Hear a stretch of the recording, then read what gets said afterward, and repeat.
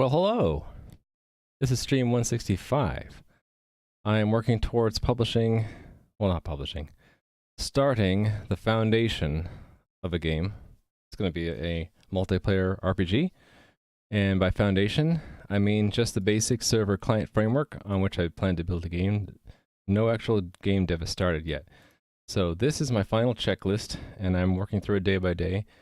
By the time I get to the end, I should be ready to actually start moving my development onto the cloud. Up until then, I'm working on everything on my local computer. But things are shaping up to be where I can put this on Amazon Web Services and let people log into the thing and then start making a game on top of it. Hey there, Nui. Hello squared, exactly. So I'm trying to get to a regular schedule, but this week's a little bit weird in that I've been helping as needed, although it wasn't needed today really. But on Adam13531's channel, he is at the first robotics championship in Houston today and tomorrow, streaming live from that stage. And just in case he needed it, I volunteered to monitor the stream. Turns out that it wasn't really on his stream, it was on the First Inspires channel, and they had their own moderators. So still, I had reserved the time, so I spent the time there, and that's why I'm streaming late today and tomorrow. So it'll be 3 hours delayed today and tomorrow. And then again next week, because he'll be at another event in Detroit. So, other than that, my schedule should be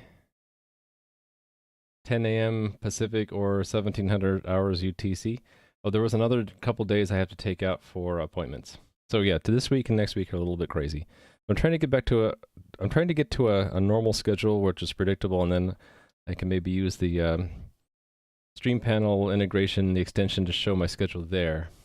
I had used that like last year, but I stopped using it because I was so unpredictable in my schedule. But I'm trying to get much more predictable. Hey there, Isley. How's it going? So, how are you guys doing today? I am doing all right, although my schedule is a little bit off. I'm also helping my son print something on a 3D printer, and that's a little bit interesting. It's a little bit challenging. It's the biggest thing I've printed so far, and maybe I'll post pictures on my Discord later about it. But right now, I just started a print, and it's going to take 3.5 hours. So by the time I reach the end of my stream, it should be done, and that's only like 2 out of the 24 pieces that he needs. So it's pretty impressive. I'm not exactly sure what he's having me print, but maybe he'll explain, and I'll be able to pass it along with some pictures later. Anyway. So yesterday I ended with an interesting bug, which was that the deleting of players was revealing a bug in the replication of one of the commands in the game. So whenever there's a bug in the replication of commands in the game, the servers that make up the game cluster start to have inconsistent states. So the state on one server was that a player still existed, and on the other two servers it was that the same user didn't exist. So it would depend on which server you talked to whether or not you could log in. So that ended up being pretty simple, actually. I'll show the diff. It took me a little while to find, but then I found it. I'm like, oh yeah, that'll do it. So it was in this create player. If I show the diff for this file history, how come it says 3 months ago? Oh, that's line history. I need file history. Yeah, okay, so here's the diff. So it turns out I had 2 different server ID, client ID fields in this command, and we were initializing the wrong fields, the ones that aren't being used. And then the ones that we are using, we were not setting. So the fix was just to remove these redundant fields, and then to take the encoding of those fields and decode it for the correct fields there. And then, yeah, and then the encoding, we're just encoding from the correct fields. So that fixed the replication bug. So while testing that, I ended up making a mechanism for forcing the servers to generate a new snapshot on demand. So that's now in my tool set. So now, let me actually run the servers. Okay, they are running, but I need to do the accepting the self-signed certificate trick, which I shouldn't need to do. Well, look at that, my browser history shows I was playing Botland earlier. How funny. It is localhost 8084, and then it'll warn me about the certificate, and I say proceed to localhost, and that clears the self-signed cert, and then it logs into the cluster. So the button I added was this snapshot. So now when I hit it, actually, let me show you the game's journal before I hit that button. So the game's journal just says, hey, all three of these servers came online and had nothing connected to them. That's what I expect when I start the server cluster. So now when I hit snapshot, that journal goes away and gets consolidated into this snapshot here, which is it's the same information, only condensed, saying that there's no one logged in. In fact, there are no players exist at all. So that's now a convenient button I can use to, when I create a snapshot, it'll do it on all three servers, and then I can basically just diff these files, or just eyeball it and see that there's absolutely no difference. So that's critical. The different servers that make up the cluster need to have the same notion of the game. So this is, in a sense, the database behind the game. Right now it's just one big JSON file called a snapshot. All right. So that button's going to be nice to have. So today's work.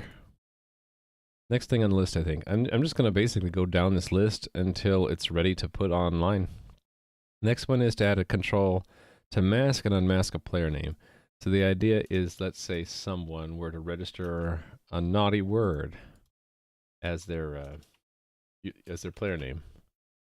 Now I won't type naughty word here, but let's say Fortnite is a dirty word, right?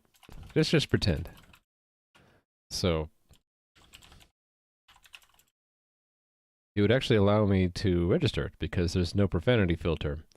So it's okay right now because the name only shows up to the user themselves, and it'll show up to admins if they were to list the players here.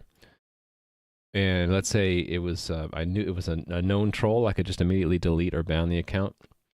Let's say just someone who was just joking around and didn't know that they shouldn't be using dirty words. What I would like to have is another control in here to mask the name. So they can still log in, but instead of showing Fortnite, it might just sort of like player 153 or something as a replacement for the real name. And then we would also probably give, in the name check, we would type something here like, if I had to pick that one, take something like, that name is forbidden. Here, please pick a new one. In the meantime, your name will not appear to other players. And instead of typing this, I'll probably enhance these controls so that there are like templates a moderator could pick from. But anyway, the player will see a ticket has been updated, they'll click it, and this is gross right now, but I'll try to clean this up later. They'll see this note that the name's forbidden, and then if they were to go like check in-game, like over their avatar or whatever, it would show not their name, but some kind of placeholder. And then they'd say, okay, well, sorry. So I could say, oops, sorry. And then they would then change their name to something more appropriate. Change their name. The admin would see that they changed their name to Raimu, and they'd say, thank you. And then close and lock that ticket.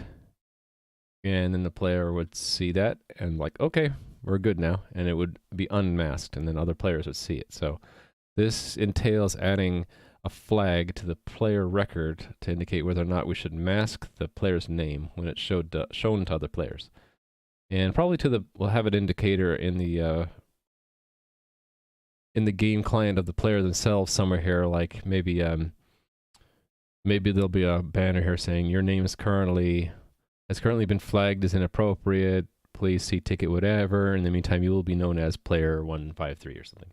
You check whether new name is not already taken? Yeah. So if I were to log out and new account, try to do the same thing.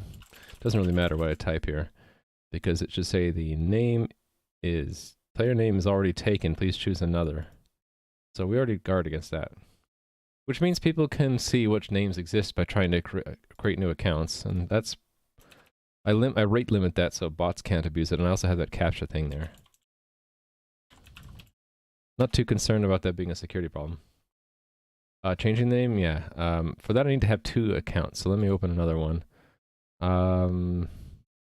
Just so that it doesn't interfere with my persistent login, let me do an incognito window. So, same thing. Let's create an account called Bob.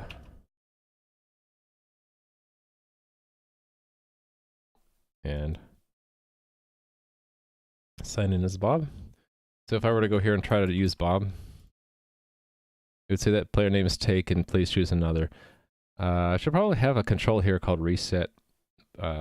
You only know it's back to reset if it goes gray again here. So yeah, we can't have names reused. So yeah.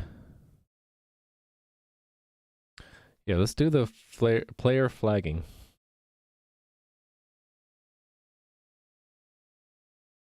Player record. So all the information about a player is here, including, let's put the flag. The mask flag. Bool is masked.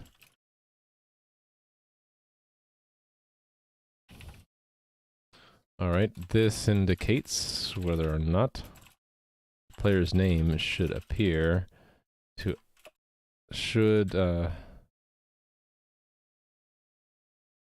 whether or not a generic placeholder should appear in place of the player's name when shown in-game.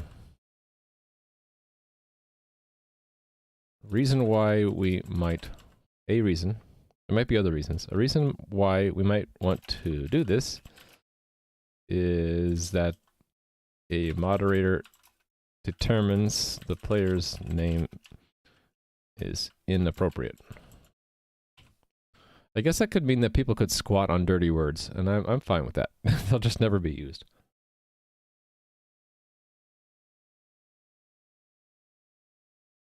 Although that makes me think name squatting might be an issue.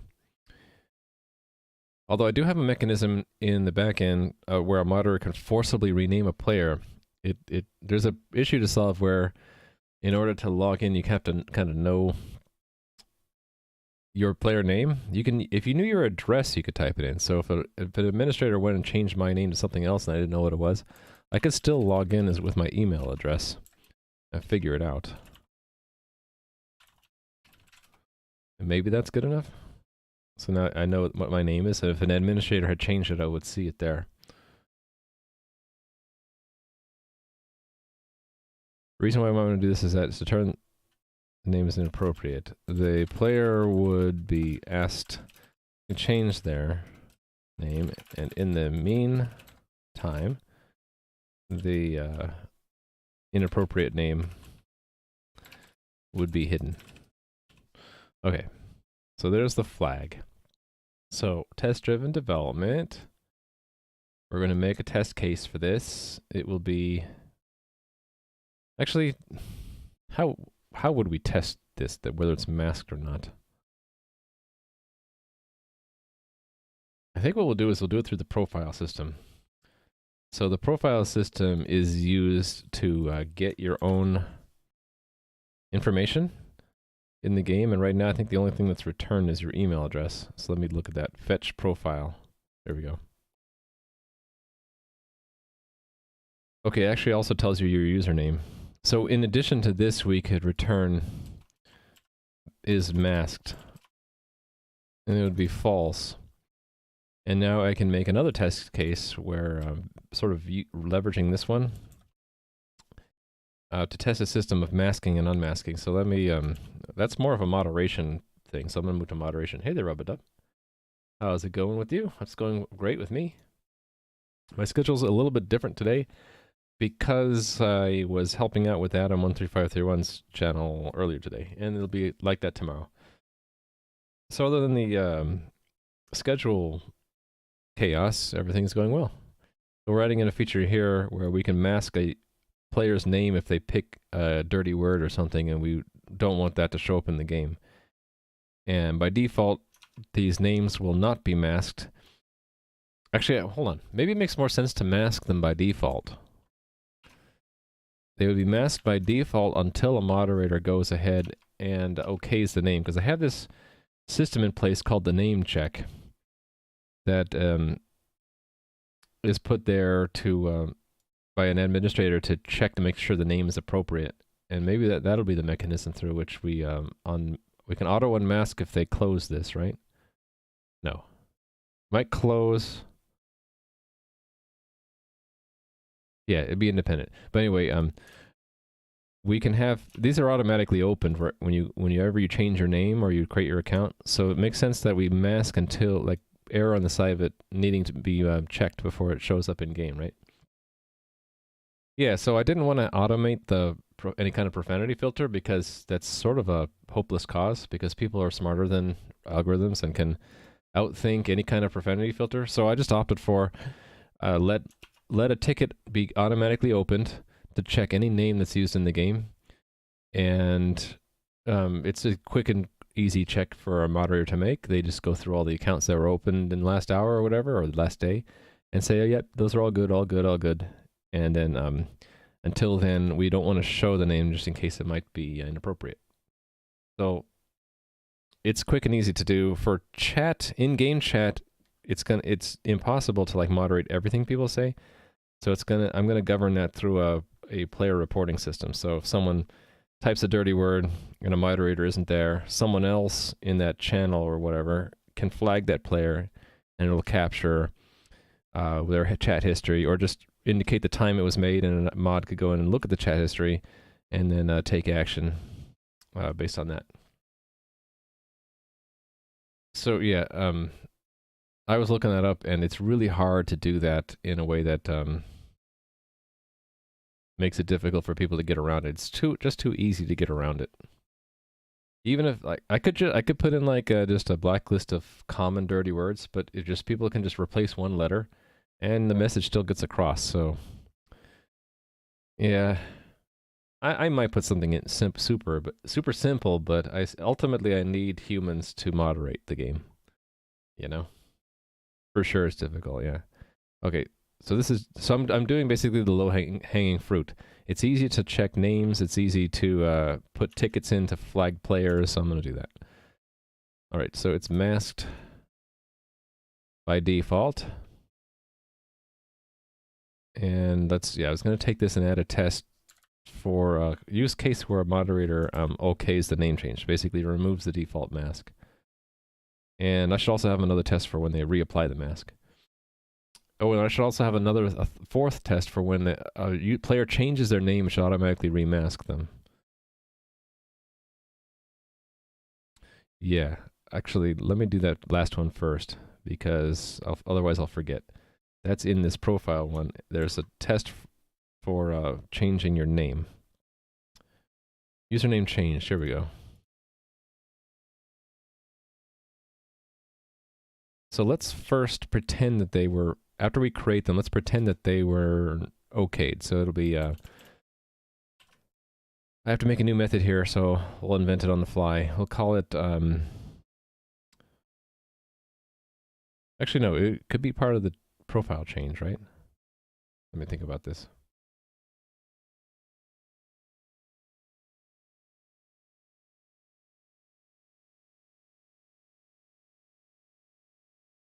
Yeah, let's make it part of the change profile.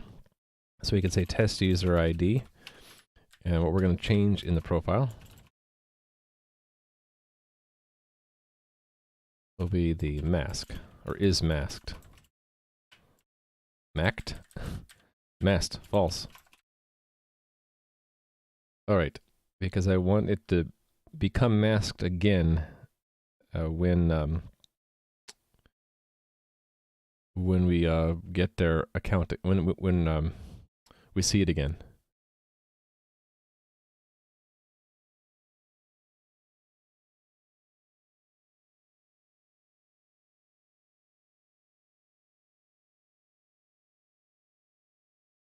Yeah, so I actually want to see that here. I want to see that the changes are name and is masked.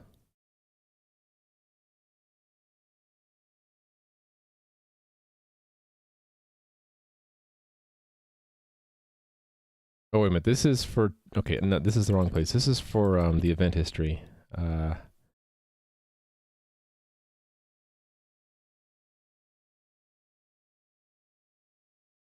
it's here that I care.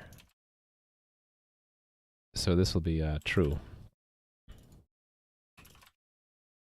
There we go. There's a word that describes the last line of a paragraph beginning on a new page, and that word is an insult. Oh, really? Oh, I'm using a font with custom ligatures to do that. How come that didn't do anything? Yeah, okay, there we go. JSON. So I'm using Fira code, and if it has font ligatures, if you enable them, you see those nifty joints between characters. I kind of like it. Another viewer recommended trying it out, and so I stuck with it. Yeah, so the username will be changed, and the mask will be turned on now when we do a username change.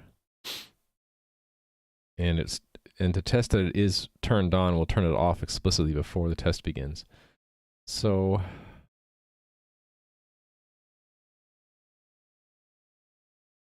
yeah, so for is it moderation? Is that where we want to do it? I want to have a test for turning on the flag and turning it off.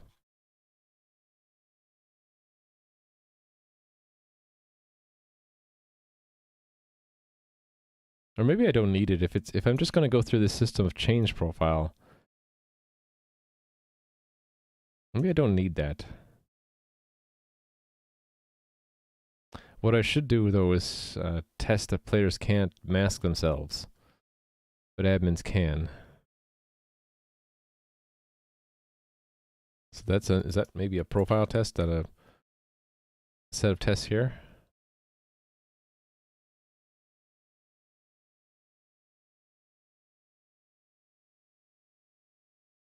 Actually, another test I just thought of. I'll just write this and put it to do. I have a cooldown for username changes, but that shouldn't apply if an admin changes it.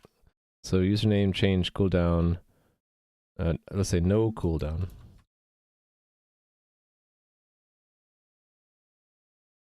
When changed by admin.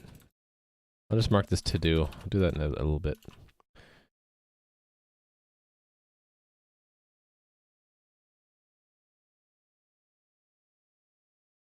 Change profile by admin. What is this checking?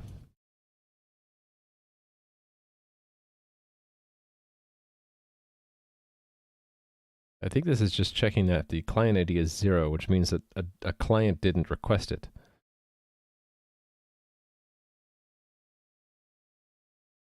That should be... Okay, that's fine.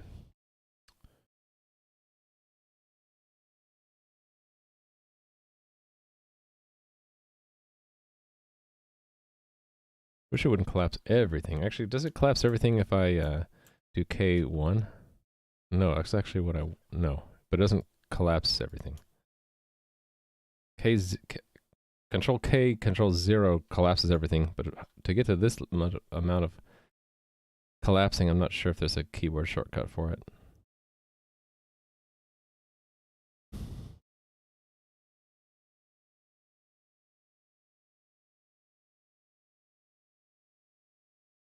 Let's just put it here, so...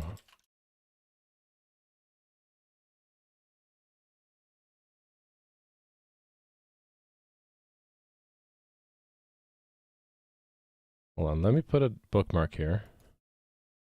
I can go glance at the code for what we check, what do we permit players to do as far as changing profile. That's not the right one. So that would be change... Come on, you can do it. Change profile check.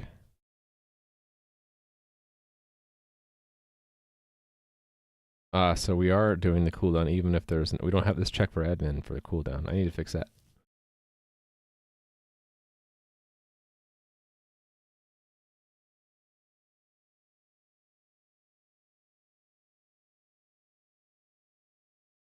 Okay, was it, maybe it was in the executor? On change profile?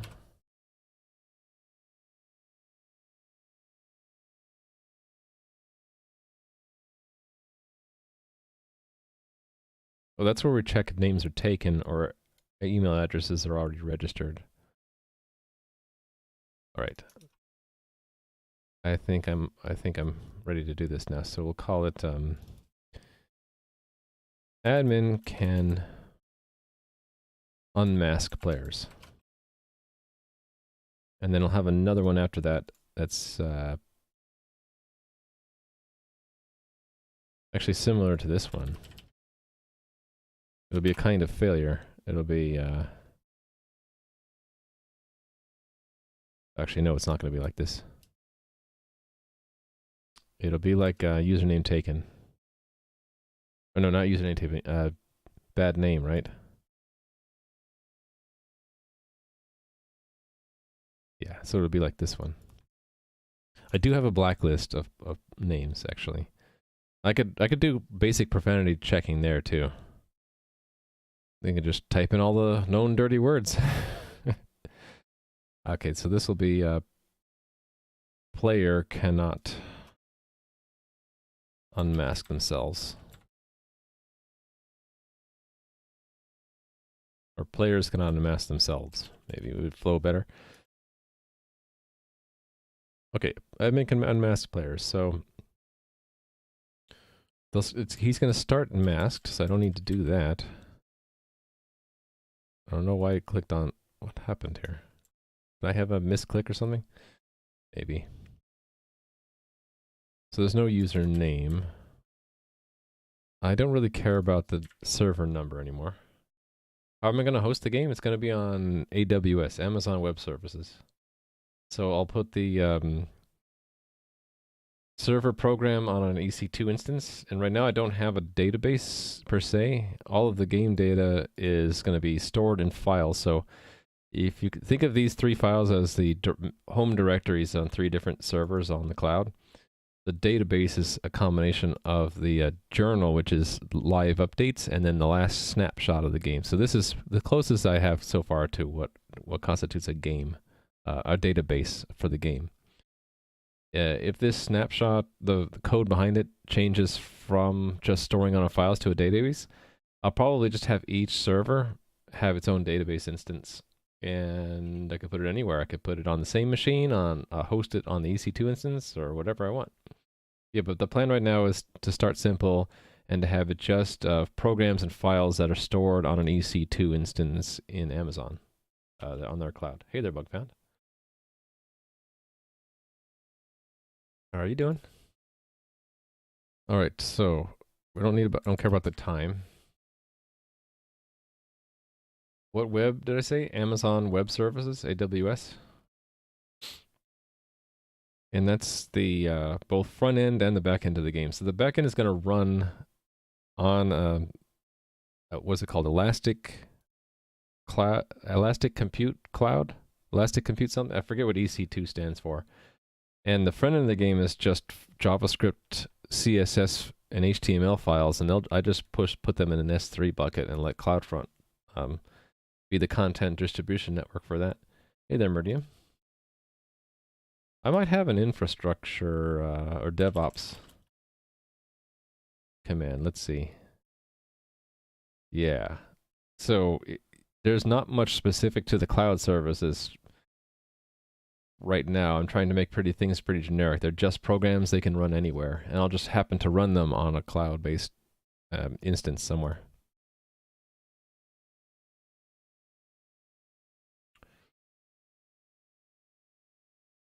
Right, so it's not going to be an admin, so I'm going to have this be not a player connection.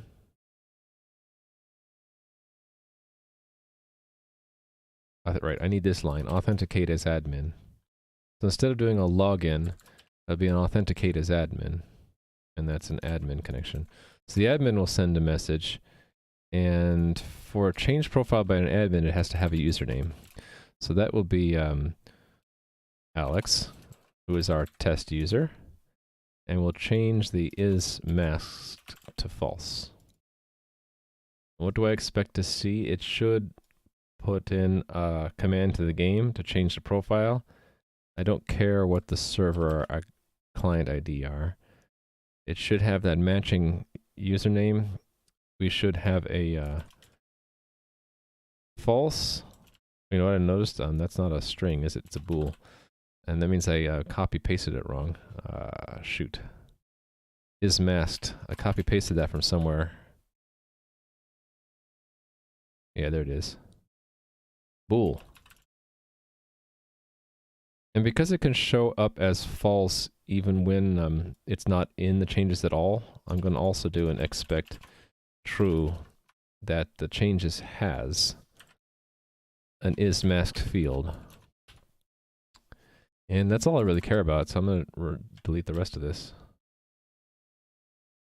Okay, so this test says that an admin can unmask players. They do so by sending this message after authenticating as an admin. And the expected result is that the game cluster will append a command called change profile with the matching player ID, and it will have an is masked field in the changes part of that command, and then that is masked will be set to false. And that's all I really care about to test here. Players cannot unmask themselves, so this is a little bit different. A player will actually authenticate in, and then they'll try to do the same thing. What I want to happen there are two things: that no command is added, the player gets a response back saying something for an error, and the success falses means it's an error. So what I want to say, I'm going to invent a new kind of error. How about unauthorized? Or change not allowed? Change not permitted? And then let me match it up with the front end. So the front end is in player console, and on the source middleware profile, we handle the change profile results. And yeah, so I don't have any other message that's close enough, so we'll invent it here. Unable to apply change.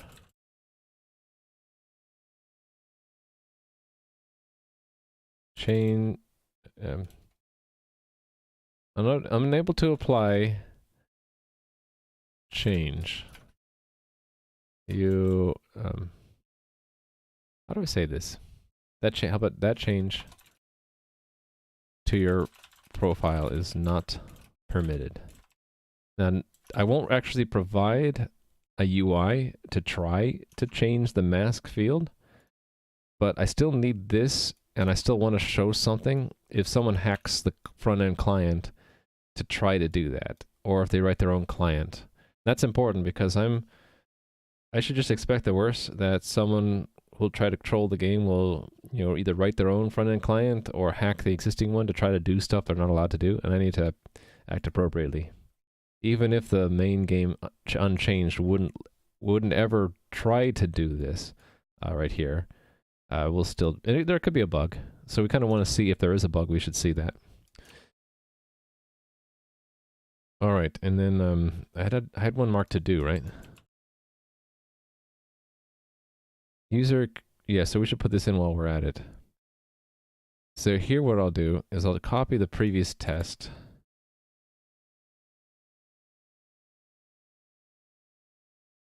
I think in addition, oh, what happened here?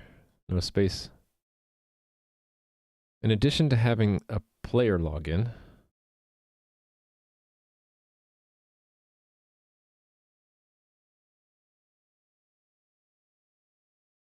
actually, let me think about this. When should the cooldown apply? Should it be when the player requests the change, or when the anyone changes it? Let me think about this.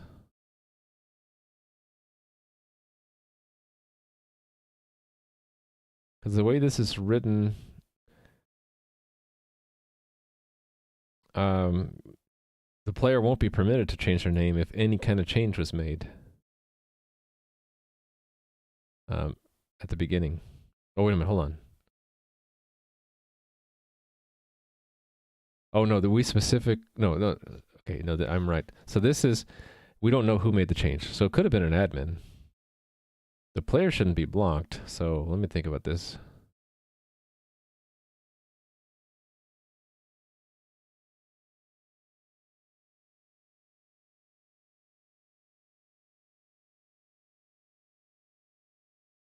Yeah, this cooldown, when does it apply? Maybe I don't have, maybe I'm not right about when this is applied.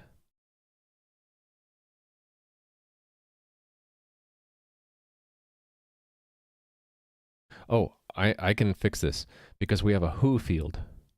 If it was changed by the person, and I don't have a who field, so I need to put that in here for this previous test. And then I need to make a third test, actually. So if test user ID, if they're the one that made the first change, then they should not be blocked from making a second change until it cools down. So let's call this one username cooldown enforced when last changed by that player. And then let's make another test. Cooldown not enforced when last change made by admin. So here I'll just strike the who, and then I can shorten this test a little bit. It advances the time where if it was cooling down, it wouldn't have cooled down yet, and we try to make the change, and instead of seeing no commands, we should see a command. So I just strike these lines here. And then remove this first one, this cooldown error. Okay, so this is one username, no cooldown when changed by admin. All right. So think here, we'll have it changed by the player, and then have another connection for the admin. And then that's authenticate as admin, the connection instead of logging in. And then we advance so that it would not have yet cooled down. Actually, let's put in the who test user ID, so it definitely should, like the user would still be on cooldown, but here's the admin changing it, and the admin should be able to change it, so that is striking these lines, right? And then this needs to be admin.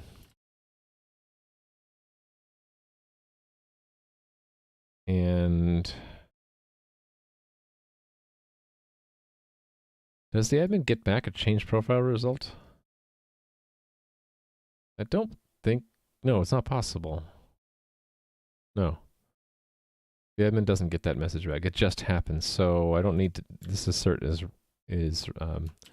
let's just collapse this assert. The assert should actually be up here anyway.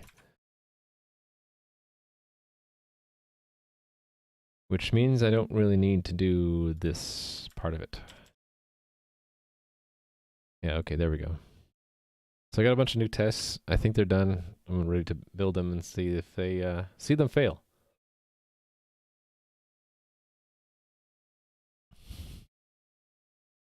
Oh, you know what? Before I forget, the change username. Username changed. If this checks the event, yeah, it does. No, that's the wrong one. Oh no, this one. Yeah, the admin event. We need to make sure that it says who changed it.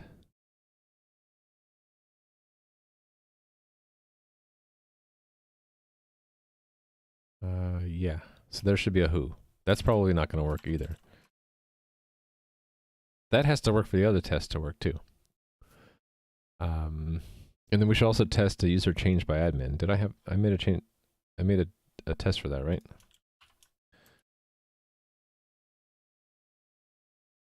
If not, I can build it into one of those other tests. Admin can unmask players, but what about unmask? Admin can change player. Oh, let's just copy that, and we'll make this one username changed by player, username changed by admin. So the username changed by player will end up with a an event added to their profile that says who made the change. But an admin, it shouldn't show that up. So that means if it's anything changed by an admin, won't have a player number as being the who did it kind of a thing.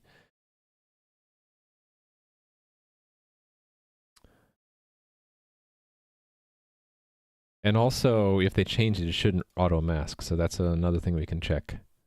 So we do not have a player, we have an admin. So it's authenticate as admin. And then the admin sends a message, and there we have to actually include the username. Test user ID. No, it's just Alex.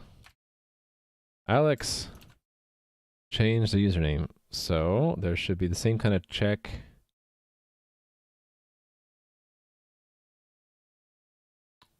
And here it should be equal to 0, because it's not a client that requested the change. And then this should be false. And really, it shouldn't change the mask at all. So to be even more correct, it should be false that that changes even has an is mask field. That's even more strict. And then the who shouldn't be there. And then we change the profile. We should have a mod event. No, we should not have a mod event. That's the other thing. We shouldn't create a mod event if an admin changes the name. So this should stay at that. Only one command. There we go. So and then we cut the rest of the test short. Okay, there. I like that. So we're expecting very specific behavior to be different when a player changes their own name and when an admin changes a player name for them. So these unit tests, in a pretty verbose way, unfortunately, kind of describe the requirements and expectations on the behavior of the system. So, trying to run the tests. I expect a lot of failures.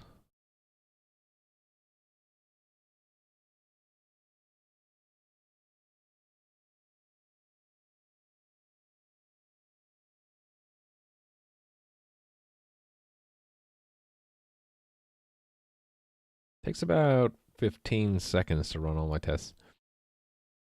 Were they all under profile? So I could have just run the profile alone. Yeah. Oh well. Live and you learn. The fetch profile is broken. Players cannot unmask themselves is broken. Then what to change first? Maybe the fetch profile to include the is masked field. We'll do that first, I guess. Oh, we're using Google Test. And I even recorded a half-an-hour video there to sort of demonstrate how I set that stuff up. This stuff isn't in my video, though, because I learned about this later.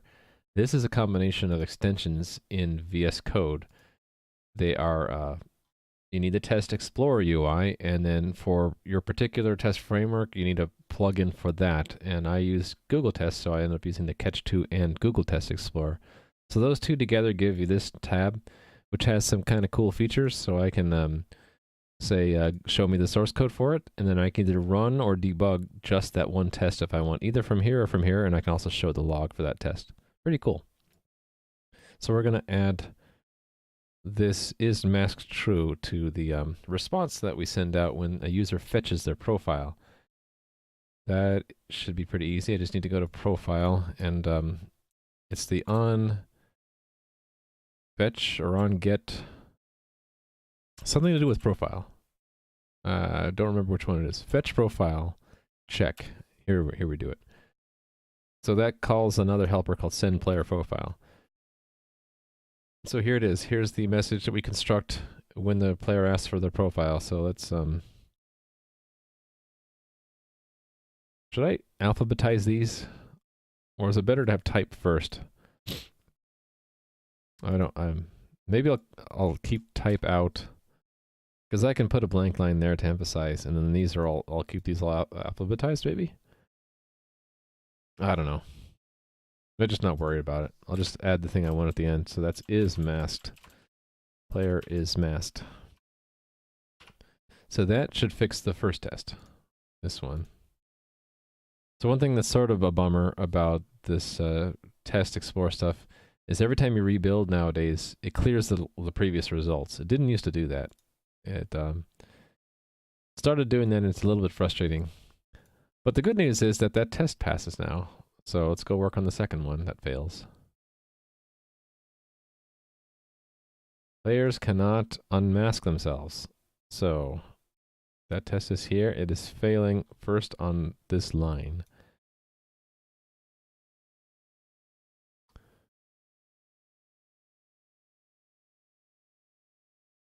But then it's failing here.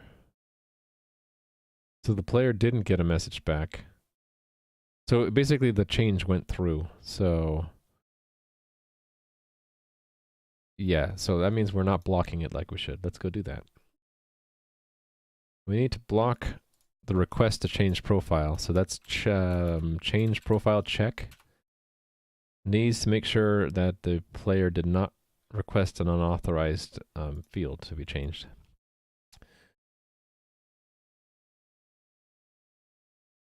So I think what I'll do is I'll leverage this if else. So we go into this else if it's not an admin. So here we can do the check. We can do it early here. We can say if message changes has is masked, then we'll return an error. So let me find an error. Here we go. So here's an example returning an error immediately. So we'll paste that here. Change profile result false. So the error, let me make it match the test. Change not permitted. That should be it. Back to this test. Let's show it in the Explorer. And then run it. So it's passing now. Okay. Let's run the rest of the tests. So you can see how it goes. It's iterative. I did a bunch of tests first, and then I'm doing a bunch of code. You could just do them one at a time, or you can, like I'm doing, you can change a whole bunch of tests, and then one at a time fix the code to make each individual failed test pass again. And you just do that in a cycle until you built up all the features you want. Okay, so this one is the username change cooldown should not be enforced when the last change was made by an admin. So so in the logic we do to see if it's cooled down or not, we need to disregard if the change was made by an admin.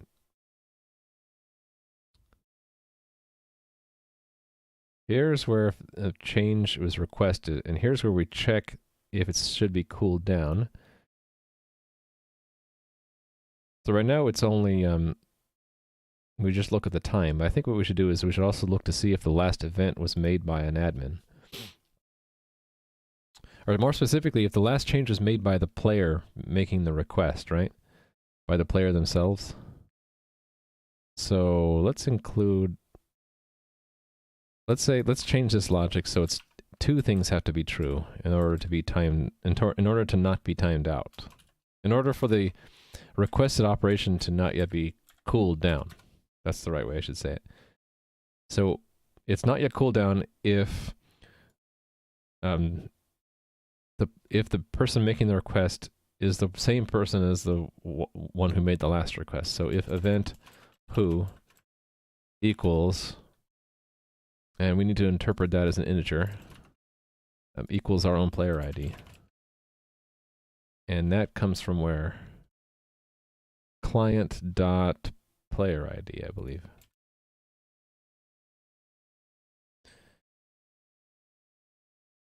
So if the client through which the request was made, there's a player logged into it. If they're the ones who made the last change, then it's not, and the time enough time hasn't elapsed yet, then the change is not cooled down yet. Cool. I love it when a plan comes together. Yesterday was a lot more difficult. Today, I'm fixing these in like 1 or 2 tries, which is what I like to see. Yesterday, I would like have the test done, I thought, and then it would fail, like it should, and then I would make changes to the code, and it would still fail. I'd be like, oh, I hate it when I make so many mistakes. Oh, I ran everything. I'm dumb. I only need to run these profile ones. So we're down to 3.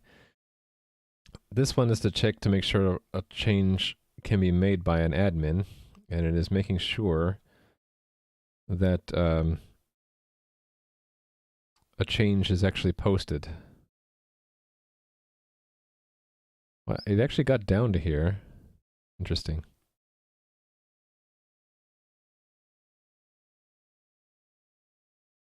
Oh, it's posting. It's failing because it actually posted a mod event, so we don't want it to do that.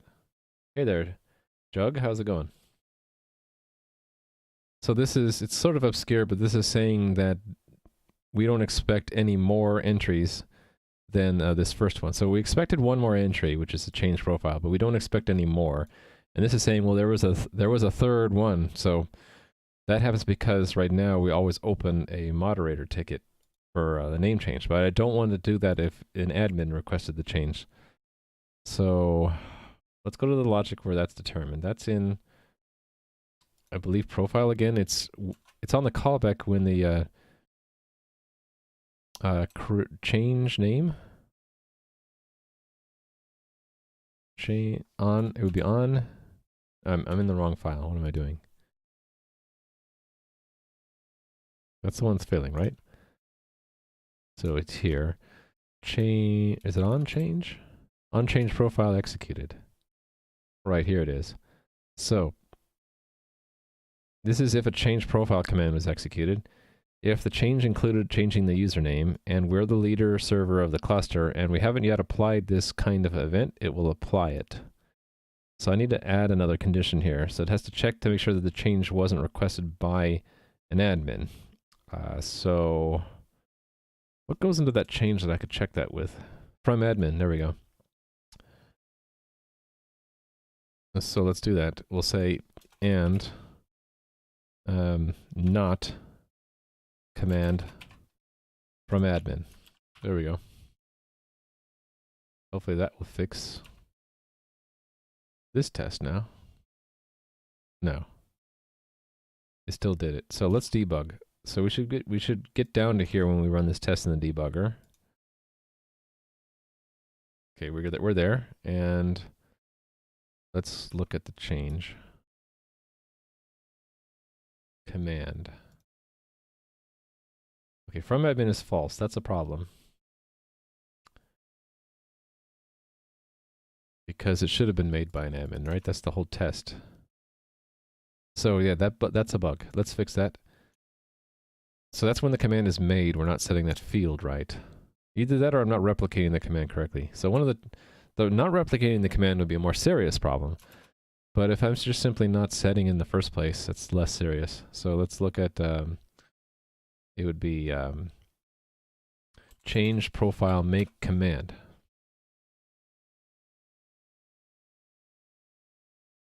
Oh yeah, I'm never actually setting that field. Here it is. So if it gets here, then we know. So let's make the command up here, and then I can just say change profile from admin is true.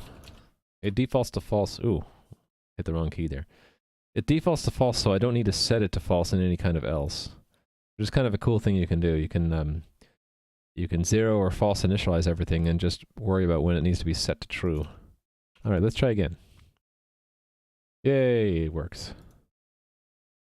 Let's run all these profile tests again and hopefully get to the next test failure. Should be done like 2, right? Yep, okay, so this one is username changed by the player, and it is failing on the expectation of what? That is masked is set to true, so we're not setting the mask. So that would be, again, in the formulation of the command. So there are changes that the player requested, and if username is included in it, we want to also set the mask automatically, but only if it's not the admin. So we'll say if change profile from admin, so if not that, now we're going to turn on the user's mask. So that would be change profile changes is masked true. All right. So run that again. I'm not done yet. The next thing is 1054. this didn't show up because, right, I didn't add the who. So we expect to see who, and it's not there. So these are all failures I expected. Basically, I changed or updated the test to expect things I haven't coded yet, and then I go code those things, and that's the TDD approach. So how do I feel about it? When it goes smoothly, I like it because I make sure that I make all the changes that I want. I sort of formally document what the behavior is supposed to be, and I could be better at refactoring my tests so they're easier to read. That's one downside, I guess, is it's a little bit of a burden to make readable tests. But I like that it forces me to document somehow, even if it's bad, document what the requirements are. And then once they're written, it makes sure I don't forget to implement anything. So, for example, this one that just failed now, it's like, oh yeah, you got to include the who in the add event now because that's part of the requirements. So, and then the third thing I really like about it, actually I really, really like about it, is that after I get everything working, I can run the entire suite and make sure that changes don't have bad side effects by breaking other tests. So, kind of nice. Hold on a second. All right. So this one was include the who field. And that's only if it's not from an admin. So really I want to start forming this change for add event early here. So auto add event change is that. And then we're eventually going to set it there. But if it's from an admin, no, if it's not from an admin, we're going to also include in that add event change a who.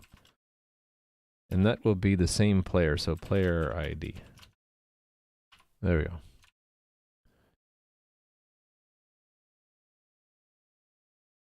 And 99% of the time pass const reference. It's just a way to both document and sort of protect against making mistakes when you want to pass something as an immutable value. So basically it's saying that this function is expected not to need to change that. So it also allows the compiler to optimize a bit. If the compiler knows you're never going to change that, it's possible it doesn't even need to pass you a real memory location. It could just pass you a true constant, right? Or if it knows that you're never going to change it, it could optimize the variable away completely. If I never reference that anywhere, it could just not even pass it. So it really depends on how it's used and what compiler you use, but it's a twofold benefit. It documents that this is immutable by design and lets the compiler know so that it can maybe optimize that a little bit better.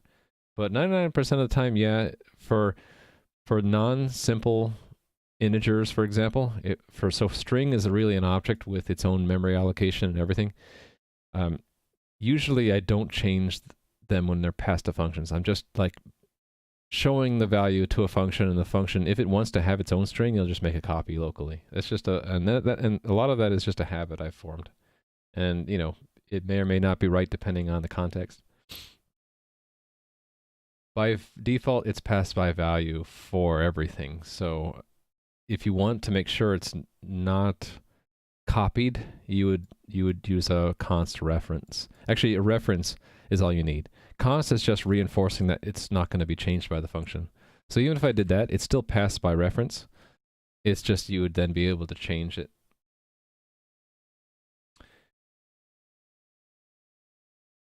So in whether or not it's slow to pass by value or reference really is, again, contextual. Sometimes there's no difference. Sometimes there's a big difference. It depends on the complexity of the object. It depends on how you use it, and it depends on what was passed into this function to begin with. Yeah, if I modified this, if I tried to do like IP address equals foo, it won't compile. In fact, it doesn't even get to the compiler. The IntelliSense tells me I can't change it. So if I try to compile, it'll tell me the same thing. It tells you that in a really obscure way with this huge mess. And that's one of the downsides, I think, of modern C++ tools. You kind of have to know where to look. It'll say that there's no operator found which takes a left-hand operator of type const string, and I've sort of trained my eye to see that the operator is the assignment and there's a const involved. So that means probably that I tried to change an immutable variable. Yeah, C++ is a lot more strict, especially if you use these keywords to sort of focus the types down. All right. Let's run all the profile tests because I forgot where I was. And I don't mind getting sidetracked to answer questions. I actually kind of enjoy it, so feel free to ask more questions. It's just when I get discussing something and then I come back to my work, I have to get reoriented. All right, so I finished this one. It's this one we're down to, right? Username change, no cooldown is applied when changed by an admin. And that's keyed. Okay, I know where that is. It's keyed by the fact that we actually we're asking for a change. Oh, this is wrong here. When an admin requests a change, they need to put the username in here. That actually might be why the test is failing. Because if it comes from an admin, we don't know whose profile we're changing. So it might have just rejected it out of hand. Okay, yeah, so we're getting a different error. It's basically saying we expected a change to be queued and none was. So it's basically on cooldown even though an admin asked for it to be changed. So I need to go look for the cooldown logic again. That's in the check here, right? Yeah.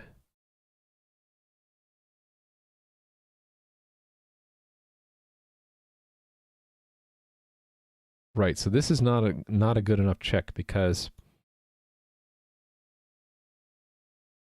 actually no, okay, hold on. Why would it fail? That's okay, when you're not sure, it's always okay to debug. So I'm going to throw this in the debugger. Hit a breakpoint there, tell it to debug, and we'll just run through it. So the client is an admin, so it extracts the player record by looking at the username parameter. A normal player, we wouldn't do this because that would allow like one player to change the name of another player, and of course that would be bad. Only the administrators can change other people's records like that. Okay, that's the problem. So we got down to here and it says, oh, that player doesn't exist. Is that because this message is wrong? Oh, it has a username. What's the username field set to? It is a string. What's the string's value? Alex. So it couldn't find Alex? Alex wasn't in the database? Why is that? This player's record. So there's one player record. What is their name? Bob. It's Bob? Oh, because it got changed to Bob and we're changing it back. Okay, yeah, so the test is set up wrong. Yeah, because Alex changed their name to Bob. So then when we change it, we need to say, hey, we want to change Bob back to Alex. Whoops. Yeah, so that makes sense. The test was set up wrong. Now it's working. Great. So I didn't have to do anything. Although that code looked a little fishy. Because if an administrator connects, their player ID will be 0. Right?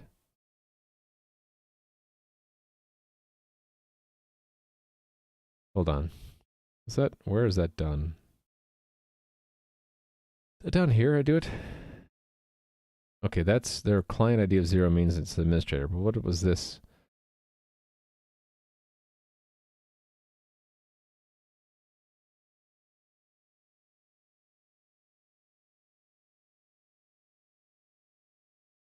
Oh, okay. This is a bug because I think I know how to recreate it. Because if there's no who field, when you try to extract it, it'll be 0.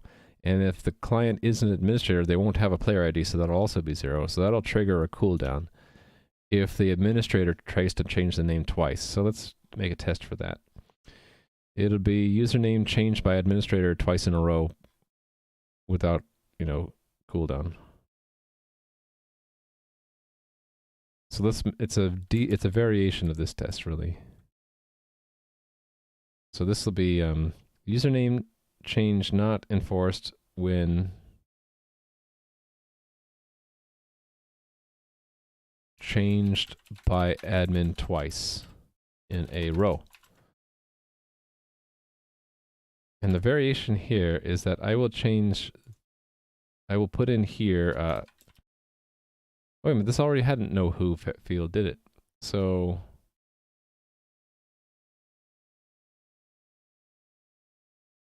oh, right.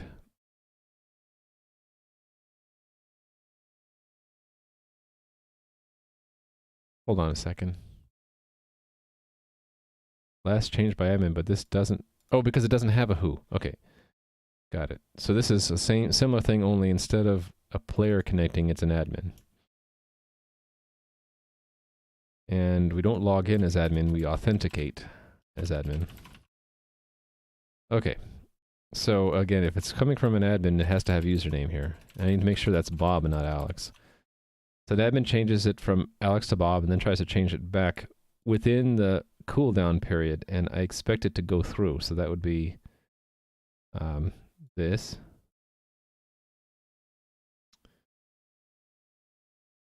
And I don't need to check anything beyond the change. Actually, I don't even need to do that part or that one before it. I just need to make sure a change was requested. I think this will break because of the bug I spotted. Yeah, look at that. It didn't work. So to fix that bug, we only want to do that if the request didn't come from an admin. So that was client is admin, right? So if not client is admin, and all those other things are true.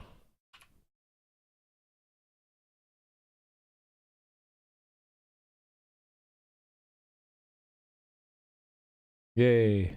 I'm having good luck with testing today. Only once did I have to try twice. Run all the tests. Okay, cool. So not only is the admin not restricted by the cooldowns, now we have this mask field.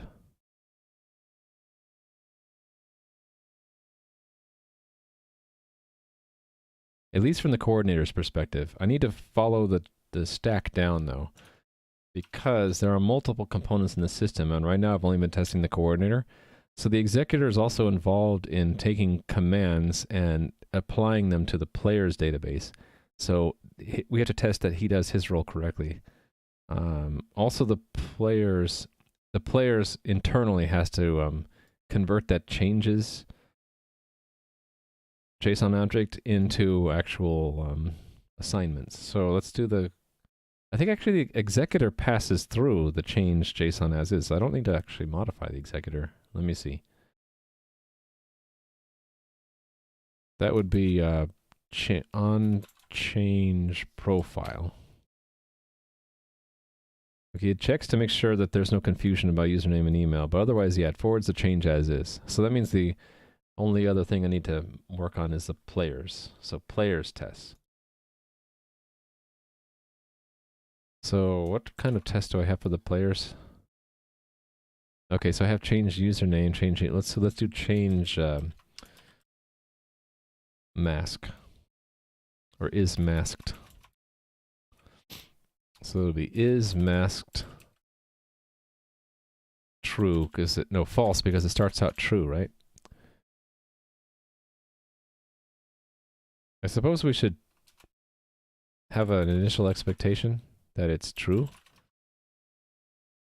Players get Alice is what we start it out as, or actually let's do it by ID. Is masked. So it starts out masked, and then after we change it, it should go to false.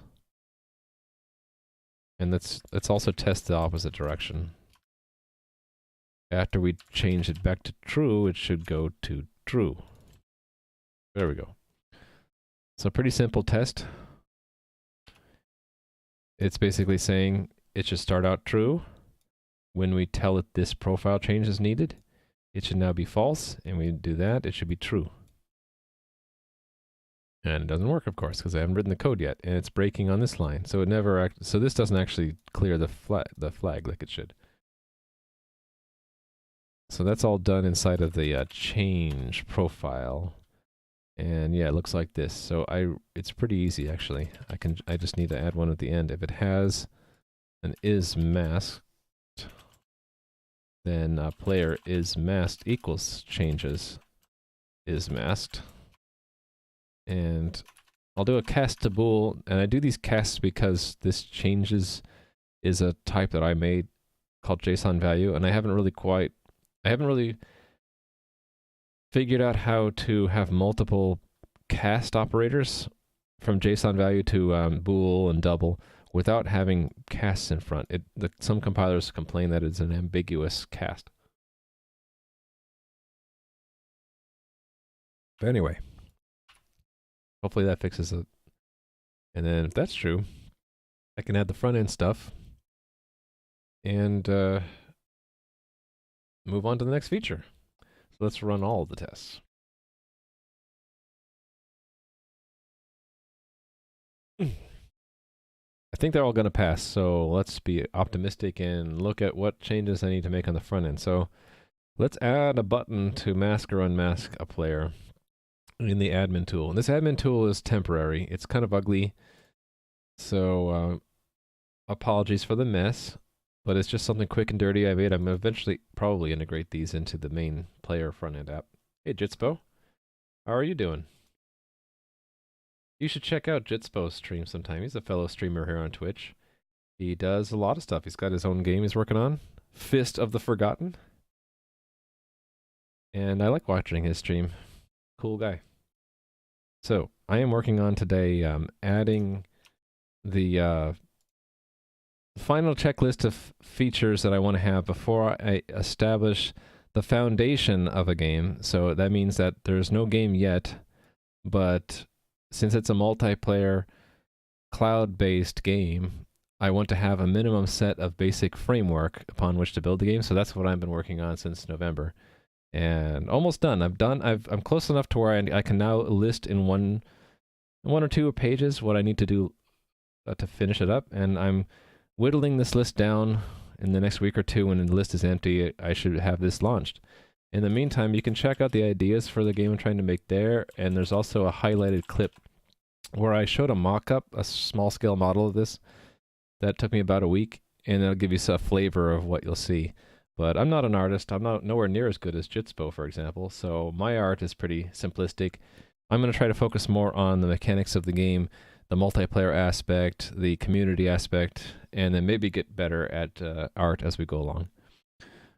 So that's what I'm working on today, mainly admin controls for moderation-related things, like if a player picks a new name, we want to mask their name at first so that other players don't see it because the name might be inappropriate. It gets reviewed by a moderator. If it's an okay name, they get unmasked. So I'm adding these controls in today. And then for GDPR and other reasons, I'm going to add controls to download player info and upload it later. We do this whenever we want to, when a player is going to be deleted, in case we need to restore them, and also if on request through GDPR they ask for all their info, we want to let them do that too. So that probably I'll hit these today, and you know, if I get down to this stuff, that'd be great, but I don't expect it. All right, so all my tests passed, right? Yay, I can work on the front end. So we're switching gears from C++ to ugly React code. So yeah, again, this admin console is a real messy situation because this is one of the very first React apps I made, so I apologize for the mess. But really, I just need one button for now. It is when you look at the list of players. Right now, we can delete the player or ban them, and I just want to add a button for mask, unmask. So we're going to do that. So I'm going to look for the delete button, I think, and add some more buttons nearby. Where would these be? Oh, this would be in the player display. Right, so we have a delete button. I don't really care much for form as much as I care about function, so I'm just going to slap these buttons in here. Just have to be very careful not to hit the delete button. we'll have a mask. Actually, let's make it either mask or unmasked, depending on whether or not they're masked. So this will be a conditional. So it'll be a indent this stuff and say this dot is player masked. If so, show the unmask button. Otherwise, show the mask button. So I need to make that, and let's put it near is player band. And then displayer, yeah. So this is just a crude tool I'm using to administrate the game. So we're seeing the status of the three servers that make up the game server cluster, which one's the leader of the cluster, and I can play around with the basically backend controls and see what tickets are open in the game and what players are logged in and which players we have total. Looks like someone was logged out due to an inactivity. No, I guess I just logged out. The front end is in much better shape. I put more time and effort into this. It's a nicely structured React Redux app. So when we get to work on this, it's a little bit more pleasant. Although I haven't found a home for these, and I haven't worked on their what are we saying? Displayability or form yet, but all these dialogues are in much better shape. I like these. And delete, you have to confirm it before you can delete. So I am going to, oh, I was in the middle of adding that, so of course it's broken. We need to have, we need to finish this, right? It's not a function because I haven't hit saved yet. There we go. So there's the mask button, and to unmask them, what do we? No, to determine if they're masked or not, it's return player is masked. Actually, I don't even need this function then, right? I can just put that in place of is masked. Is player masked? Oops. We just need to make sure is masked is something inside of player. So where did I? Oh, these need to be fixed too, right? On unmask. On mask. Was it here? I copied it. Yeah, okay. So yeah, where do these fields get set from? Okay, they're just expected to be there. Okay, so they actually might be there already. So if I look at the debug stuff and just refresh that, then any one of these I can look at the players list, players, and yeah, you guys can. I might want to make that font a little bit bigger, but I think you guys can see it. Is mask is not included in the message. I think I forgot to include it. Okay, let's fix. Oh wait a minute, I know why. Because I didn't restart my server code. It's running the old build. Let's run the new build. Okay, I don't know which WebSocket's which, so I refresh, and then we'll see it here. It's still not there. Well, shucks. I guess I did forget to put it in there. Fetch profile, it shows up though, right? Let's see that. If I, so here I should see it. If I refresh.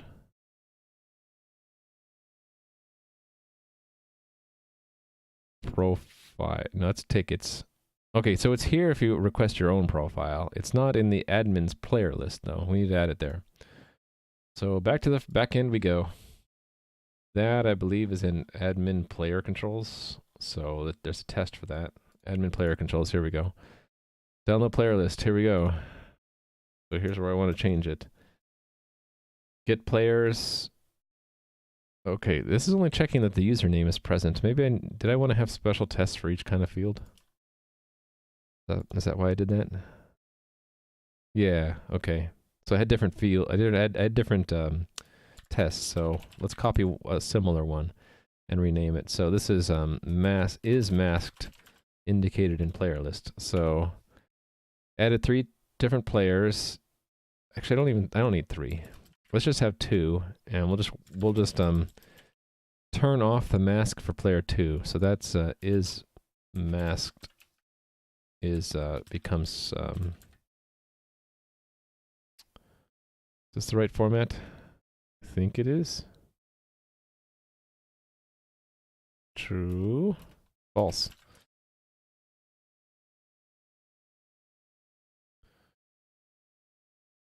Will that fit on one line? Not comfortably. Okay. So they're masked by default. So we're turning off the mask for player 2. So when we get the players, there should be 2 in the list, and then is masked should be, well, true for one and false for the other, right? So true for the first one, false for the second one.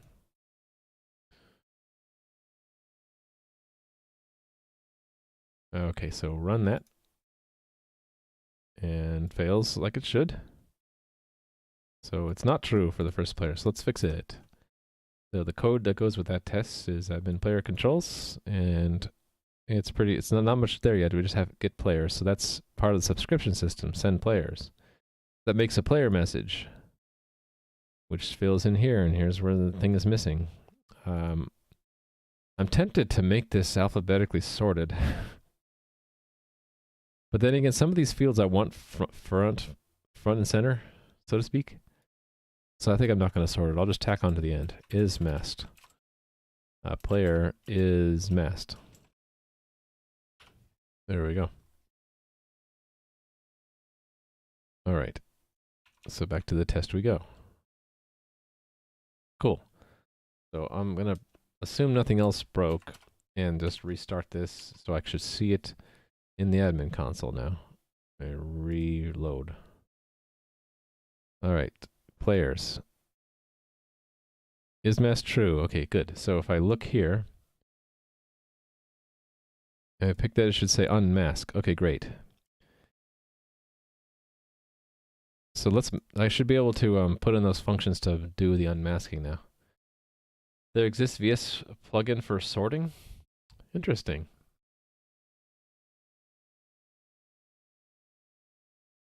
I'll have to look that up later.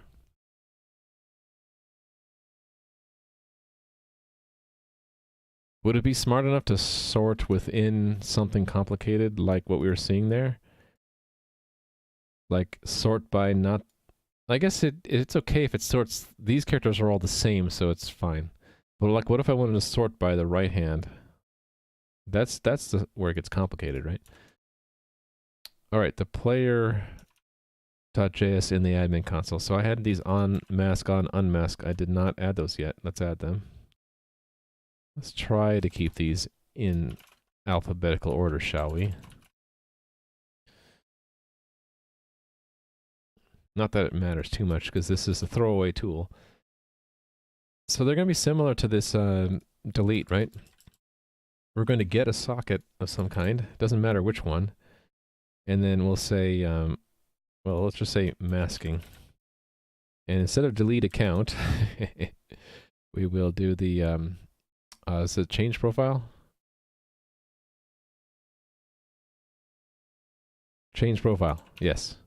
And we have to say the username, and then we have to say changes. One of them can sort by whatever you have selected on each line. Oh, that's interesting. Cool. I'm not as into super efficiency like other streamers. For example, Adam13531 is very, very efficient and fast at typing and stuff. I'm not as much into that. As long as it doesn't feel like I'm being artificially bogged down, then I don't really need plugins like that. So it's just personal preference. If I start to feel like I'm being bogged down by not being able to sort, I'd probably look into that. I do thank you for the tip, though, because it also helps anyone who's watching who might want a similar thing. All right, changes needs to be an object, right? And then in that object will be is masked, and we're setting it to true. You know what it makes me want to do? Let's just combine these two on change mask. And this will be is masked and then we'll just do that. That would be smart, wouldn't it? So we'll change this to be unchanged mask in both places, and then this will be a false, and this will be a true. All right, let's check it out.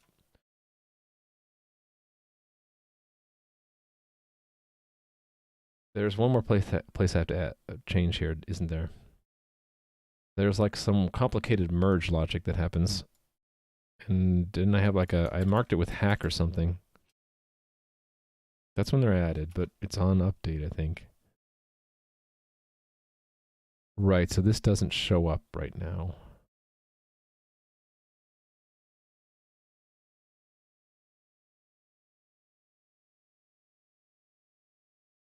Right, it doesn't so I need to include this. So it'll be if is masked in changes updated player. Actually, now that I think about it, it only gets there when there's a player update message. I don't know if we'll actually get that. We might. We'll see. We might. We might indeed. All right, let's try it. So let us unmask Raimu. Oh, it worked. Okay, cool. So what did the other client see? I actually don't know which one of these is which. Oh, wait a minute. It shouldn't have done that. Interesting. Watch this. If I do it again a couple times. So it notified the player that, so this, we're sending this in error. If the admin requests that change, it shouldn't pop up for the player. That's a bug. What React version am I using? I'm using the one that supports React hooks. So let's see what that was. 16.8.6.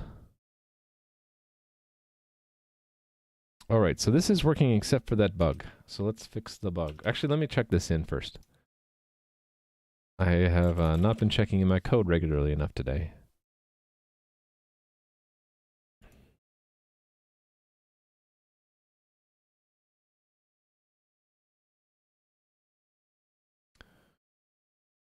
Actually, it's okay. This is all mask related, right?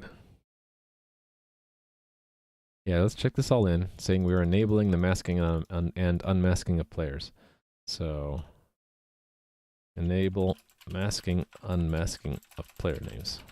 So again, if you're not sure what I mean by masking, it's if you create a new account in the game or you pick a new name, like Fortnite or something, that we might want to ban because it's a dirty word. Whenever you create an account or you change your name, to other players, it'll show you a generic placeholder like player 147. And that's when you're masked. And the purpose of that is so that you can't start putting offensive words for your player name.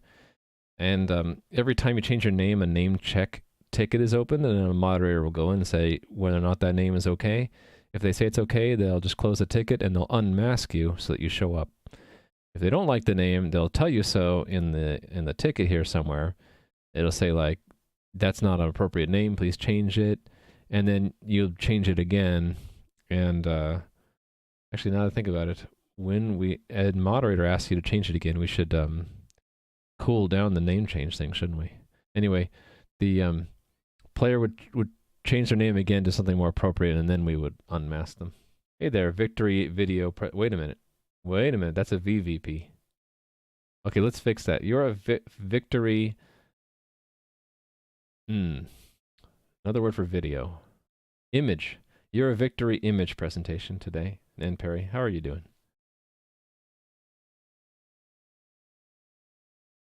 So Jitspo, I'm just very, very paranoid that I'll be trolled when I make this game, so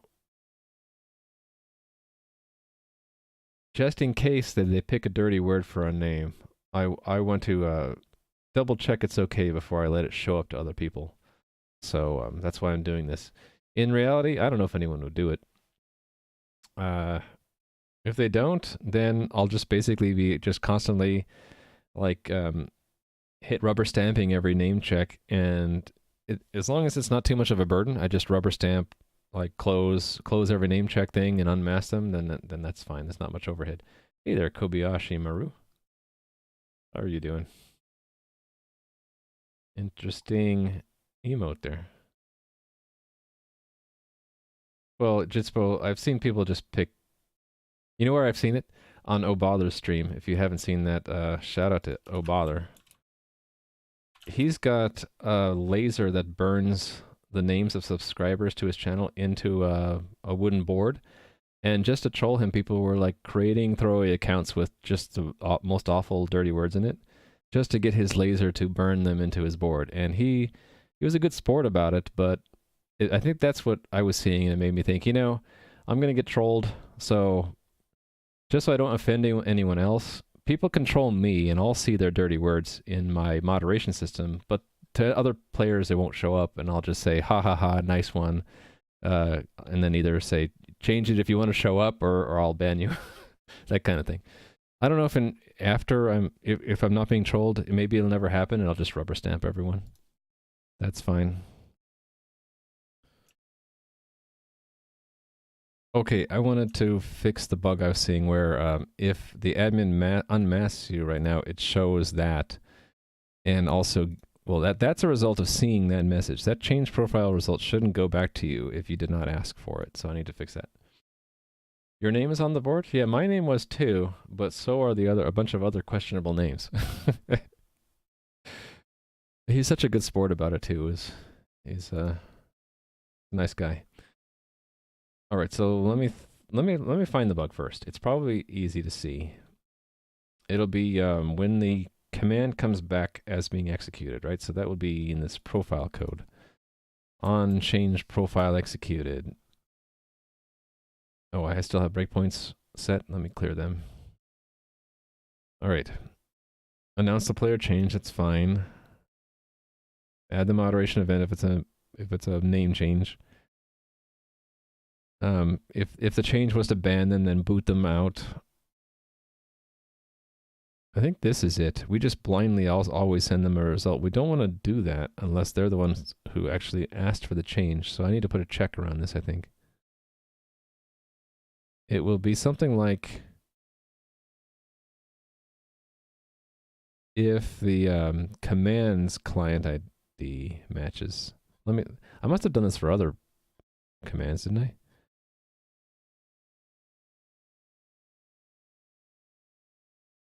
Hold on, let me look for another executed destroy player, maybe? I think it's this check. This is the check I'm missing. Another thing you can do to help with that is to have a regex filter to catch a lot of stuff.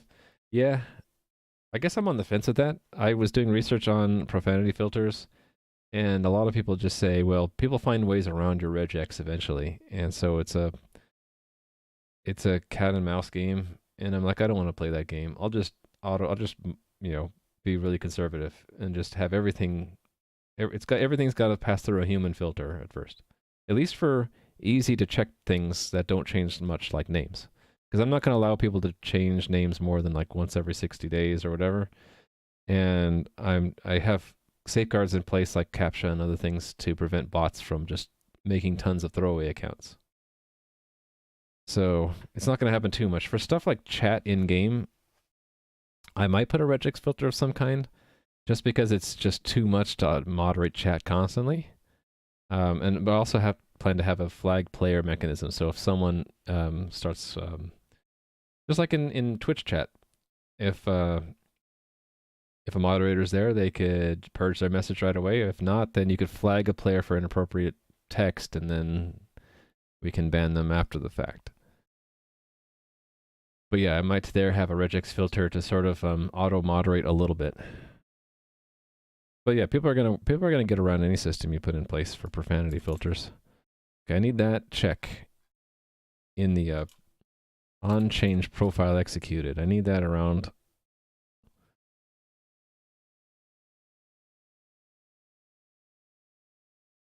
this one here, right?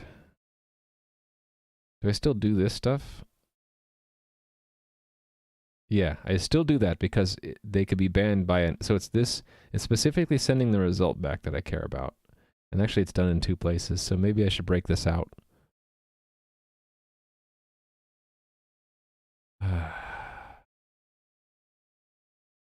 Well, one way or the other I have to repeat some logic. So right now I'll just repeat this check.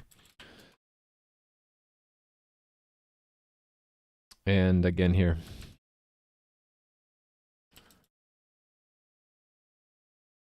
Actually, the only way it could be an error is if they tried it. So I don't actually think I need that check. Oh, you know what? I did the wrong thing too. I did this without making a test first. Well, let's see if I fixed it, and then I'll go back and fix it in the test framework. All right, so first things first. The server code got updated, so I restart the server. Then log in. That overflow thing I need to fix too. Although it only really happens because I have the debug tools open and I have this zoomed in like 125%. So you guys don't have to squint. All right, so mask. Cool, it doesn't show it up anymore. I have too many WebSockets open, so I refresh, so I just see one of them. What I want to make sure is I don't see any message when that happens. No, I don't. Okay, good. So let me test it in the test framework. So I'll pretend I didn't fix it. And that's best accomplished by just stashing my change. And then I'll make a test framework, a test for it. So I can actually build that into one of these other tests, can't I? Like a mask change by an admin shouldn't show a result to the player. So where do I do that kind of a thing? How about admin can unmask players? Actually, let's keep the test small. So I'll basically copy this test and say admin profile, or change profile by admin, not reflected to... Actually, there's one problem. If an admin does change something that's visible to the player, like their name, it won't show up here as a change. That's a different problem, though. Let me mark that down. I do need to have that. So need some feedback to clients if anything in their profile is changed by admin mod. I don't have that yet. What I'm trying to prevent here is that a success message from popping up a toast. Change not reflected. Actually, really, it's a change profile success by admin not reflected to player. So that means I need to have both an admin and the player logged in. So where's the player login stuff? Probably here. Yeah, here we go. All right. So an admin and a player are both connected. An admin changes the player's name. It doesn't matter. I should not see a message. So the only thing I really care about here is that we do not get any messages for the player. So first we'll clear out was a reset message receiver, and then we'll just expect false for a player. Actually, this will cause an unnecessary pause in the test if I do a wait. I was going to do wait for messages, and false meaning we didn't get any, but actually a cleaner way would be to let the coordinator run one loop. Coordinator wait, sort of a backdoor test hook, and instead of doing wait, we'll expect true that the received messages get messages received is empty. There we go. How do I handle different roles authorization? Right now there are only 2 roles, but I'm going to add a third one. Right now there is just a player role, And for players, let me show you that. Should show up in the snapshot by now. Oh no, let's force a snapshot so I can see it. Force a snapshot, please. Cluster. All right. So this will show up in the game snapshot. So the player's role is identified by a password or a persistent login token. So we store them in the player record. So there's a login token you could use, and that's tied to an IP address and has an expiration time, or you could just use the password. And we store passwords with hash function and salt using a password hashing algorithm that's pretty secure. So that's one role. The other role is admin, and the way I control that is there's no admin record in the game. Instead, the configuration of the game holds on to the public key. Where do I pull down on? Oh, that is just stored as a file here. And I'm not leaking it. It's just the public key. And even if I did want to hide this, it's just a test key. But yeah, I hold on to a public key, and then in the game, when you authenticate as admin, you're just doing a little challenge. I have it turned off so it just all you have to say is ID admin. But in the real game, actually, I can show that to you here. If I look at any one of my WebSockets, I'll show you the scheme I do. It's at the very top here. So you say ID admin, and then you'll get a challenge back, which has a challenge token. And you're required to take your admin private key and sign that challenge and send it back as an authentication response. And the server verifies that signature using the public key. So it's a RSA public private key challenge response. And just base64 encoder strings. I'm not doing anything with JWTs or anything. And this is after you've established a secure connection through a WebSocket. So there have been suggestions made to me that to not have like things like the private key, or for the player roles. I already closed the window, but you know the persistent token. Actually, I guess we can see it here. To not store them here in local storage, but to put them in a HTTP only cookie, and that would make it even more secure. Right now, it's pretty secure in that as long as I trust all the JavaScript that I put into my app, the exchange over the wire is first encrypted with SSL, and then on top of that, we exchange either tokens or the password, but the password is always stored as a hash, so it's pretty secure. Can I ban tokens?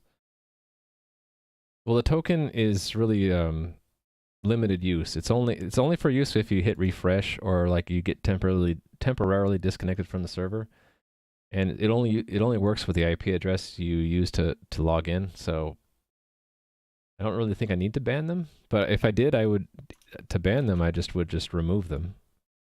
So I don't have a command for that yet, but if I ever needed to, I would just go and clear this token out, and then you can't use it anymore. These are all randomly generated anyway.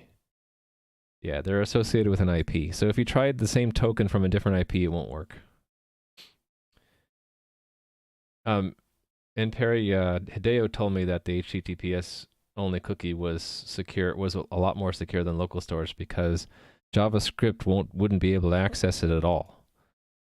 So the server could rely on the client not even seeing the value of it.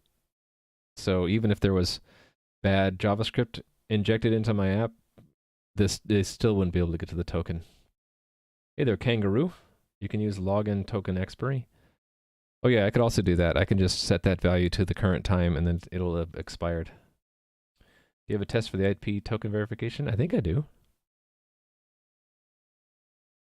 Or would I have put that? That would be an authentication test. Auth player.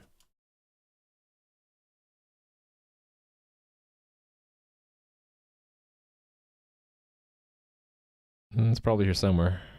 Okay, you can't log. You test for if you're banned.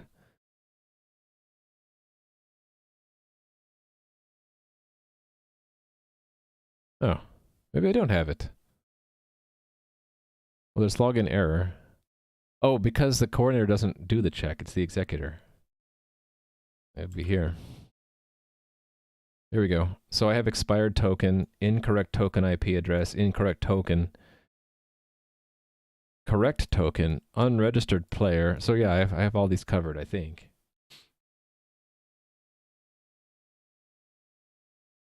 Yeah, so that was the security error that Hideo told me about Kangaroo, is that malicious JavaScript can access these local storage variables, but if I put it into an HTTP only cookie, it would be a lot safer. Oh no, that's okay. I enjoy taking the time to explain. So yeah, so to recap, a further increase in security I could make would be to put this into an HTTP only cookie, so that if I were to use questionable JavaScript in my app, that code still wouldn't be able to access the token like it can now.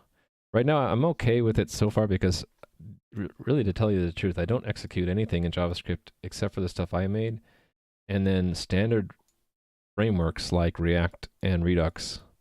So one of these packages would have to be compromised, or one of the dependencies of these packages would have to be compromised to make me worry or to be a problem. And even then, what are they going to compromise? They'll take over some account on my game. My game doesn't exist yet.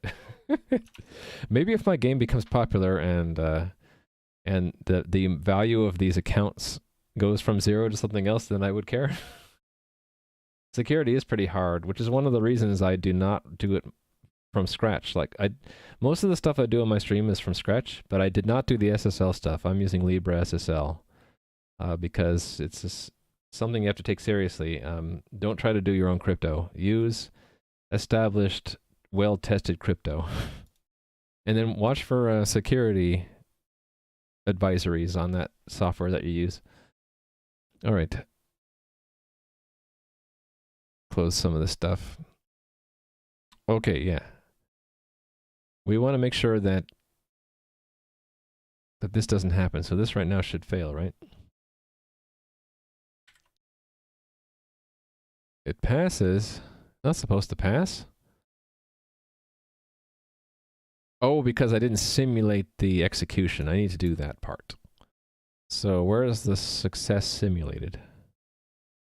Probably up here somewhere.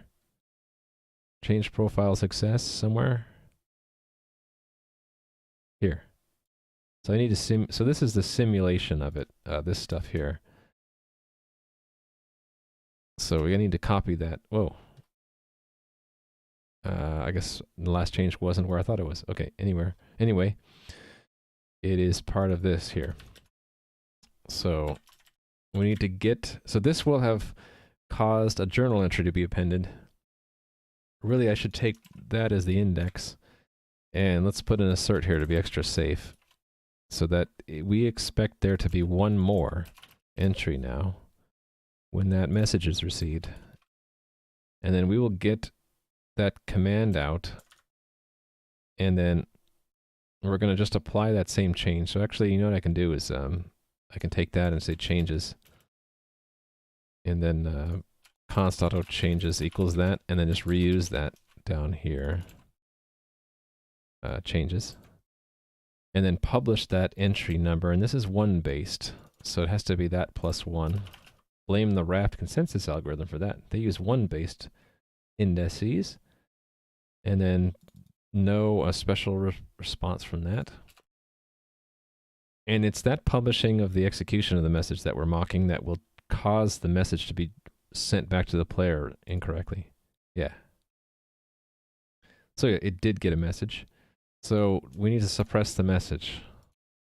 I just like to have a test first that reproduces the bug, and then I go fix the bug. So this is, am I in the right place? Right, on change profile executed. Right now, oh, I had already made the change, didn't I? I put it in my stash. So let's unstash the change. Stash pop. And then run the test again, and it should pass this time. Yay! And there was much rejoicing. Let's try in the real server again. So again, reconnecting is using the stash token. Let's look at network. It'll be this one that's unfinished. Okay, so when we are here and we unmask the player, I should not get anything. Good. Fixed. Is the backend architecture in a way similar to Redux regarding actions? Sort of, because I'm using the Raft consensus algorithm, and that requires me to make changes in description structures. So I've been calling them commands, and Raft, they call them log entries, but they look like this. Here, I'll show you.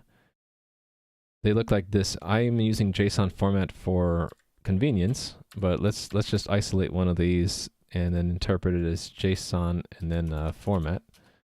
And you can see that this is what goes to every server when when the state is replicated.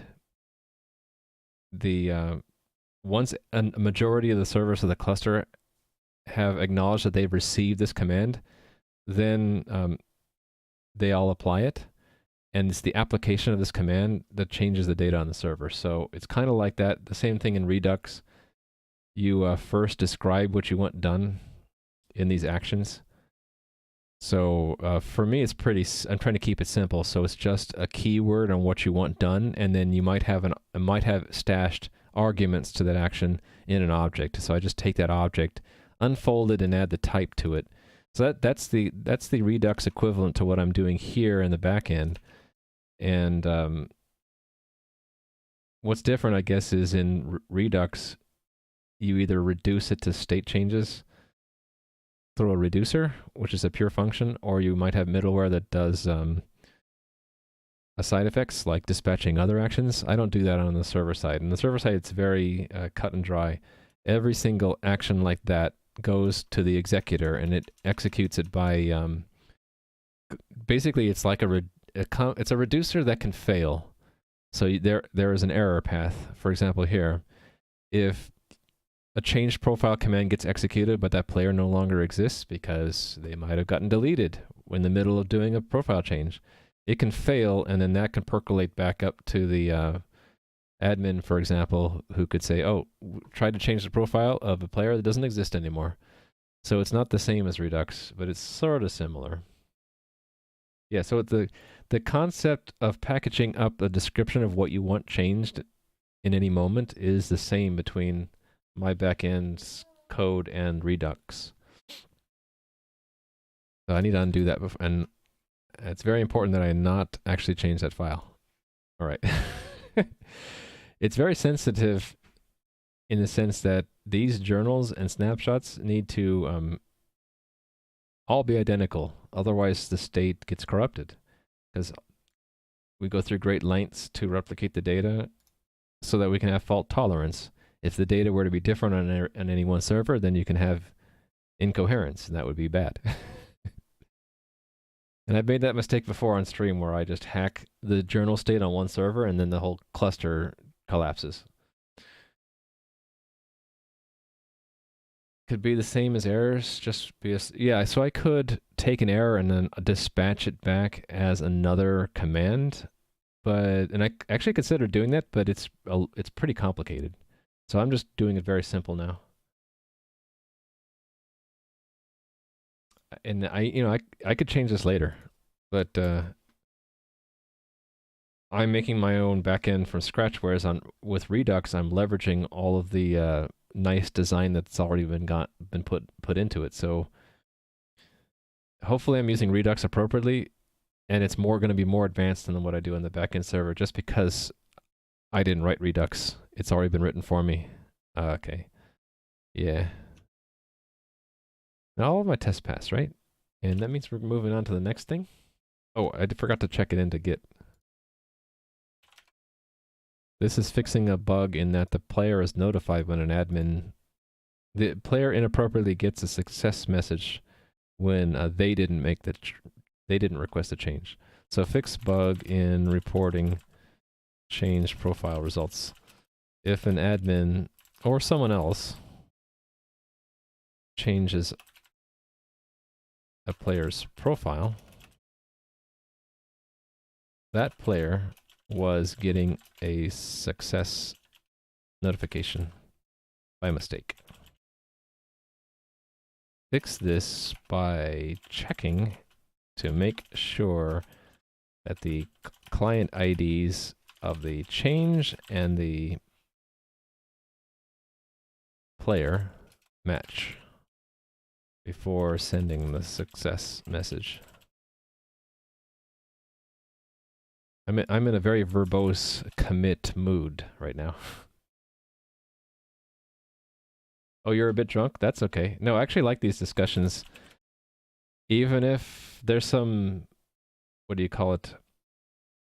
Some element of being lost in translation, like I might not be understanding exactly what you're recommending. I think it's still fine because it gets me thinking about, did I do the right thing? Am I going to want to change this later? So it's fine. No problem at all. I just hope that I'm not getting your questions and suggestions misinterpreted. But yeah, if we're just chatting and it's not important to be precise, then it's all good. Let me move on to the next thing. Okay, we did that. And how long did it take me? Almost 2 hours? Okay, my pace isn't very good today.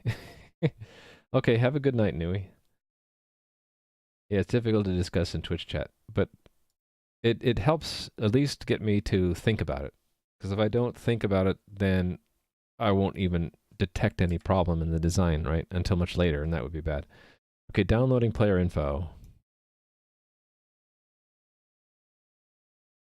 Did I want that to be an admin control? I guess I did. So this is going to be a more elaborate version of the subscription system I have. Subscription system I have does this thing to make a player's message, where it really only has the essentials. So instead I want a complete dump. Maybe I'll do the front end stuff first. So I guess in addition to these buttons, I'll have like a download. And it'll operate the same way that this save button does, where it downloads a file. So I can look at what I did for that save button and do the same thing for the download player info button.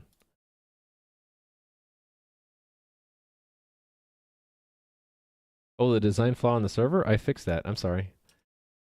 So that was the end of last stream, right?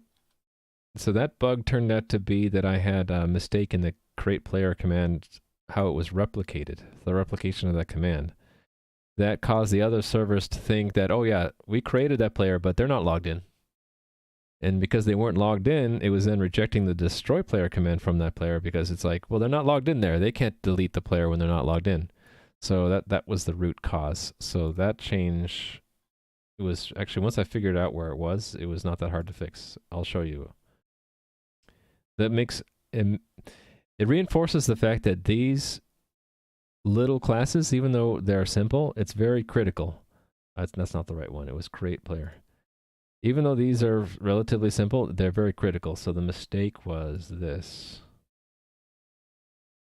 I had 2 different server ID fields, and I was setting the wrong one on deserialization. So I removed server ID and client ID because they're already in the player record. I removed them, and when we take the encoding, we put it directly into the record. And then the flip side is when we serialize, we have to get it from the record because these fields no longer exist outside the record. And I kind of had a hint of this several weeks ago when I noticed that we have both server ID and record.server ID, but at the time I kind of passed it off as, oh, it's not that important, but it turned out to be very important.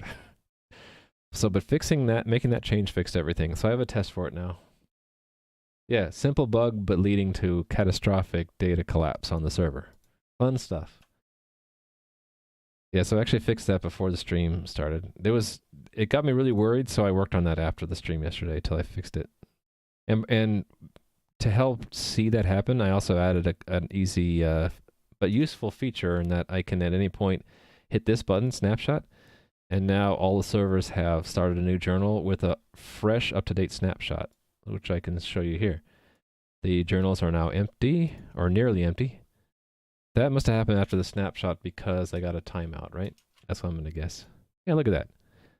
Anyway, the snapshot now is completely up to date, so I can see at a glance if there is any mistake between servers, because they should all have up to date, except for that last one, up to date snapshots of the game state. Now, in the real game, it's going to be next to impossible to do this because this is constantly going to be churning, probably at the rate of hundreds of commands per second. But at least I can hit that button when I'm debugging now, and at any point, and get a snapshot of the state, and then I can diff them. So that'll be very useful. All right, so I'm going to make a more elaborate version of this, but I'm going to do the front end work first. Admin console source app, no, player. Yeah, let's add some more buttons here. So we'll add one here, same div here. We'll have one for download. And let's call it on download player, just in case I want to have other. Actually, no, this is within player, so that's fine. On download. And again, this is all temporary code. I'll probably, again, I'll probably be merging these two apps together because this is the old, horribly written spaghetti code app, and this is the nice, shiny new one. But the nice, shiny new one is only the player role, and this is only the admin role. Oh yeah, I forgot to answer the previous discussion completely about the different roles. I don't know if you're still here. Was it Jug who asked this? Yeah. You're asking how do I handle different roles, or how many roles are there in the game? Right now there's admin and player, but I also intend to add a third role, which is moderator, which will be both a player and an admin, so to speak, in that they'll have to log in, but once they're logged in, they'll be authorized to do more things. So they'll have access to controls like seeing the ticket list. And so it'll be a hybrid role, so that I can promote people from chat or whatever. Probably anyone who is a regular on my channel who wants to do it, I'll promote them to moderator within the game, and then they'll be able to help out by banning people who say bad things. Or other things, like there'll be other controls in here, like you can teleport players to safety, or resurrect them if they die and they shouldn't have. Yeah, stuff like that. And you'll be able to travel through walls and create your own items. I don't know. We'll figure stuff out. All right, so download player. It's going to be this. I want the same kind of thing, only it's a different kind of message I haven't invented yet. Downloading player image. I guess we'll call it a snapshot. No, snapshot already means something. What am I going to call this? Download player. I need a new word that I'm not using elsewhere.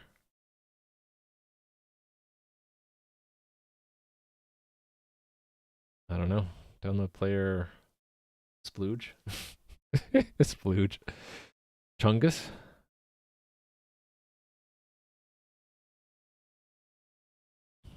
I want a word that's like snapshot or collection or something. It's basically a document that has every piece of the player's personal information so that we can give it to them on request or restore their metadata. It's really all their datas. How about we just say downloading all the datas? All the datas. Won't give it a name. We'll just call it all the datas. Download player data. Avatar? Yeah, but I need something to be all-encompassing. Profile? Maybe.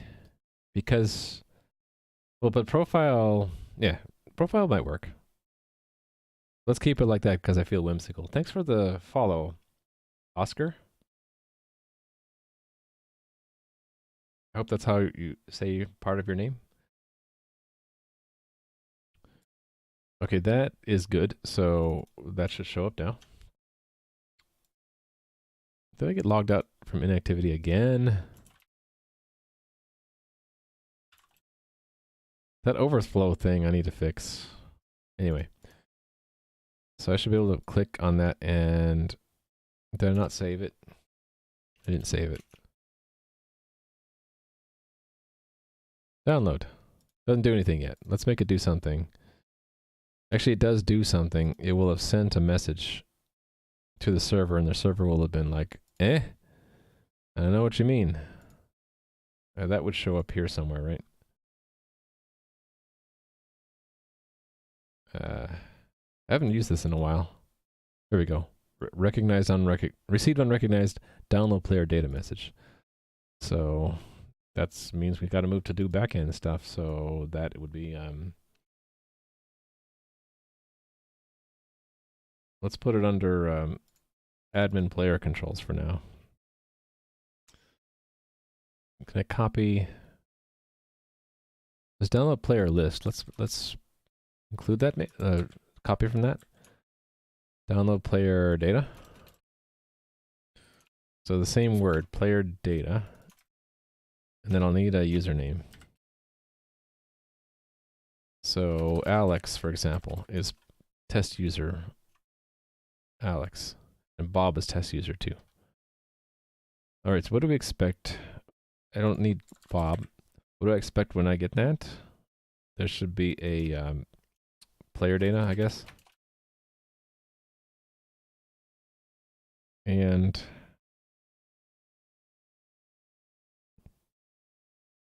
there's going to be a record.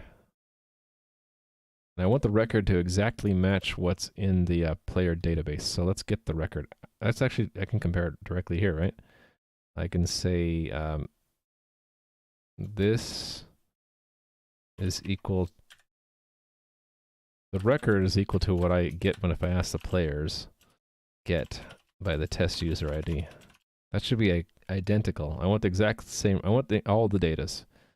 And then I should include here, I wanted to download also the player's tickets. Basically anything that is deleted when we ask to delete the player. I want to be able to recreate it. So where was that tested? Profile maybe? I can't remember. It was in delete player. Delete player account? Maybe it was here. Yeah. So it was tickets as well as players. So let's do the same thing. We'll have these tickets that are created.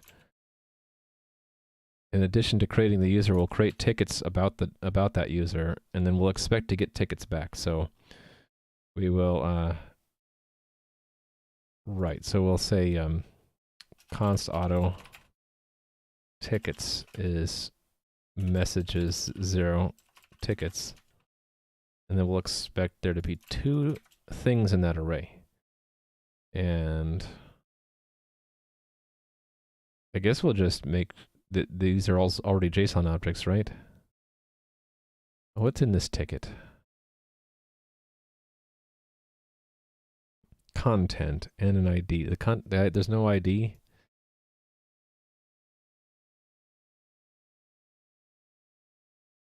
How do I formulate ticket messages right now? That would be in the moderation system. Download ticket lists. What shows up here?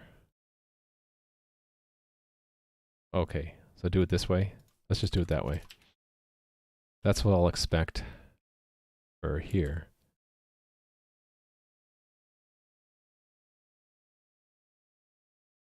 Actually, I don't even need to do the size thing, right? I can just do that.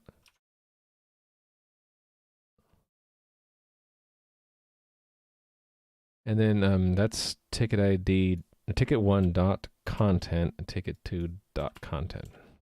So it'll be uninterpreted raw ticket data. And why is this not working? Why am I getting that? Is that a IntelliSense glitch? Or did I do something wrong here? That should work. Unless I'm missing something. Oh, no, it's not ticket 1. It's ticket1 dot ID. There we go. And then that'll go away when I build. There we go. Something else is wrong though. 371. Didn't like that.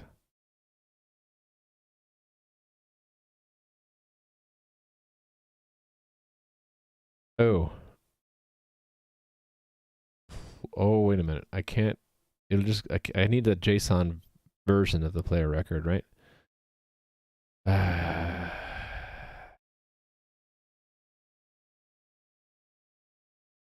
So if I ask it to be serialized, who serializes these? I can't remember where I did that. Oh, I think I do remember. Yeah, I know. It is if I do players serialize. It returns me something. So const auto players, serialized players. And then this thing ends up returning me a one element vector in which I have players. Okay, so that means I have to do, this is going to be a little ugly, so let's break it up into 2 lines. It's going to be that first element, and then players, and then in that, it's an array, so it'll be index 0. Okay, that's actually exactly what I want.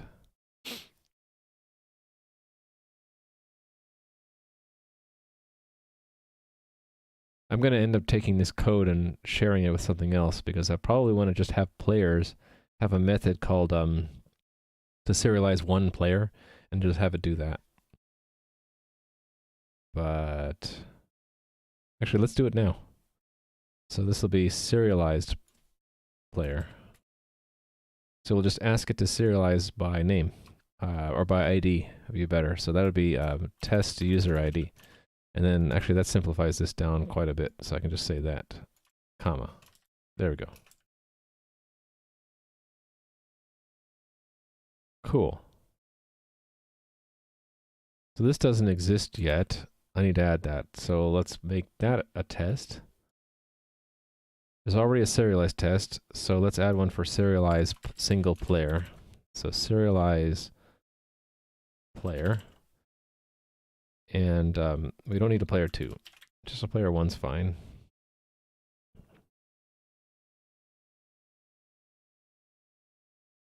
Actually, I can have this test leverage the other one. That's what I'll do. So we'll get the serialization, but then the act will be this will be, let's call this players. Serialized players. And we'll call this one serialized player singular, and then we'll put test user ID in there. Oh, no, it's player 1. This is a different framework. There's no test user, it's just that number. Oh, no, it's this ID. Yes. I don't need that one then, do I? Right, so then I can just say I expect serialized players. What I was doing before was that, and then players, I think it was. Where was that? Players. Index 0 players. And then again index 0. Expect that for serialized player. There we go. So one thing tests the other, basically. Rather than repeating all of that goo, we just count on this first test having all of that goo in there, and then this one, as long as this first test passes, this one will pass as well. So I need to make an overload of players now. Include players, and there's a serialize for the entire. Oh, it's part of game object. Oh, right. So this will be just unique for players. So this will be not in game object.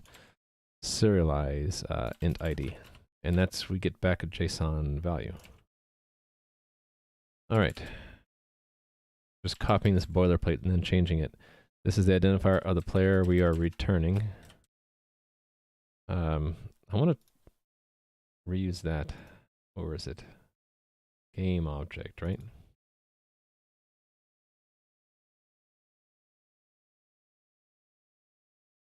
Okay, I guess I was brief.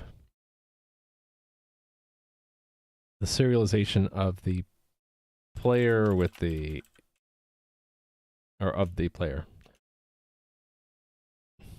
Yeah. Return serialization of a player. Player's record. All right, so that is declared. Now we'll implement it. Mostly it's just going to be moving around some code. So basically this is what I want. I want that. Return that. And instead of just doing record, I need to look up the record. So I also want to do it while holding the mutex in case there's another thread accessing the players. This whole class players goes away, by the way, or changes drastically if I choose to go to a real database. This will basically be the conduit to the database. So if there's a real database, instead of doing this myself, I'll just ask a database to do it for me. Or if the database I pick doesn't do exactly what I need, I would do whatever the database equivalent of this is and then translate it. That's what this class is going to end up doing. Right now my database is essentially this records thing, which is just a map, a dictionary from identifier to player record, which is just a plain old structure with all the stuff in it, like your name and your email address. Okay. So to get the record, we need to look it up. I did that on get, so let me just cheat and look at that. Get. Find by ID, here we go. Find by ID, if we can't find it, we gotta return something. Let's just return null. I have a special cast from null pointer to JSON value, which returns me a null JSON value object. Or null JSON value. Alright, so if it's not null, then const auto record equals records entry second, arrow second. And then just return that. Oh, I guess I don't need second. Let's get rid of that. That will clear up a bit of redundant code.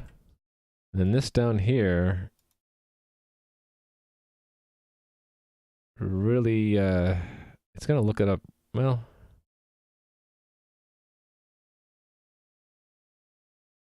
it's going to do a redundant lookup. I guess I don't really care about that. So instead of just doing that, I call serialize of the ID record.first. All right. After this, I'm going to need to take a quick break. Uh-oh, it didn't build. Player's test is broken. Oh, because I'm missing a punctuation. Okay, first things first, run the player's tests. That's down here. It's broken. I broke it. There is a... Oh, I know why. I re-entered my own mutex. That was bad. This enters the mutex, but then so does this. You know what I'm going to do? I'm going to solve two problems at once. So this one has a problem in that it's already iterating records, but then it's calling something which is then doing another search.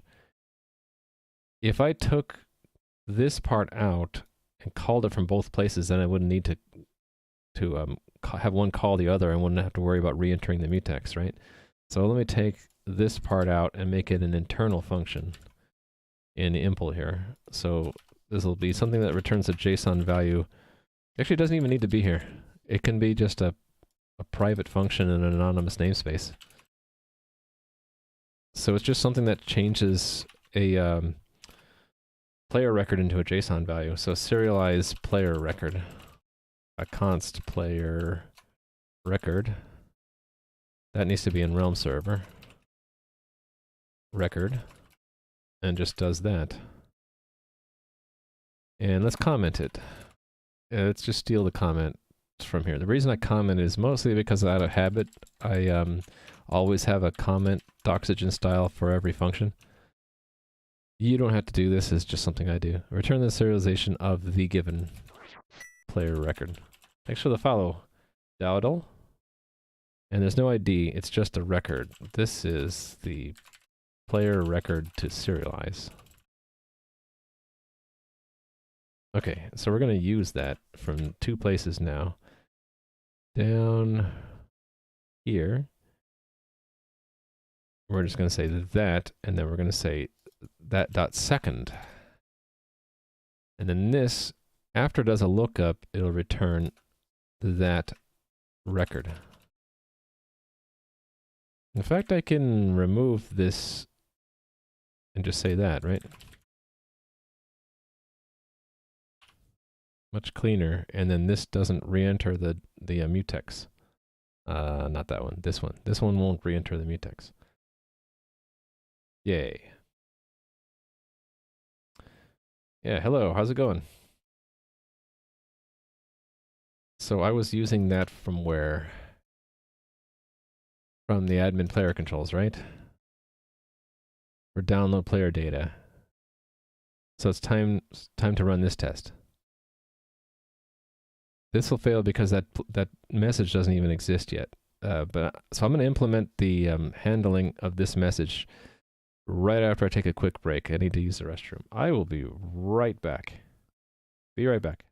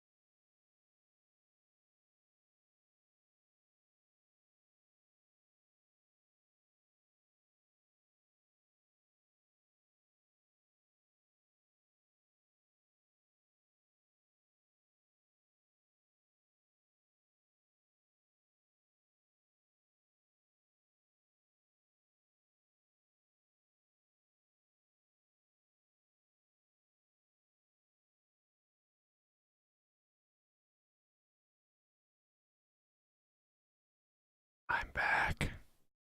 Hello, folks. So I'm going to handle this new administrator command. Administrator commands are in well, there's a table. We need to just add it to the table first, would probably be good. Thank you. Admin message handlers, I have a table here for it, so trying to keep them in reasonable alphabetical order. And then we're using a macro to clean this up a little bit. Or actually, no, this isn't a macro. This is a C++ template, which does basically just does a forwarding. And there's probably a cleaner way to do this in modern C++. And I don't know how to do it. And when I learn, I'll make this simpler. But for now, we have to basically bind to a subsystem of the coordinator. So I was going to put this under admin player controls to call this message of it, which is going to be on download player data. So let's go to like one of these and add that there. So this rest of this is boilerplate. Handle the receipt of the download player data message from a client. And there we go. All right, so all I really need to do here, similar to what this does, it just sends a text message. So send a text message, arrow, and we have to formulate the message, similar to how this works. I'm just going to blindly copy this now and paste it in here, fix it up. All right, so we're going to make some kind of JSON object. Let's form it in advance like I was doing else in the other place. The type will be, if this is download player data, this should just be player data, right? And then I want a player to be in here. And that, okay, to get that, I would first get the player, right? So there would be const auto player is we'll go to the subsystem that has the players is the profile system players, and then ask it to serialize the requested player. Oh, we need to know the player ID, so we need to find that first, because we'll be asked which player ID. I mean, we'll find the player. We're given the username, so to find the player, actually, we can just do it this way. And this isn't player either. This is serialized player record, right? This will be player ID. We're going to get by the message's user name. So get the player by username. How come this doesn't work?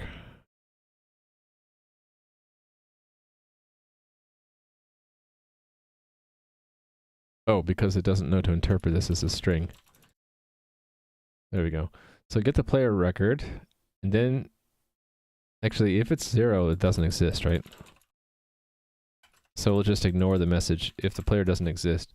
If they exist, serialize their record, then formulate a response. So that goes here, and then we're going to have, like in this place, a placeholder for the tickets.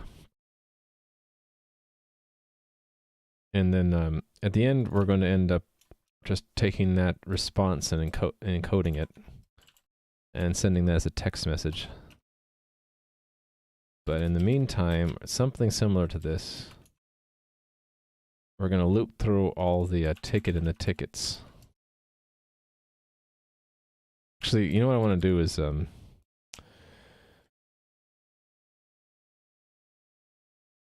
to the code where I was deleting players. Where was that? It was in the executor, I think. On destroy player. No, that wasn't it. Where was it? Maybe it was here. No, it wasn't here. Thanks for the follow. Mario Who Writes? What do you write, Mario Who Writes? Maybe it wasn't the coordinator. I get a little bit confused. I guess it would be delete account make command, right? Yeah, here we go. So something like this.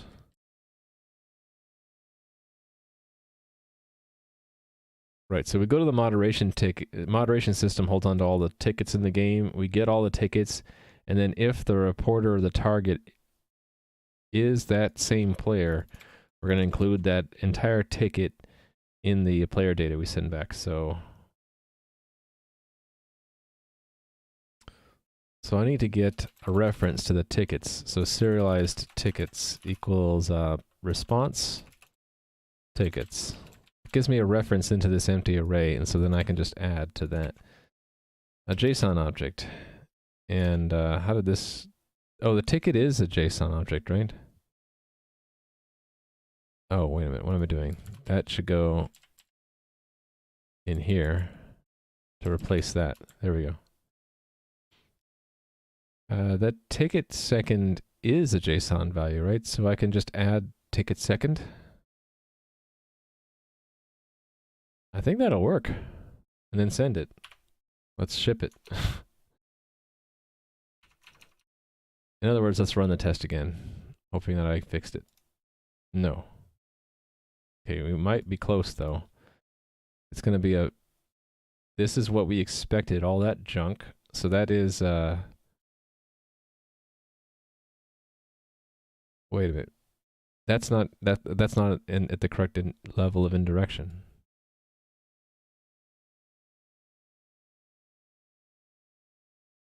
Oh no, it's just checking the player record.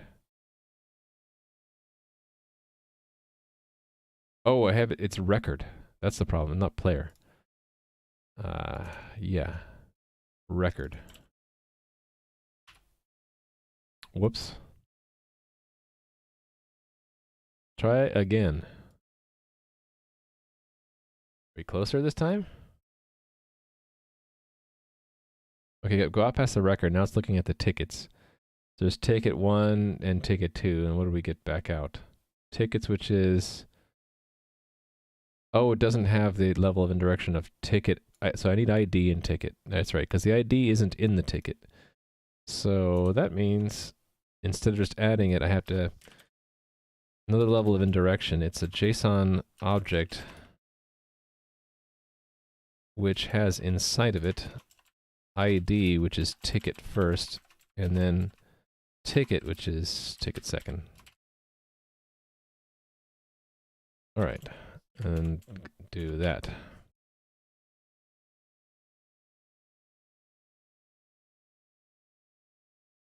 Yes. All right. Run all my tests again.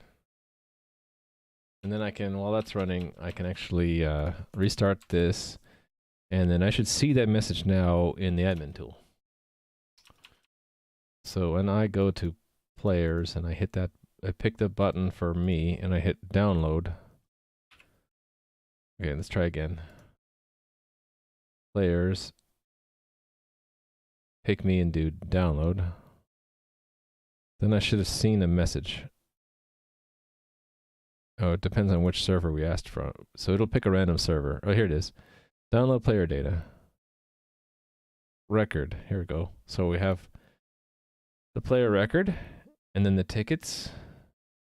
2 tickets involved, right?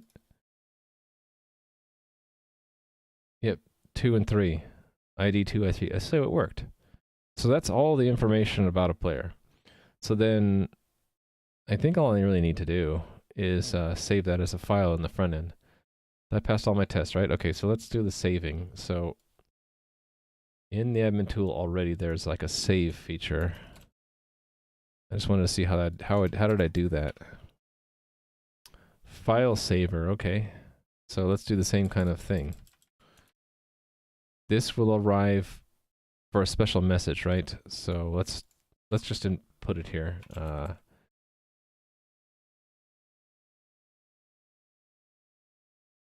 Probably around here would be nice, right? And this would be on player record. Player data, right? That's what it was called? Oh, it's already lost. Player data. Okay, so on player data, we're gonna basically take that message, because it's one message, right? No, it's record and tickets. So we'll make something. We'll have player data. So const player data. So I need the why do I have ID in here?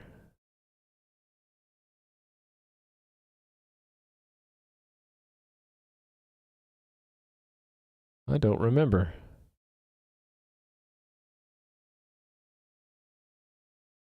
Oh, that's the ID of the server we're receiving the message from, so I don't care about that, but I need to be there anyway. All right, so it's going to be... what are we going to call it? Actually, can I use spread syntax here?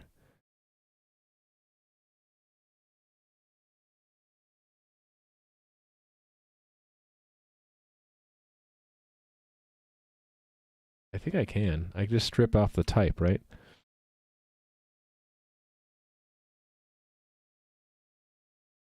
Like this, I think.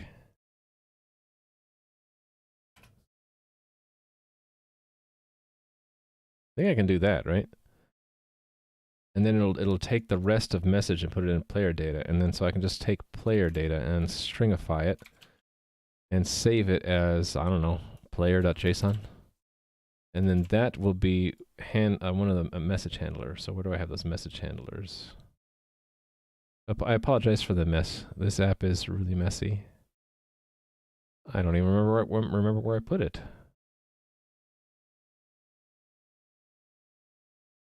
Where the heck was it?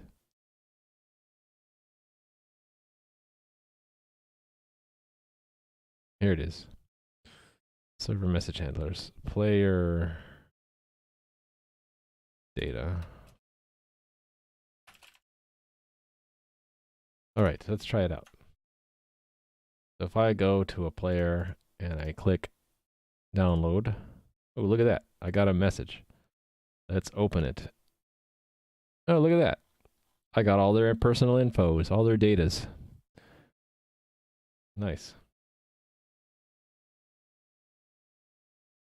So this is what we want to send to a player if they ask for all their datas. And it'll also be what an admin uses to restore an account. So if I were to go delete this player and then, like if I had a feature to upload the player and to recreate them, we would essentially take this player record and add it to the players. And we can do that because these IDs are unique and never recycled. Same thing with the tickets. So we'd be able to restore the player and all their tickets as if they never were deleted. So I think that'll be the next feature, right? Was that next on my list? Oh, I think I already have that, so let me mark that off. We should test, actually, let me test to make sure it works. And then actually that'll be useful because now that I have this downloaded, I can use it to restore the player, which is the next thing on my list. So let me first check it in before I forget. So this is downloading player datas. All the datas. Get me all the datas. All the datas. Cool.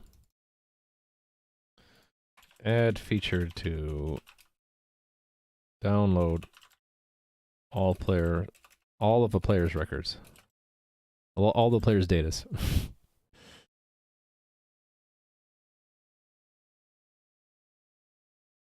Okay. So let me see what happens when I delete the player. Actually, I'm really interested in what happens if I'm logged in at the time. I don't remember what happens. Maybe it doesn't do the right thing. Let's see. So, delete. I'm still logged in, but my records don't exist anymore, I think. So, let me see. So it should log me out saying your account's been deleted or something. So we're not doing that. Thanks for the follow. Out of the gray. So this should say bad password because the oh no, okay, it didn't work. So delete didn't work. Delete did not work. So what did it do? I don't know. There's all these get closer state messages that are sent, and I have no idea. Well, I mean, it's hard to find when things are buried in there.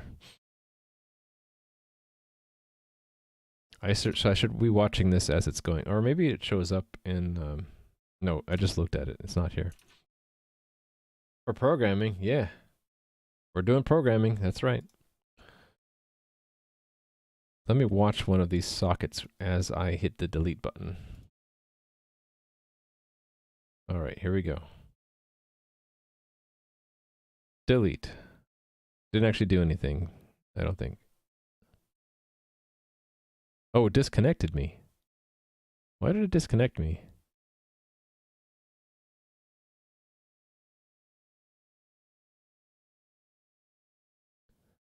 Interesting. Oh, is it not a supported command? So that would have been one of these sockets that got me disconnected. No, they're still all running. No, this one stopped. Okay, yeah, so this delete account must not be in my list of messages.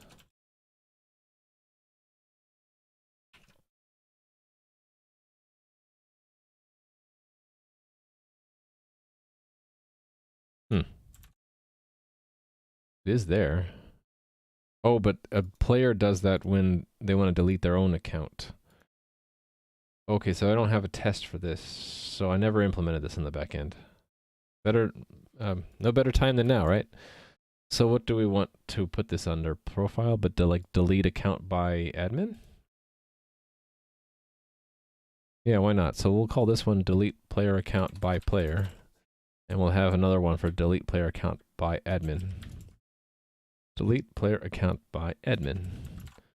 So same kind of tests, I guess, and we'll have a connection from admin. So that's authenticate as admin, not a login. And then the admin sends a message delete account, but then we have to specify the username. Alex is the test username again. I have that hard coded here. Then we wait, and actually, why are we waiting?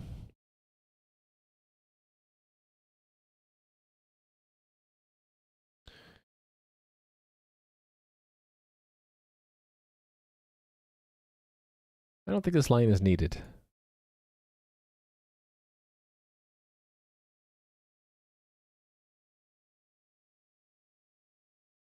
Yeah, I don't think this is needed. Boom, gone. So it's just going to make sure that the game appends commands that will destroy the player and the tickets involving the player, right? So there we go. So I'm going to guess that this test fails because we saw it fail in the real server. Here we go. It failed. So it didn't destroy the player or the 2 tickets. And then we can further check to make sure that this is working correctly by making sure that the connections didn't get closed. That would be, let me put a bookmark here. I have some old bookmarks. So there were tests for and something gets disconnected, right? That probably would have been under messaging. Now that I think about it.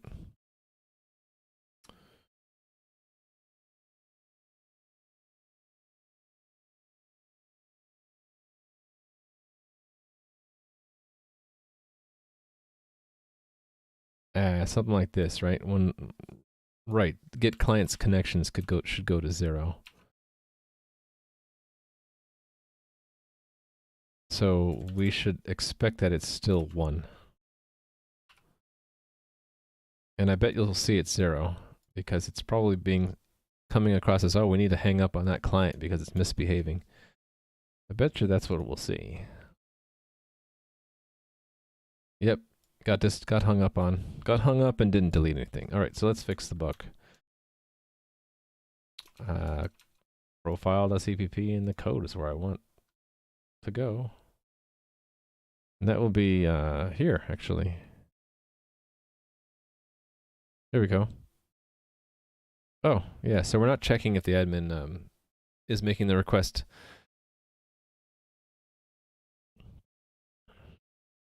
So I suppose all we need to do is add to this logic. If they're not an admin, if not client is admin, and they're not logged in, Oh, okay. There's also some other logic I want. Kind of similar. Let me put a book. Oops.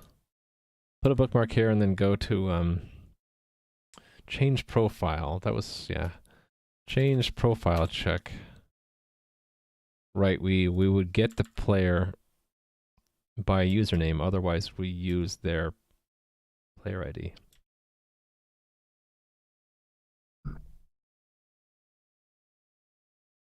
Excuse me. Getting pretty late for a normal stream schedule. I did start late though, so I do plan to do my full 4 hours. It's just going to be shifted quite a bit forward.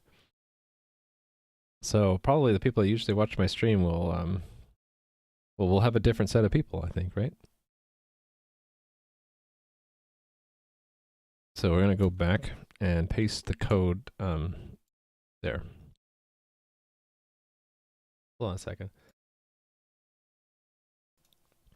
Got something in my throat, I think. Right, so, oops. That's player record. If they're an admin, we look them up by username. Otherwise, this check is done. And then we don't need to do this. We just get them by ID. Then I have a final check there.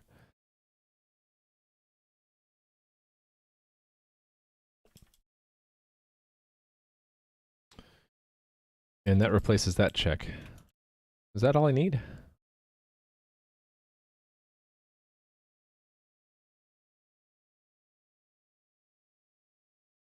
So I think I need to do the same thing here.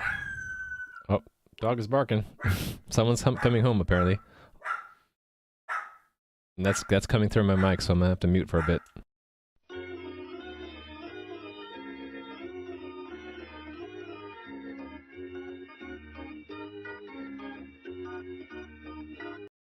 The dog gets really loud when kids come home from school. So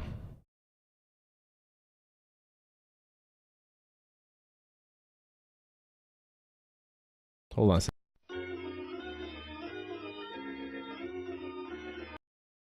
So let's see.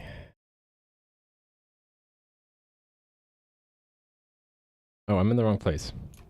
Change profile make command, right? Yeah, I'd do the same kind of thing, right? If it's 0, it's an administrator, and we gotta look them up again. Yeah, so same thing. Hold on.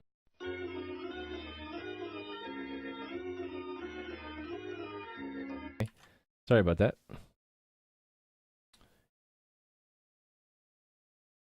Yeah, check out the highlight I made too. All right. Yeah, this stuff I want. Back over here. No. Oops, I deleted the bookmark I made. That's this delete player make command. Yeah. Okay. So this stuff, this takes the place of that. So if 0 means it came from an administrator, and we look up them, and then this. Do I need that? I don't think I need that. Then we look up that player ID, whether it was passed in or whether it was by username, and if it's 0, don't do anything.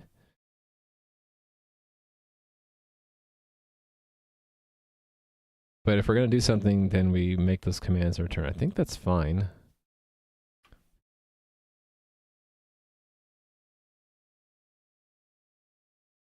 I think there's going to be one more bug, though. I think if we're logged in, it's not going to kick us out correctly. But anyway, let's test this. It's broken.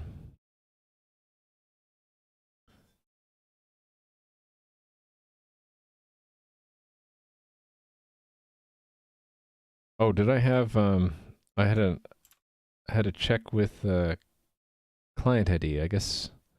Oh yeah, yeah. That should be irrelevant. I don't care about that. So let me...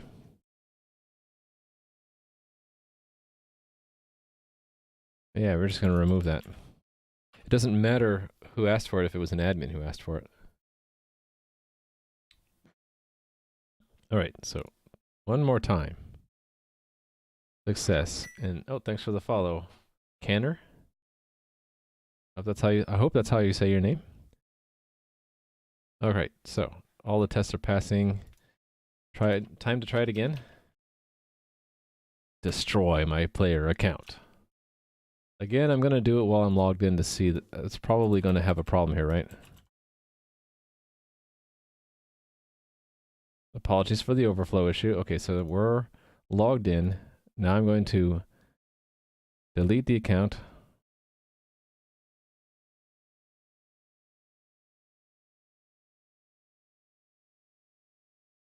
I'm not sure if it did anything. It didn't show up here.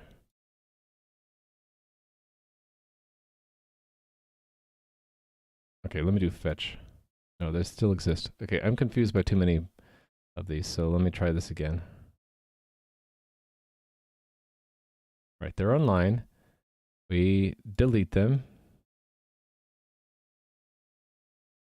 See, I don't know which WebSocket's going to send it out to. I can't... Oh, here it is. So delete account. Didn't delete it though. So there's some problem going on. I would have expected that to append the commands and come. Actually, you know what? It's not going to come back and remove the player, is it? Oh no, it should. So it's just not. It's not just not doing anything.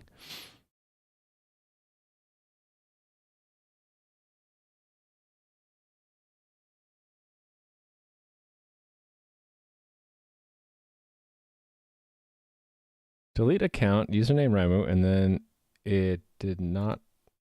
Well, the final authority about if it did something or not would be to look at the game's. Well, to force a snapshot and then look at the snapshot. So force a snapshot and then go look at it.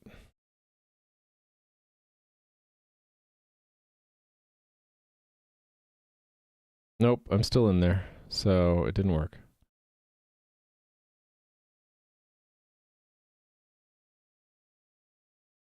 It's interesting how they got queued. The tickets got destroyed. Okay, that's interesting. Yeah, the tickets are destroyed, but the player is not. So there might be a check on the client ID.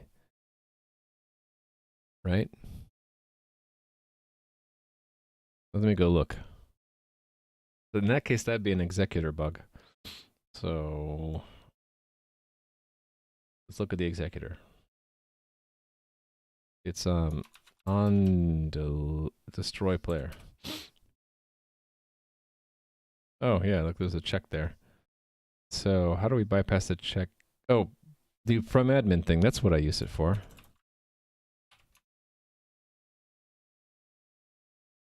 Thought I used it here. It's on change profile, right?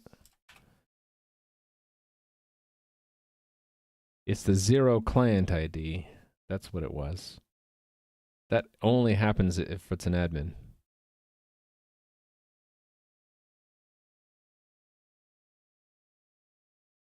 Let me make sure that that's what it put. So that is important in that test. I removed it and it should be in there. It should be equal to 0. And the server ID should match also. Although it's really not important. Let me make sure it does that. Okay, it does. So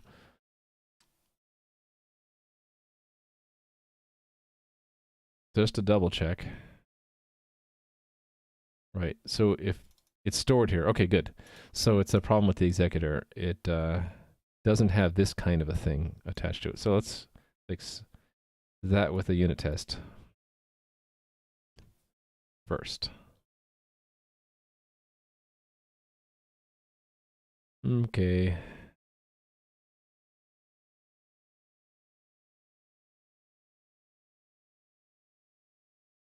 So it's sort of like this test, only it's let's copy it and call this one destroy player by player. Destroy player by admin.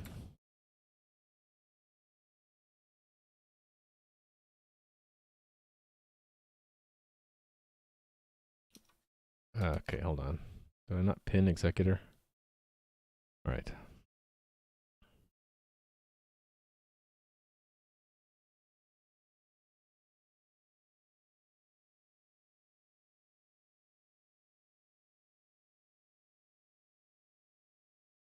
I'm calling that self, I think. All right, so if it's from an admin, this will be, wait a minute, it's only setting that field? That's not right. Oh, is it just coincidentally working because this didn't set the IDs either? So we need to fix that. Create player record dot server is, I don't know, 42. Just have to have some number in there. Client is 16. Did I do the same thing here? Okay, there I did it with the wrong ID to make sure it got the no longer logged in here. Okay, so I should have done it here too. Yeah, I just didn't do it. I was just sloppy. So these need to match. This is the successful test. And then for this one, they can be logged in, that's fine. But I shouldn't need to set these. Actually, I have to set this to 0, but I can destroy from any server, so I can just put 99 or something there. It should work. As long as we say it's from an admin of 0. Okay, so there we go. That's probably going to fail. Yep, and then this one will pass. Yep, okay. So pretty sure that's the line we're missing. On, actually, let's bookmark that. Then we'll go to on destroy player. Bookmark that. Yep, see how that's missing? So I need these two lines in a sense, in essence, and close it there. All right.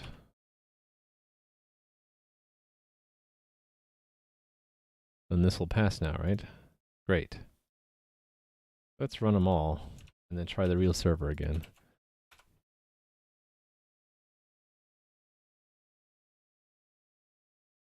So we're still logged in, and then players delete, they're gone. This, I'm still logged in here. This, interesting things happen here now, right? If I try to change my name, it is what, not even talking to me now?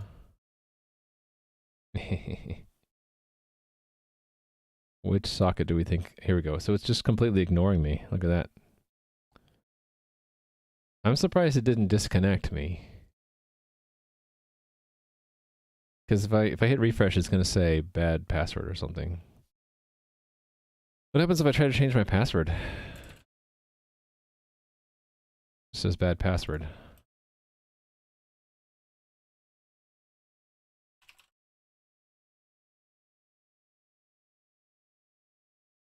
Yeah. And what other things? What if we try to report an issue? It just gets ignored. Okay. Yeah, it doesn't make sense for us to still be logged in when our account's been deleted. So that makes sense. All right.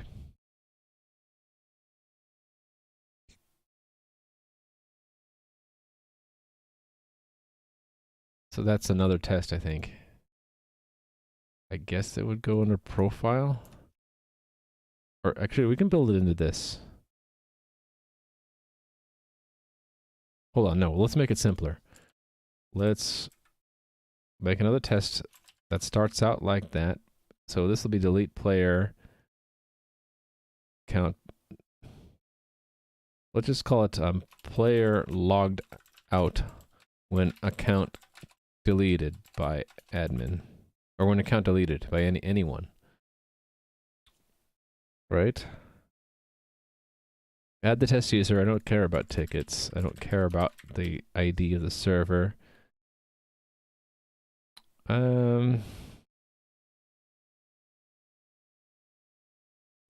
We need to log in, but I don't need an admin connection. So I'll just have a normal player connection.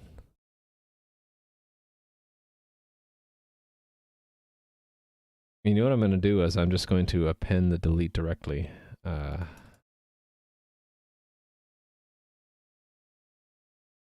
Mock executor. Well, really it's make shared. One of these commands, right? Like this. That's the act. We'll just delete the account. So this is destroy player. Destroy player. So this doesn't even matter because we're going to simulate that an admin destroyed the player.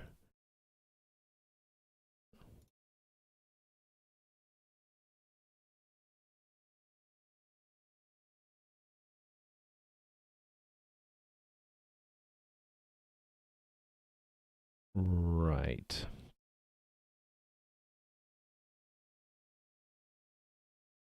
That will work, right?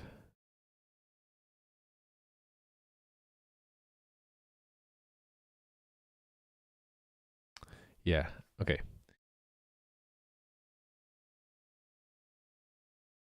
So for the rest of this assert, it's the same as if we had a logout. So let me find the logout. Logout, where are you? Logout, sure. Actually, is this the right one? No. I want when they're logged out.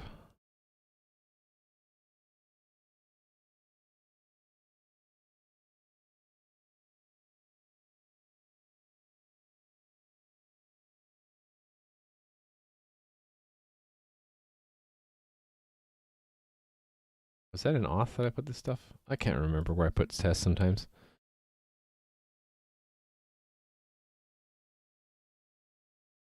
Maybe I don't have a test explicitly for what the player is told when they're logged out. If I search for login status, though, I should find it. Already logged in, bad password, already logged in. Timeout. Okay, that's sort of what I want. But that's not in a test, so I probably have a test for that somewhere here. Oh. That was a funny one. What one is that, by the way? An error. Resetting your password. Skizzers doesn't like you. Weak password.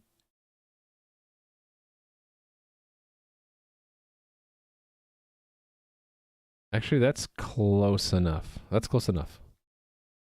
Essentially, I just want that.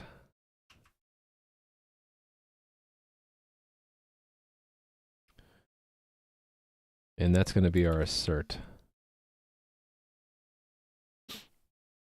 That the player gets a message, and it's basically login status, and then we just need to make a new status here. Account deleted. And then I need to put that into the front end to match it.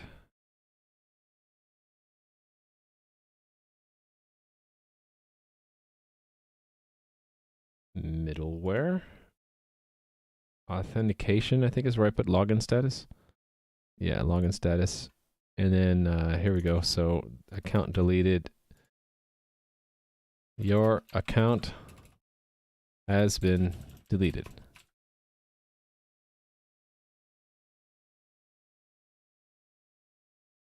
Now that I think about it, when we request our account to be deleted, we can just wait for that message to happen, right?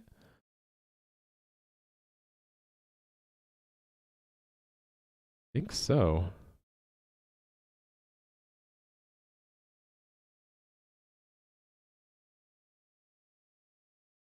So this delete account right now disconnects from the game. Well, what if we don't really need to do that? Let me comment that out. So when we basically are told our account's been deleted, then we can log out. And then it'll actually show your account has been deleted. So that's what I want, uniform behavior, whether we delete our account or it gets deleted. Anyway.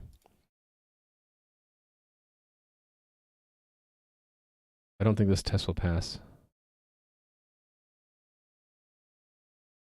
Right, it doesn't send the message. So let's have it send the message.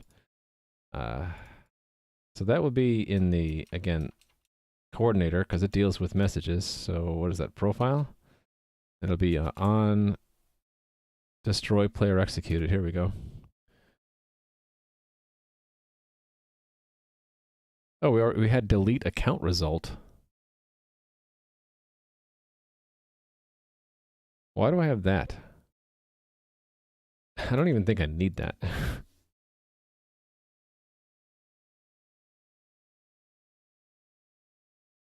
When did I write this? What was I thinking?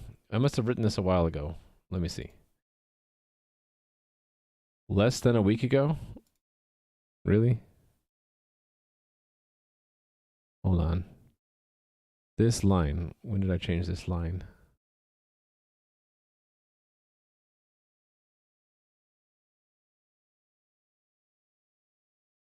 Hold on.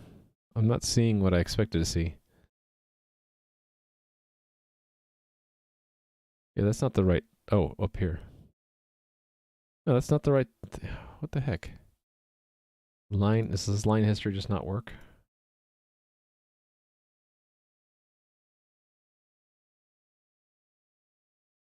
I don't think this line history works.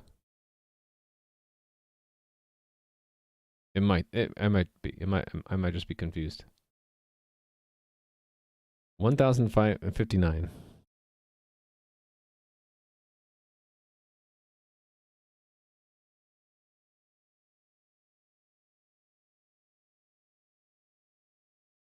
No, no, no. Hold on.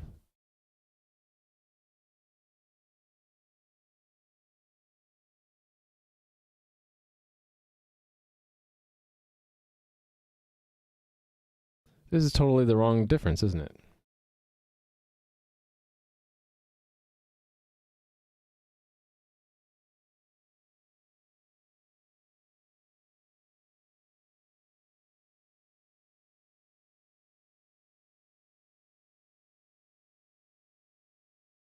Hold on, I'm just getting texts. Okay, good. Confused by the get stuff. Okay, screw it. I don't think I need this delete account result at all.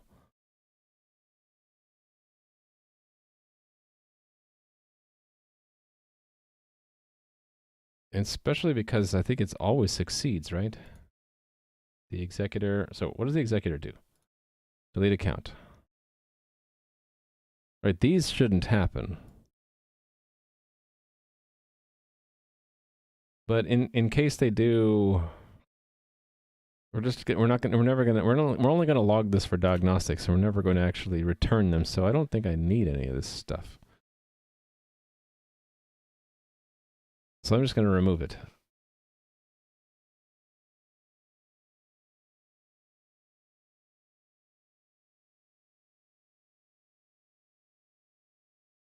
In fact, yeah, I think I can just do this. I can,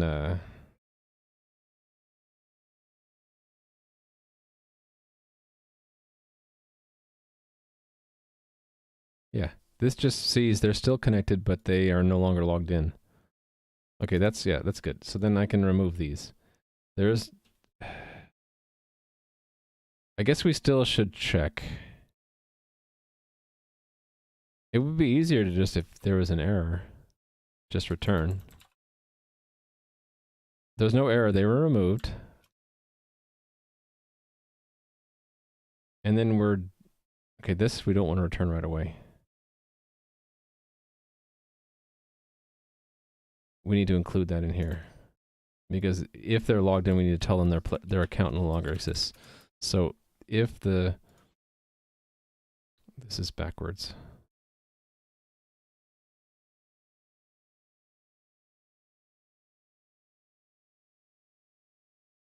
Wait a minute.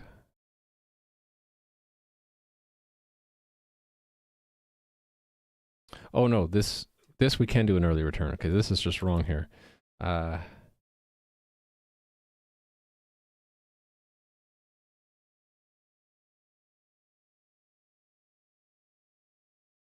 We have to check the... Oh, this is our clients. Our server. Okay, I see. It was just split up into two pieces. I got it. Okay. So this is always true. So we just do that. So I can actually just take over what that other test was going to do. That's up here, right? Yeah, login status. Status. Account deleted. There we go.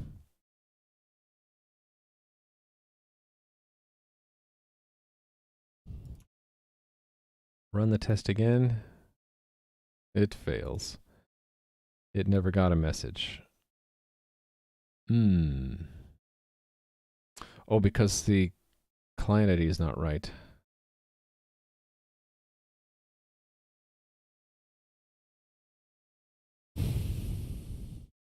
Yeah, it doesn't matter.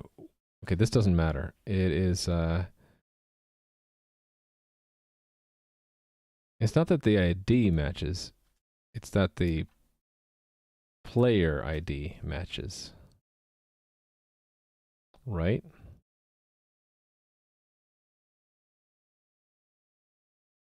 And erasing the player context, we can do that earlier. We can do that up here. Yeah. Okay. We can return early once we find them because they're the only player that should be logged in. We only allow one login at a time for a player. Okay, try again. Yay. Let's run them all. So I updated the front end, right?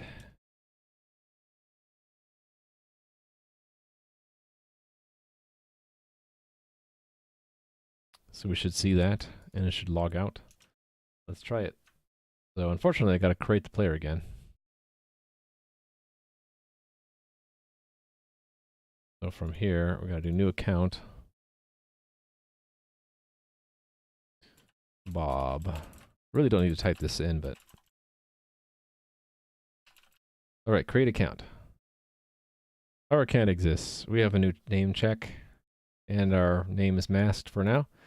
There they are, and then here we go. We're going to delete. It didn't work.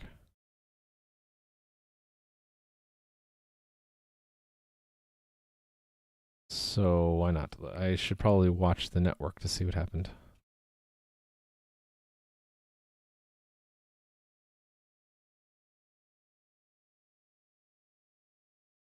So let's watch this. When this is deleted. Interesting, I got that the ticket was removed, but not that the player was removed. Why would that be?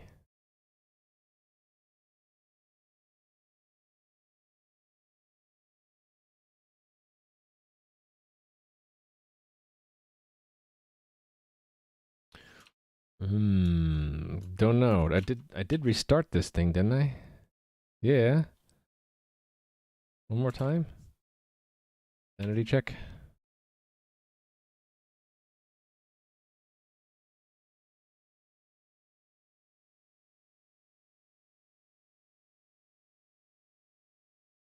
Delete my account again.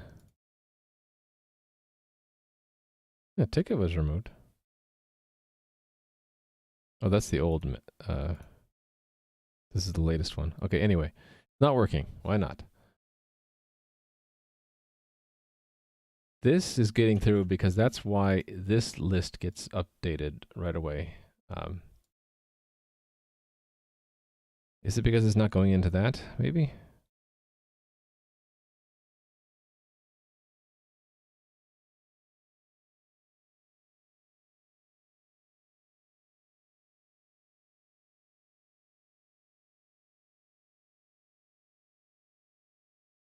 That's weird. It should work. I'm missing something. I wonder if it's because I'm getting tired. How long have I been going? Only 3 hours?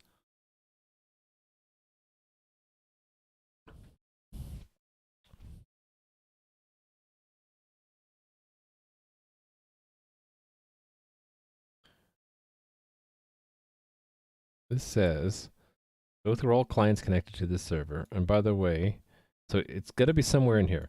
So what do we do here? If the server identified in the command, oh, that's what it is. It could be deleted from a different server, so I don't want to do this. I don't want to just return. We do want to do this only if it's our current server. So I guess what I'm doing is if it's equal, I'm doing that. And additionally, I'm doing this. No, I'm not. I'm just doing that. I'm just doing this if it's the same server. Actually, no, I'm doing it regardless. Doesn't matter what server it came from. Yeah, it doesn't matter. That's the bug. So, should I bite the bullet and make a unit test for that? Probably should. So that's what it was, right?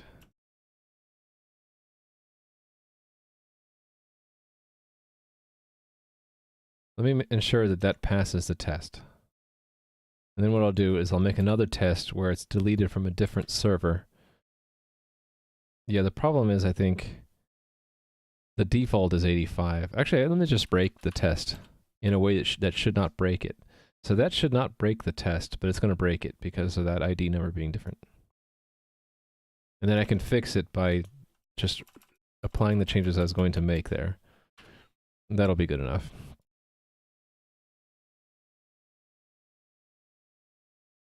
Cool. Okay, so one more time. Wait till a server comes up, create a new account. I'm gonna hit refresh because there's too many sockets here. Actually, I guess I can find the right one. No, we're just gonna refresh. So there's our socket. And then here I'm going to click me and then hit delete. Your account has been deleted. So what do we get? We just get one message saying your account's been deleted. Okay, cool. Now, same thing if I delete it myself, right?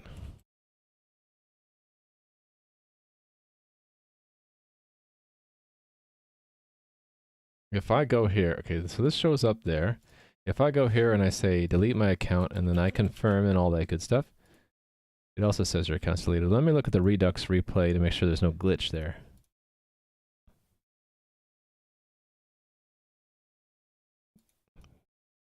Okay, so there's where I confirmed. So it closed all the dialogues, cleared my login token, sent the message delete account to the game, received a message back saying account was deleted, login status was changed to, oh no, it was reflecting that the account status is deleted. We stop asynchronous, we weren't doing one, so that doesn't matter. Close all dialogues, doesn't matter, we weren't in one. Clear the login token, so I guess I didn't need to clear it twice. So let's do a little bit of cleanup. Or delete account does not need to clear the login token because it gets cleared there too. Also, I don't need to do this because it does that for us too. And then session ends, which clears the session end just cleared that list out. And then sit outside goes back outside of the game. We see the error show up. We're disconnected from the game. We got another session end because of that. You have 2 session ends. I guess there's some redundancy there as well.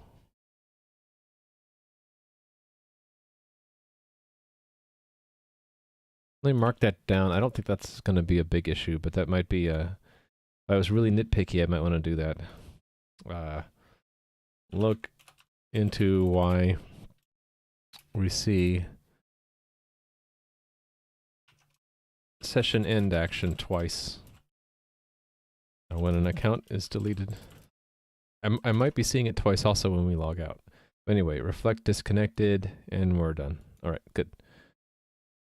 Account has been deleted. So sad. And then it disappeared from this list. Nice. And Bob still exists. We don't like Bob. Let's delete Bob too. Bye bye, Bob. Now if I snapshotted the game, the game has no players anymore, so it should be empty. Let me verify. Yeah, so it just has a configuration. It has no players and no tickets. Right, great. Awesome. So check that in.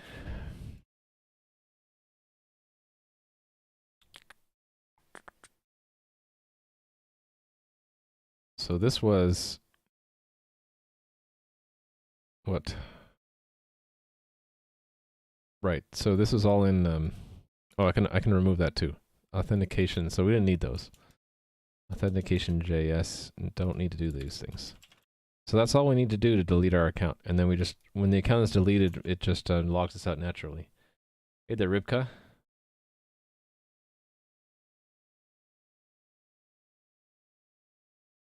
All right. Checking that in.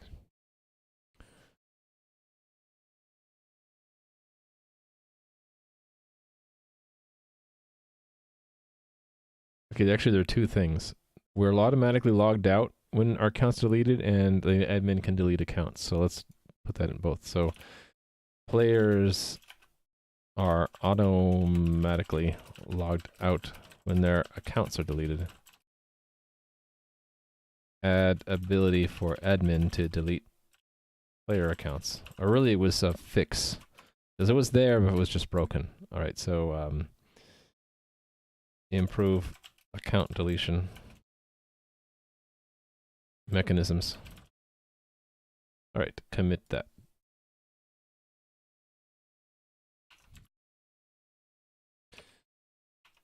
Alright, where am I on my plan? We got this much done. Snail's pace. Ant steps to climbing the mountain. So this would be the next one, I guess, is if we upload. So I had downloaded that previously, so I should be able to restore my player to exist again if I take that player.json file. So this is the complete record of all the personal information about a player, and allow uploading that to the game, and it would recreate the player and the tickets in that message. Yeah. Okay. What would I have to do to accomplish that? I guess it just goes into one monster command, right? Yeah, and it's a new kind of command too, because there are previous. What's up with this? How come this is? You guys see that? It's all blurry. How come that's blurry there? You see that? It's blurry there, but not there. What's going on? That's weird. What if I close it and open it again? Now it's okay. What was that? Like a glitch with the font or something. It wasn't just me, right? You guys saw that too?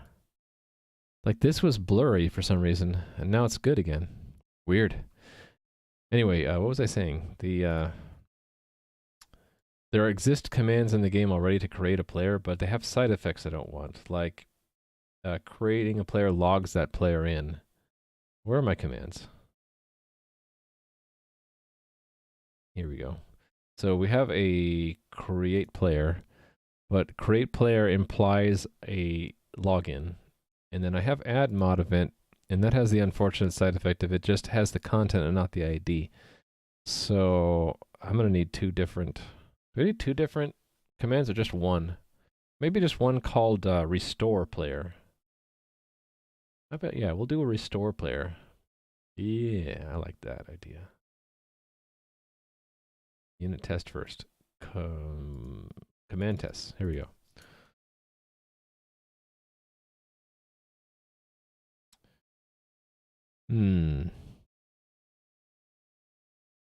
There's quite a lot of data here. Thanks for the follow, Ribka.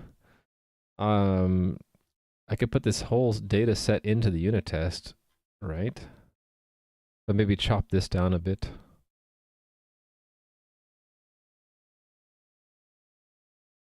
What to do? I guess it doesn't hurt to have this entire record. Only if I change what's in a player record. I know what I can do. I can leverage another test. So I can create. Hold on, let me think about this.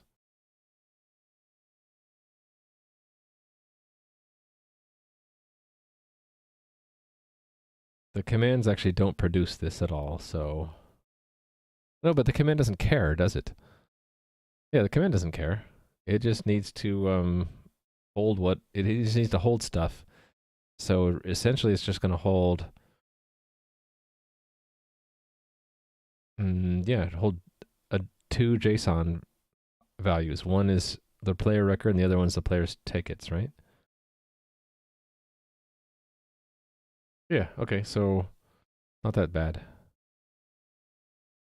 Well, let me take one of these other tests here, like change configuration command. Doesn't really matter which one. Just to get the boilerplate copied. So paste, and now we're going to search and replace the name here and call it restore player. All right, restore player. The command will have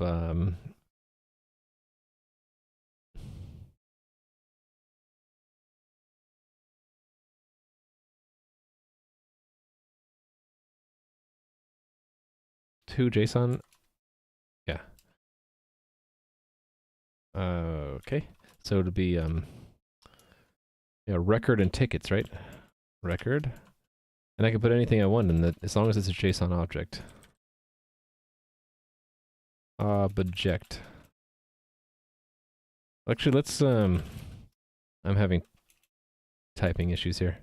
Let's just call it record for now, and then we'll have tickets. And that is a make that a JSON array. And then ticket 1, ticket 2. That way I can define those separately. So auto record, we'll just have that be one that says like foo bar. This is to have something in it. And then same thing for ticket 1 and ticket 2. So foo baz spam or something. I don't know. Doesn't matter. And then we'll expect record for command record. Yeah, same thing. So what we'll expect for ticket, so tickets, let's expect a vector of JSON values. Ticket 1, ticket, actually it's the other way around, right? Ticket 1, ticket 2. And then encode is the opposite. So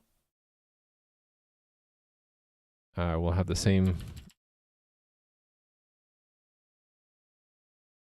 test things, and instead we put in the record. So that's record.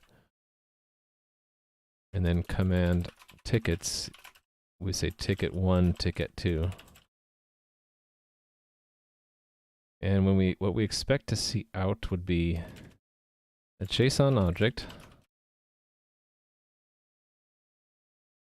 that has record, which is record, and a tickets, which is a JSON array, which has ticket 1 and ticket 2 in it. I guess I can make that one line. All right. And then get type is just that. Okay, so none of that will compile yet because I'm doing it backwards like I usually do when I do test-driven development. Write the test first and then write the code. So we're making a new command. Let's just take destroy player and call it restore player. Oh, I'm using the old header guard. Let's update that. Pragma once is the new style header guard. And then destroy player becomes restore player. All right. We don't need a player record. We don't need a player record in destroy player either. No, don't know why that was there. Thanks for the follow, Thorange. So this represents a command which is used to restore a player in the game from downloaded player information or datas.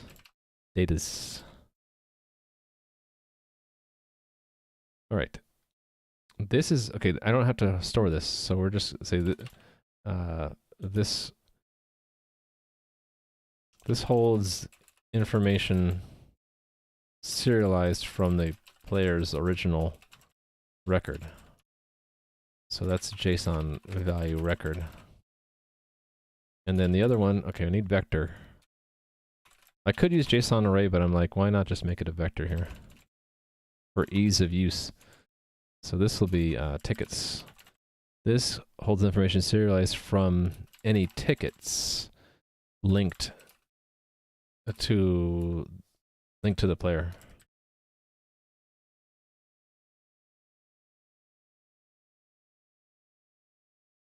Okay, that's fine. And then does it matter what the server and client? No, because it doesn't matter. That's only used to return results to clients who care, and the results will be evident from the side effects that the player will suddenly exist again, so I'm just going to remove that. Okay, so then couple things. Need the bodies of those.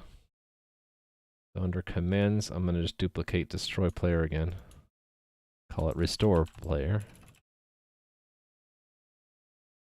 Search replace. This one's a lot easier because I can just do this. I can say record is just encoding record. And then actually the array is a little bit more interesting. It will be for size t. Is because I don't have an iterator pattern thing for JSON array. I got to do it this way. I is less than encoding. Actually, it's easier if I do this. Const auto encoded tickets is encoding tickets. Then I can say encoding tickets.get size plus I. And do a traditional loop because it's my JSON value. When it holds an array, I don't have any. I could add them, but I don't have any convenient methods now to do like a loop. Like I'd like to do something like const auto encoded ticket and encoded tickets. But for that to work, this will tell me it has to support a begin function. I don't have that. I don't have one yet. Probably should add one of these days. But anyway, for now we'll do a traditional loop, and it will be tickets push back encoded tickets I. Okay, and then encode, it's kind of the opposite. So we're going to have auto encoded tickets and initialize it to be a JSON array. Oh, wait a minute. No, the other way around. I want to initialize, I want to get a reference to one thing we create in place. So that's auto encoding equals JSON object. And we can put the record directly in here. And then we have a placeholder for tickets, which is just JSON array, empty array. And then we get a reference to the encoded tickets. And then we say, here's where I can use a for each. So const auto ticket in tickets. And we say encoded tickets add ticket. And then we return encoding. All right, so that should actually make the test pass right away for that. And let me add that to the build system. So I use CMake. So what I need to adjust is in the outermost CMake list for that command I added, I need to add it to the list of files. I'm trying to keep it alphabetical here. So restore player. There's its header, and then its source file is down here somewhere. Here we go. Restore player. Now it should build, and I should be able to run the command tests for it and see them pass. Oh, I messed up something. Command is undeclared in this file right here. Oh, yeah, that'll happen. I have a header, a single header that aggregates all the command types, which reminds me of something else I forgot to do. This is a header aggregator. But the other thing I forgot to do, which I don't have a test for because it's the top level integration, in the main program, I have this table that's run once. Well, this factory that's run once. It's not a factory, I guess. It's called a builder, I guess, which registers all the commands for the replication system. If I forget to do this, then the commands won't get replicated across servers correctly, because it'll be like, I don't know that command type. I don't know how to serialize it. So I need to do that right now, or otherwise I'll forget and hilarity will ensue later. We'll have data corruption and all that good stuff. Okay. Let's run these tests. So encode. Oh, sometimes it forgets where the unit tests are. I have to do that. Okay, that succeeds, and then this one. Good. So the command is in the game, but nothing constructs it yet. So the next step would be to have the admin command to do this. So that's in the coordinator. Player control sounds good to me. So let's add one. Restore player. Okay, so all it needs to do is simulate the admin sending the command and then see that the coordinator would have queued the matching command. So that's kind of like this, right? No, not exactly. I think it would be like this one. Yeah, like this one. So add a test user. No, we don't need to do that. We're manufacturing one from restoration, right? So we connect as an administrator. Oh, forgot I had this. I forgot I had this helper. I've been calling these two functions manually everywhere else. Oh well. Anyway, connect as admin. Mark down how many entries we have in the journal right now, and then we're going to manufacture the right message. So this will be restore player, and it really just needs those datas, right? So it'll be record. And then I can put in here anything I want as long as it's a JSON object. So let's just say foo bar.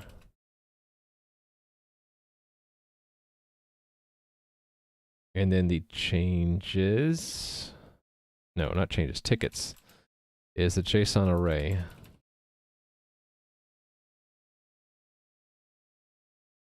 Right? And then that array can have anything in it as long as there are also objects. So let's do the same thing we did before. Actually, now that I think about it, I want to capture these separately. So let's capture them up here. Const auto record is that. And then this array we want separate too.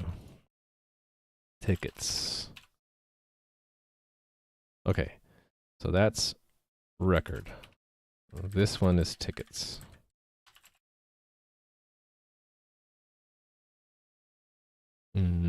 Missing some punctuation here.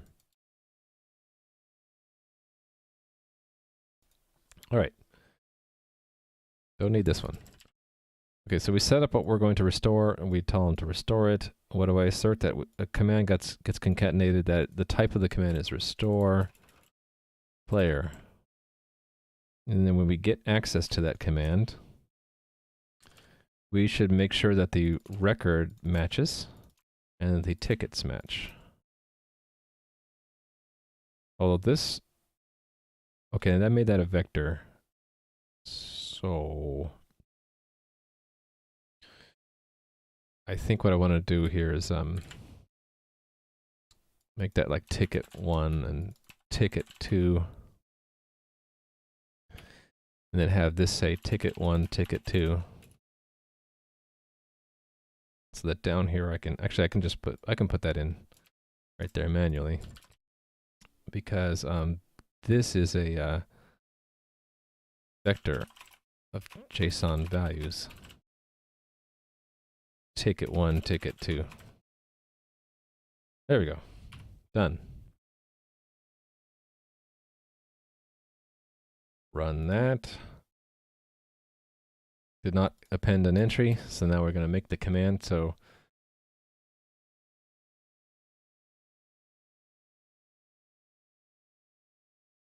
in the table of commands here, right?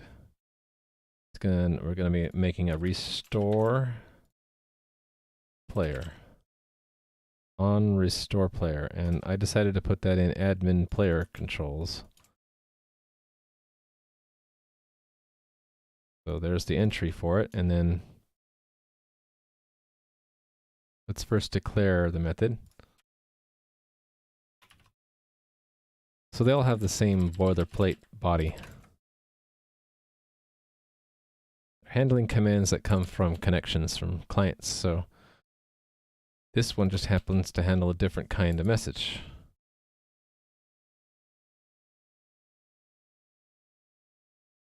All right.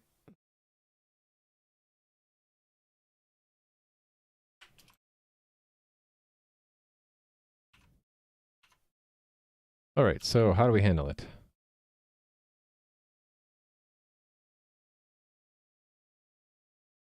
Oh wait, I can't handle it this way. It has to be appended to the game journal by the coordinator, so I can't follow this. Sorry. Back up. Instead of it being declared, actually, even back up further, instead of putting it directly into this table, it has to be do register admin message is what I need to do.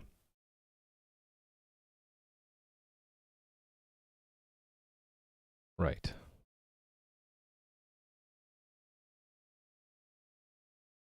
Here, sounds good. Restore player. And then that's admin player controls is the subsystem. Okay, so when we use this macro, it requires these check and factory methods. So, and I had another macro for declaring them. Right, it was declare client message. So back up here, we just say declare client message, and then whatever I had put in the table here, restore player. And then in the CPP file, I'm supposed to match this. So I'm going to just steal from another header file, or CPP file.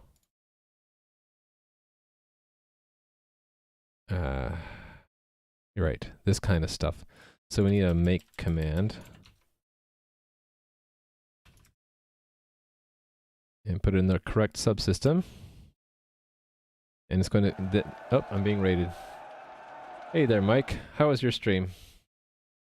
I'm being rated by Mike and 2 other people, I'm assuming. How are you doing, Mike? For those who don't know,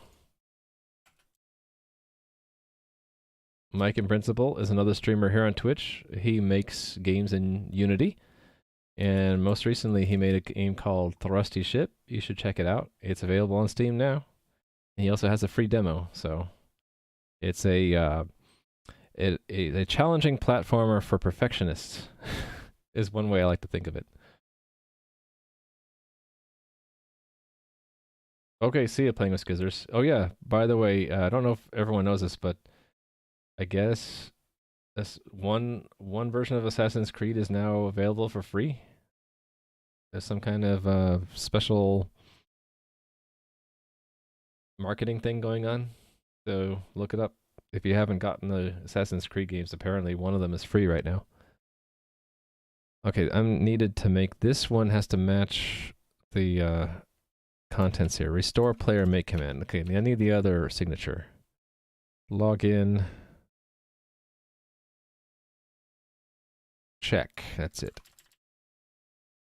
So this is going to be a restore player check. So this is just part of the boilerplate. So we don't have to do anything. We can just say return true there. That's fine. The make command, though, has got to take the message and then reassemble the command out of it. So something similar to what this was doing. So we're going to, where is it? We're going to make a command, assemble things out of it, and then return it.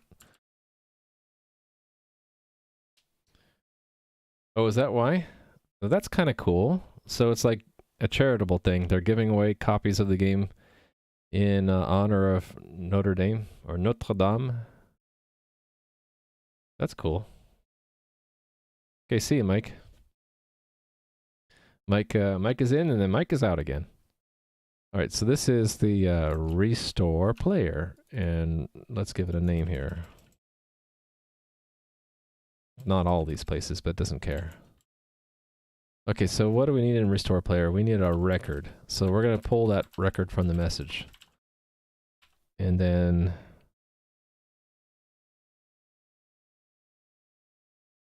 the tickets. And here I got to do the same kind of thing that actually the command itself is doing, right?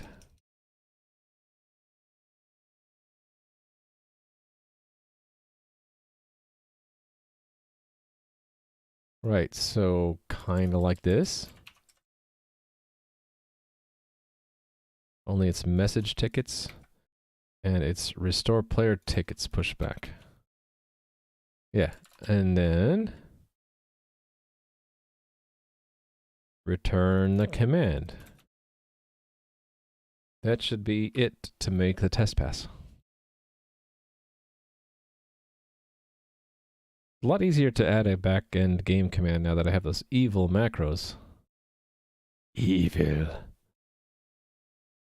Cool. So the coordinator part is done. Now the last two parts, actually the last part, because the players I don't need to modify, do. Oh no, I do. Shoot. I need to modify let's modify the executor is going to depend on the players and the mod queue, which I should probably hit those first. Okay, let's do players first. And I have like 13 minutes before 5 p.m. my time, which is what I was projecting my end time to be. So this will probably be the last thing I work on, is this restore player thing. All right. I don't actually know if I'll get done with it. I'll get as much as I can done with it with the time I have left. Players tests.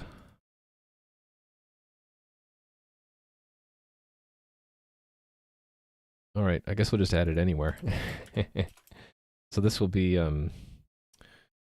restore player, or restore. So it's sort of like an add, only what add does is it assigns the ID. So restore will be like add, only we're setting the ID directly. Yeah, so I can actually just kind of take this as it is, right? And then just change add to restore. And then I can put any number I want here. So how about 55? And then when we get by 55, we should be able to get the ID and then player 2's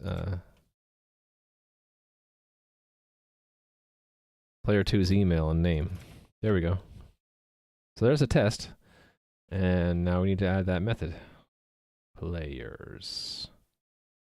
Players, players, players. Where are you, players? Players. Oh, there's something I forgot to write down about something I was doing earlier. Yeah, I thought about this and then I forgot to write it on a note. If admin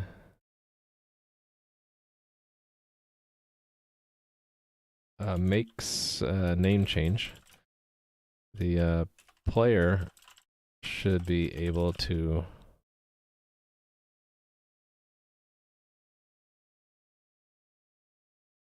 actually take that back. It's not just that the admin makes it. Allow admins to reset the name change cooldown for a player. That's if they want the player to change their name again, or possibly just or just do this automatically. whenever a player is masked. That makes more sense. How about ignore player name change cooldown if player is masked? Because the whole point of masking a player is to ask them to change their name. So I need to do that. Alright, anyway. Players. This is restore, right? Int ID, JSON value, what are we calling it? Serialization. So kind of like add, I guess. What does add say?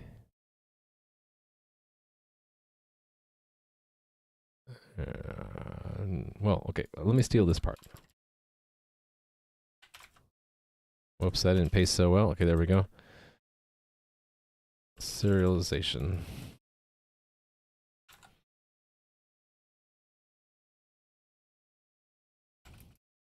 This is the serialization of the player to restore.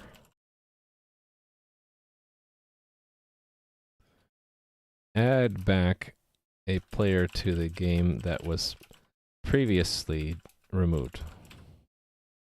Okay, there we go. So let's go to implement it.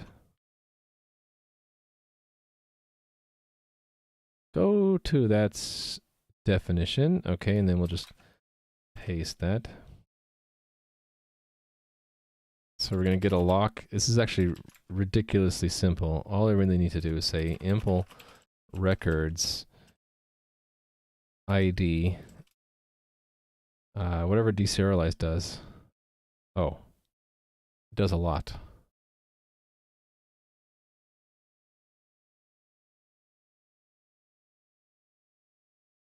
Okay, so let's take this out. Extract this method.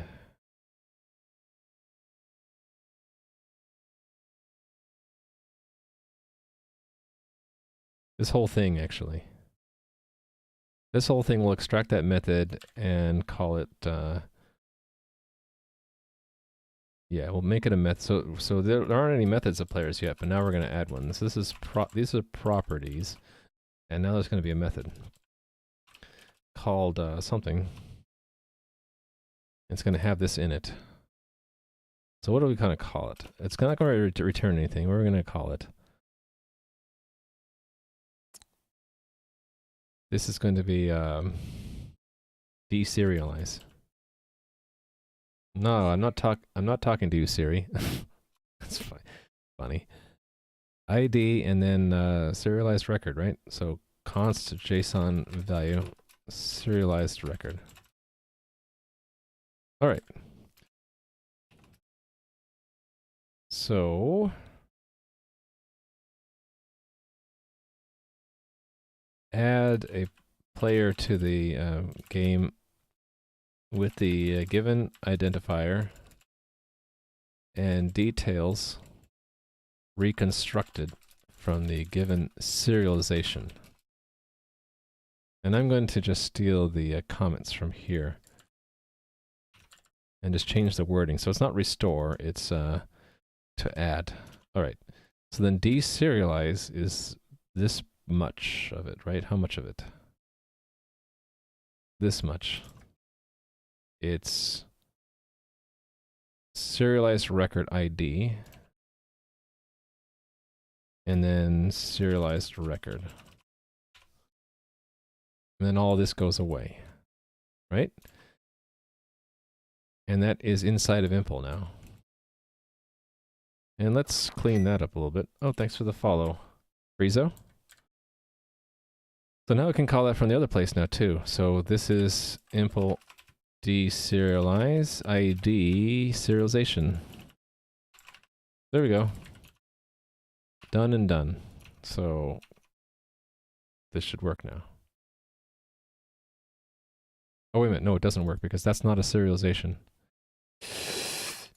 Serialization. Let me copy from the deserialized test. Yeah. So let's just pull it out. And I don't need the ID in there. That is important, right? Hold on, let me think.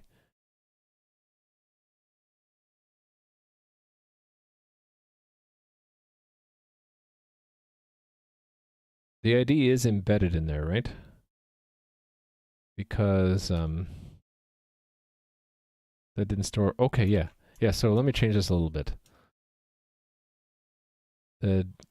This can just deserialize the serialized record, and then this we can fetch ourselves inside of this function. So like this. So const auto ID equals that. And then we don't need the ID passed in.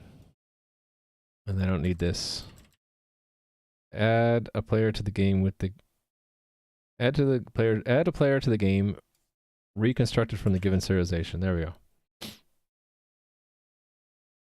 Okay, these impulses don't need to be there. Cool. So then I just do that. And I do that. And I don't need an ID for restore, which makes sense. There is no ID. It's all in the serialization, so no ID. It's just that this now does not have that. It has one of these ugly JSON objects. There we go.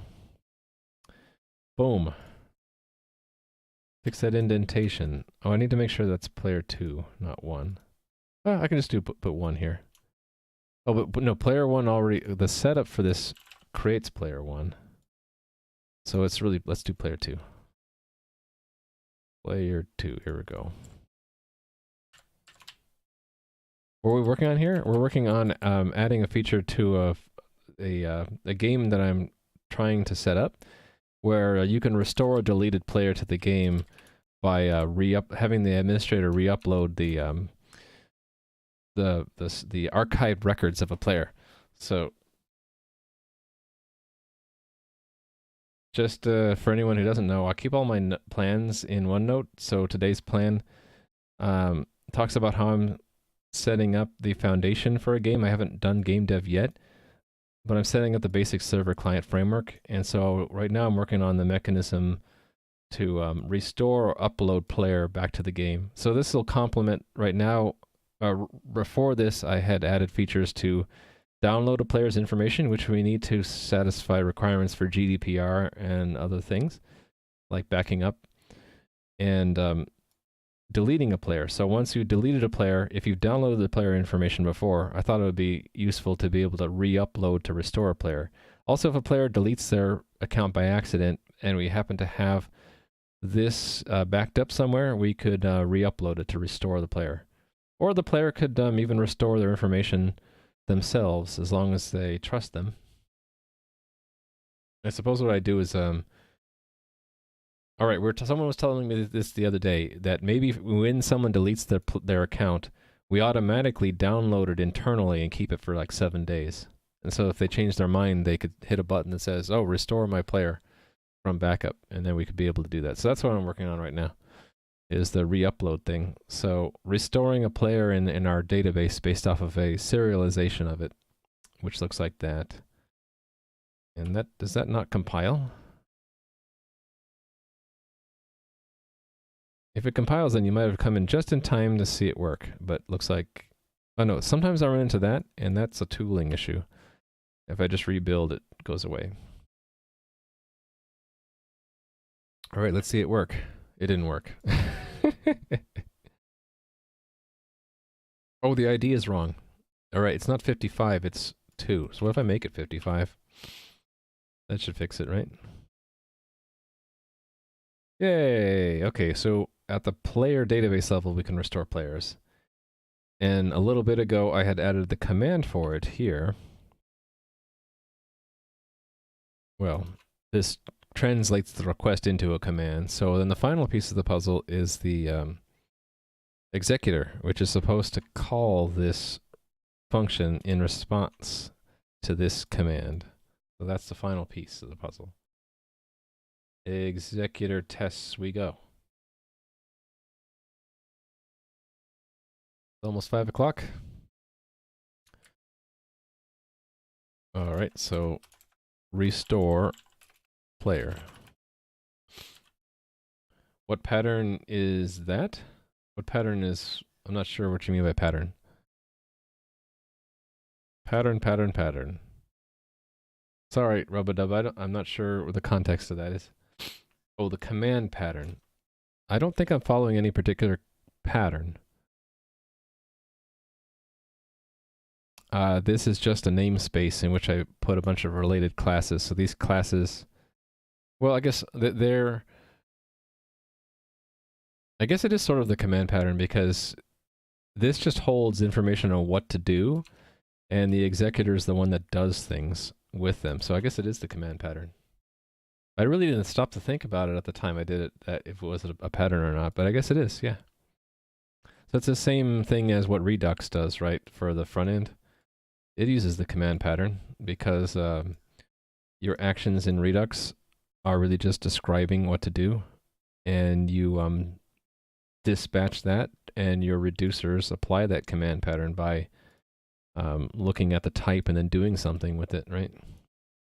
It's another form of the command pattern. Same thing in my middleware. Based off of the type, we do something different. So yeah, same thing. Restore player. What do we expect here? Let me think about this.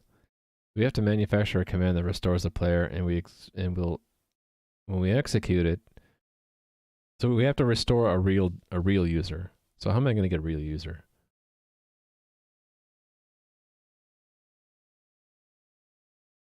I guess I have to bite the bullet and use the full ugly JSON value I had down in the player's test, right? So this thing.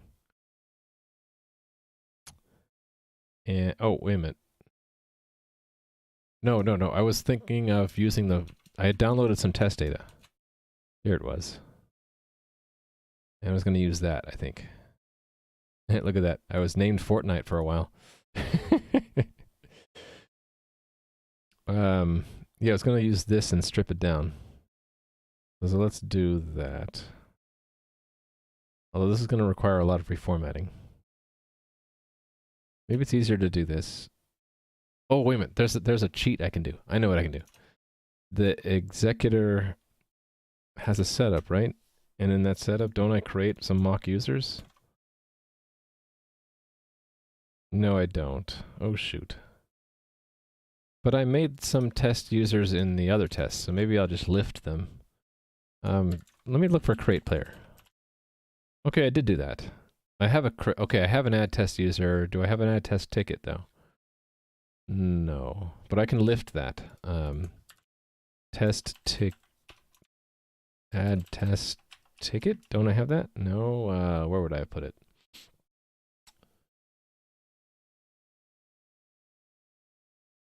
Mod Q test, I think. Oh?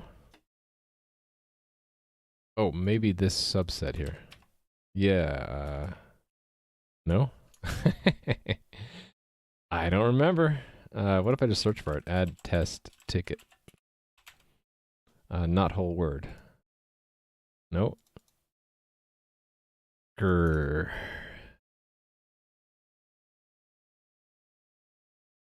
Let me stop and think. Where would I have needed to use test moderation tickets? I thought it would be in moderation, but that's got no common setup. Oh, maybe it was mail. Maybe I'm thinking about the mail. Test mail.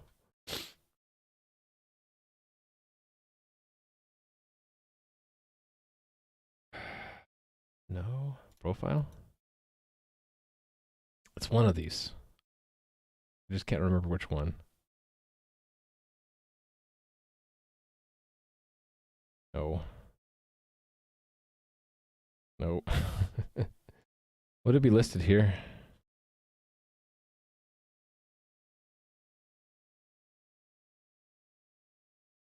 Ah, it was here.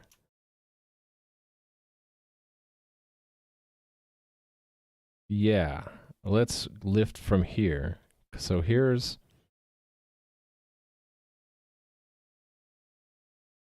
Actually, it doesn't really matter. Yeah, the ticket system doesn't care. It doesn't give a crap. So I only really need the test user, which I have. Okay, so let's do that. So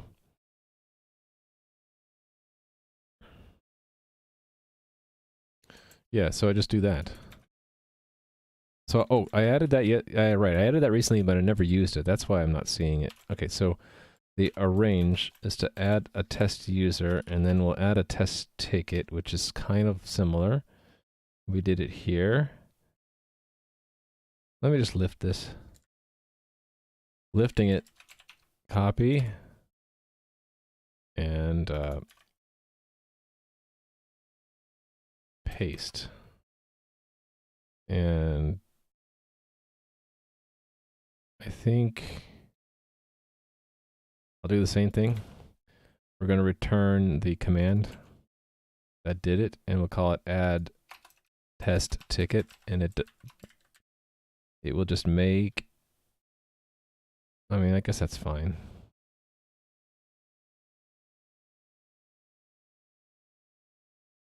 This has to, I should try to make these consistent though. Let's make that a 1. Because the first test user will have a 1.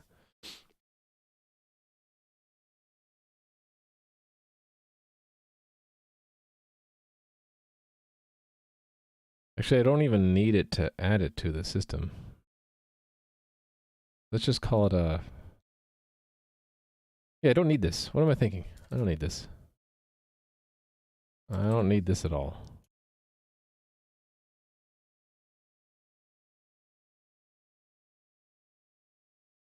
And really, I don't even want it to do that part of it. What do I want? What do I want?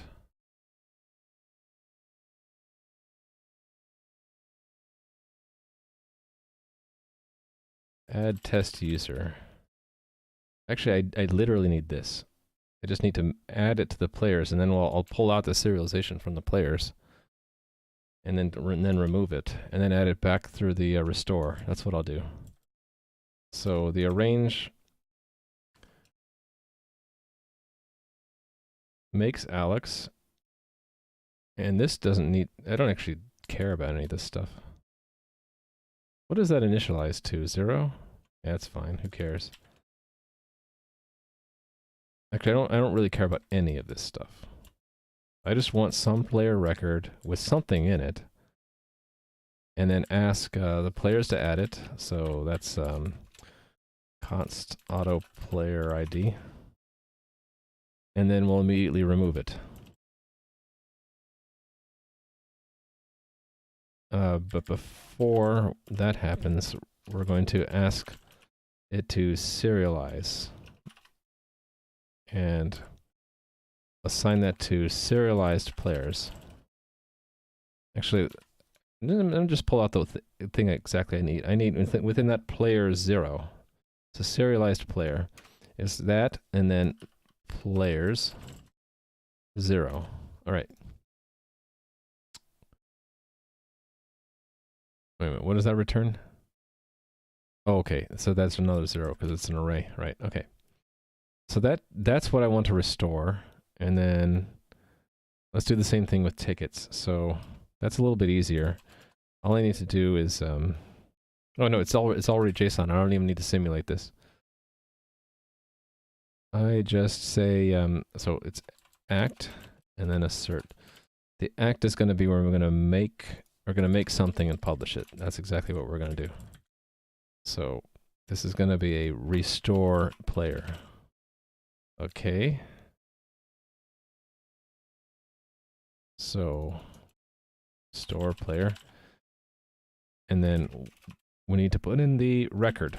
And the record is going to be the serialized player. I did that on purpose, because I want to get back Alex from that. Okay, and then restore player tickets. We'll just make it simple. We'll make 1 ticket. And then that is a vector of JSON values, so I can put whatever I want here. Oh wait a minute, no, it has to follow the convent. Okay, maybe I do want to go to the mod queue and do the same thing. So add some ticket. So here's where I can put whatever I want. So let's make a JSON. It doesn't even need to be an object. We can just add 42 ticket ID, and then we can just say mod q, then just remove it. And then, yeah, between that, the same kind of thing. So const auto serialized ticket is mod q serialize. And the here I don't remember again. What was the format? Tickets, right, tickets 0. Okay, so there's a serialized ticket in there. Cool. So we removed the player and the ticket, and then through the publishing of this restore player, which has those serializations in it, I want to assert that we get back the player. So const auto restored player equals players get player ID, and then expect equal Alex for restored player name. Exactly. And the same thing with the ticket. Ticket should go to mod q. I should be able to, does it actually have a get? It does. So I can get the ticket by its ID, and then it should be 42. I think I had to do the cast to int explicitly though. All right, there we go. Mike, you're back. How was dinner? You left really quick. You must have been hungry. My schedule is shifted by 3 hours today, and it'll be tomorrow too, because I was helping out another streamer, sort of his channel. He is at the first robotics championship in Houston, where they asked him to come stream live at that event. So I was helping out in his channel, so to speak, this morning. So otherwise I wouldn't be here. I would be eating dinner myself probably by now. Yes, it is a good idea to respect the wife's cooking. Otherwise you will find yourself cooking for yourself, right? And maybe sleeping on the couch. Okay, let's run the test, verify it fails. And it should fail the way I expect, and that is that Alex didn't get restored, and his ticket didn't get restored either. So that's because the executor doesn't actually handle this command at all. So that's what we're going to fill in now. Executor. There's a table again, somewheres. Where is that table? Here it is. So we need to add an entry for it. On restore player. All right. So on restore player is now something we can do. Oops. I want to take this. I keep slipping on the keyboard. I want to take this without slipping. Copy and paste below. Right, because that's where that goes. Yes. So this executes the restore player command by adding back, or basically by restoring the player and the tickets deserialized from data in the command. All right, so we're going to interpret the command as restore player, and then I think it's just as easy as just saying game state.players restore command, oops, record. Because the executor is really just a go-between. It goes between the database, so to speak, which are these things, the players in the mod queue, and the journal of command requests, which are, you know, things that the game should do.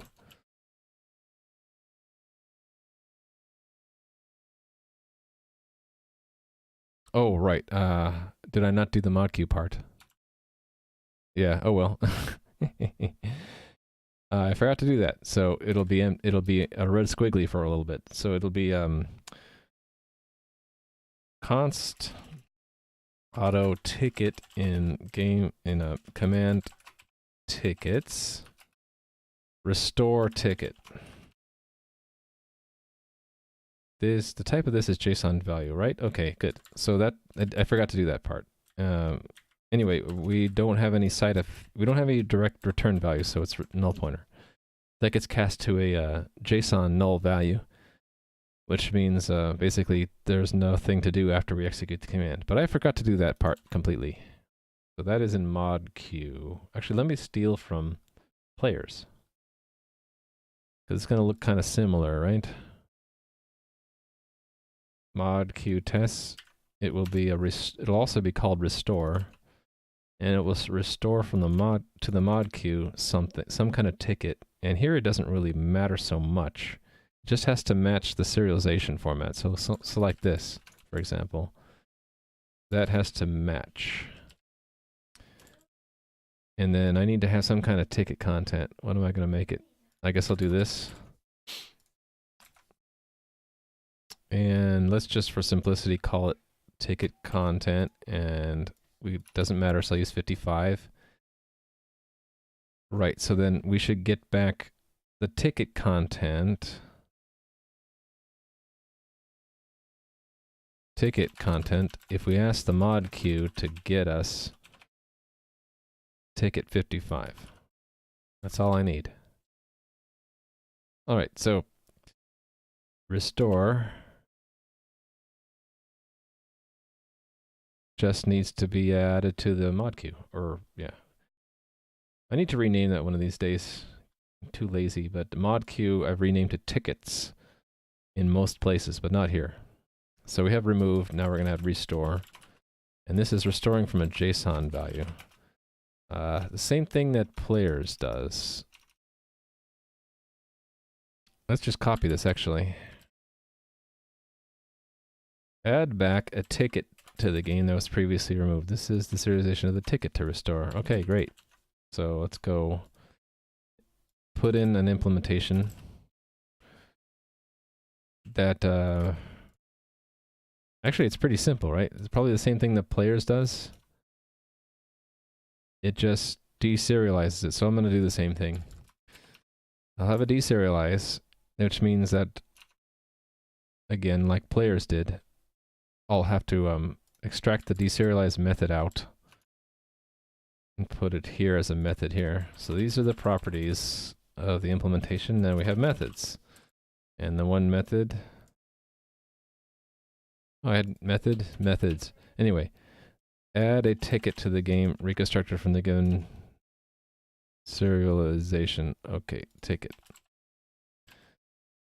All right, there we go. And then the deserialization was in here, right?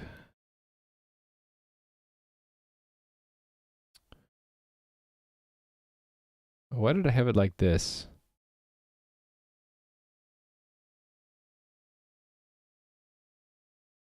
Why did I have two versions of the code here?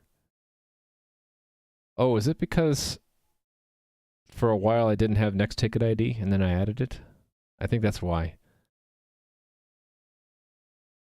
So I already have something. Oh, no, it's right here. Okay, so this is, it's really that simple, then I don't need to extract it out. Let's do it anyway. So this will be impl deserialize, serialize ticket. And then this is the body of that deserialize, actually. That goes here without the impl in front. And it's ticket instead of record. Oh, is that also wrong back over here? Yeah, it was. Look at that. All right. So deserialize is now called from here and called from here. Let's test it.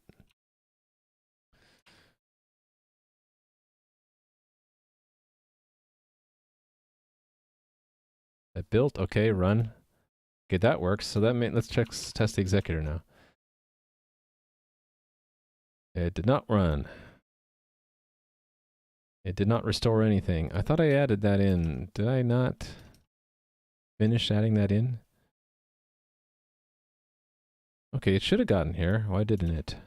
Let's see. Debug. It never got there. Okay, why not? Oh, I know why. I remember. We have to mobilize. That's important. we should mobilize, like so right here, mobilize.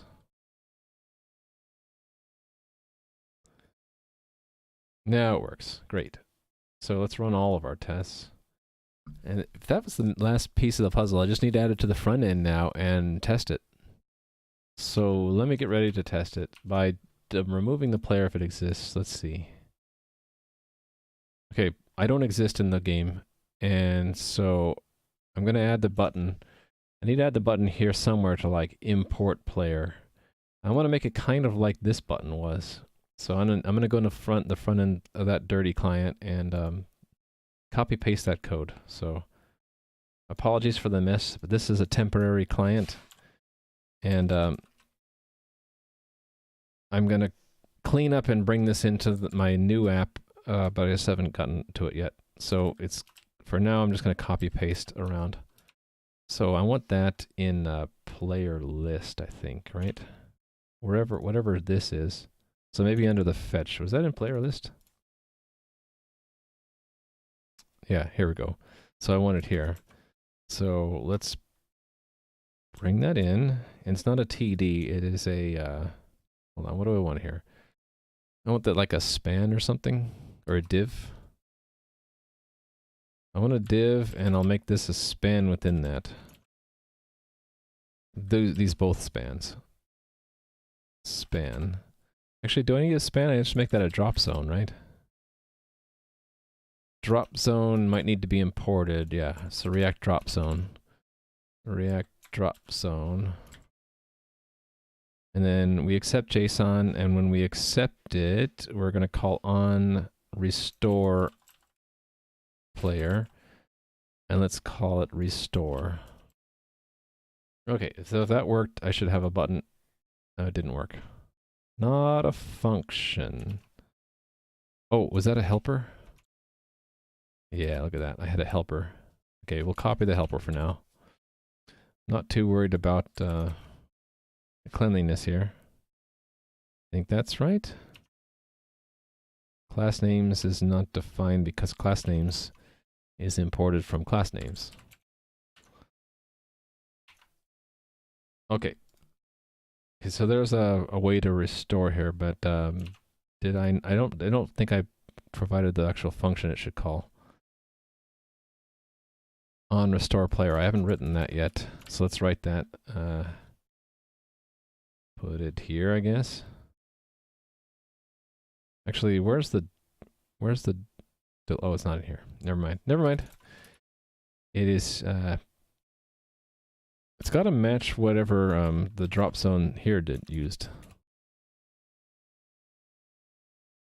On configuration dropped. Okay, so it's this kind of a thing.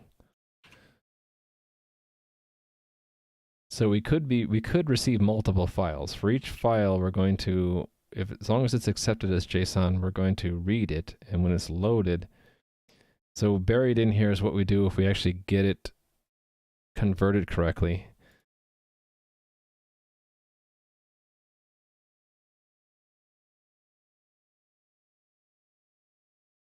Right, I think here we're just going to send it to the server, right? So one of these, I guess.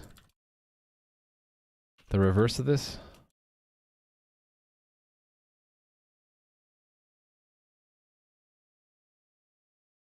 So that's what it used to do, what I copied from used to do. Instead, we're going to say restoring player.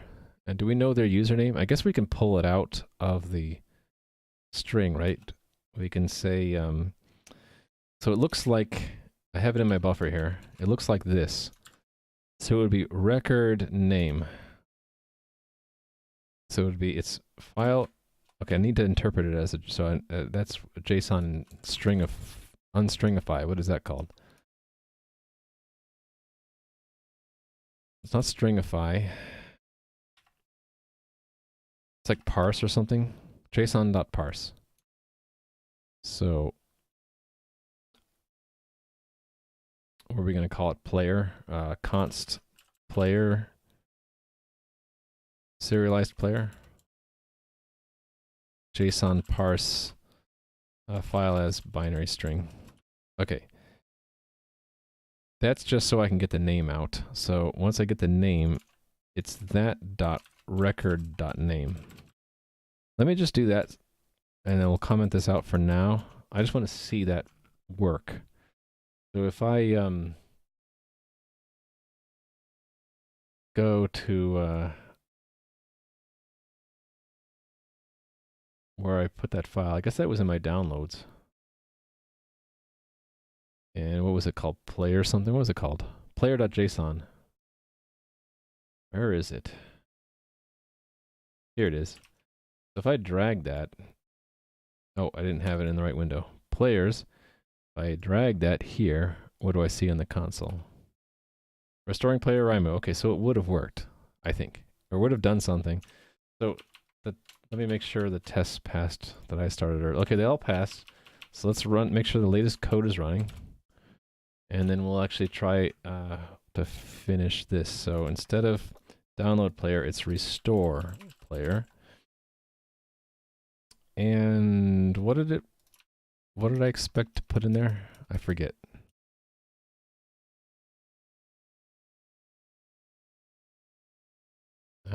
No, that was an admin tool. Record and tickets, okay.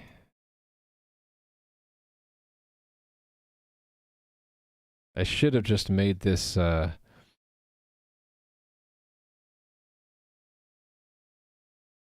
should have just made it take a single thing, but oh well, that means I'm gonna have to reconstruct it. I have to go play Worms with the kids. Sounds horrible.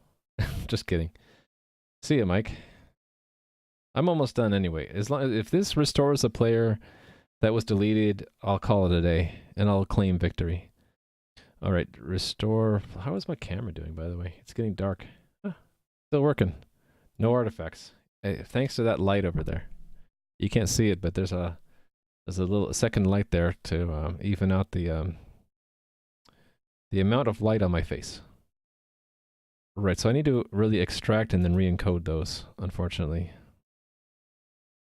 So that is a JSON stringify again, and then record, I guess, yeah, so it's just serialized player record. Actually, you know what we can do? I can just say this like that, right? Because then it will put record and tickets and correctly encode everything. So let's just try that. So here we go. Here goes nothing. Let me refresh that. And I have no idea which socket it's going to pick. It picks one at random. How about we'll just look at this first one. And here I'm going to drag that file in and see what happens. Here goes nothing. Oh, again, I'm not on the right page. There we go. Okay, it's sent to restore player. The record was in there.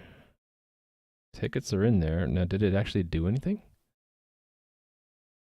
Oh, look at that. I'm back. It did not report to the subscribers the player change, though. So maybe that's one thing I can follow up on later. Okay, so need to report to subscribers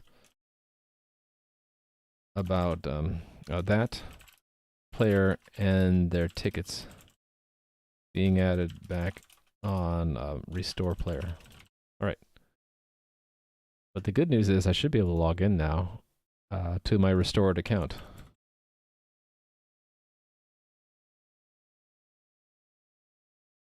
Oh, look at that. The tickets didn't show up, though.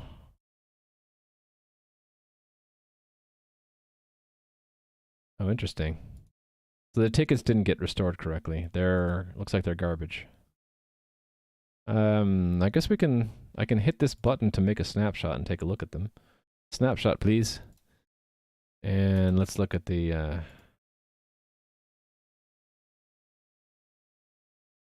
game state. Snapshot. What do the tickets look like here? Here's a player got restored. It even remembers I was called Fortnite for a moment. Okay, yeah, the tickets are garbage. So there's something wrong in the ticket restoration. I still have that here.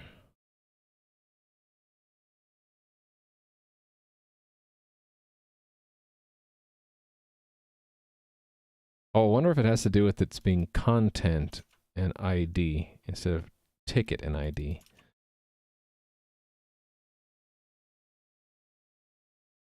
I wonder. Anyway, the record got made through, so tickets didn't. Tickets is an array of objects. Each one has a ticket and an ID, right? So somehow that did not get restored correctly. Question is, did it get transmitted correctly? And I would see that here somewhere in this mess. I have no idea where it would be. I saw it right when it generated it. I guess I can search for it, right? Restore. Okay, it's not that WebSocket.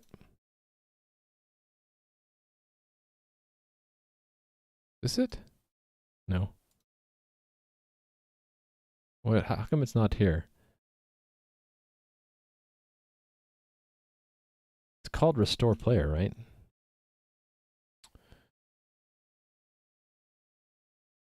Yeah, so I should have seen it. I must have reloaded after I did it. What a shame. Or it scrolled off the top. No, it remembers them all.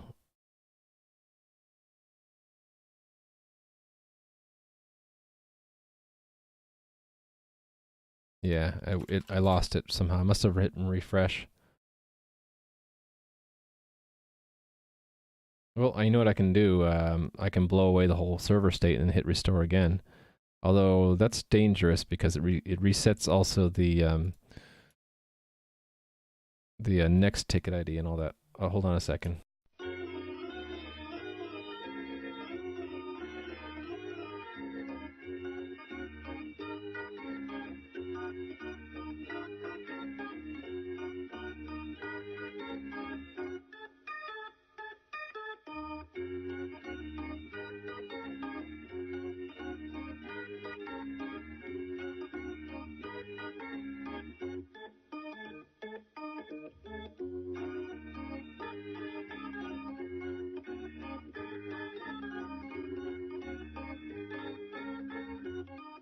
All right.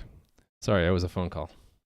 And actually, I got reminded that I need to go somewhere in 15 minutes. So I have like 10 minutes to fix this. So I guess what I'll do is I will make a new account and then delete it and then try to restore it again and see what is transmitted. So let's make a new account. So log out, we'll log in, and we'll make Bob.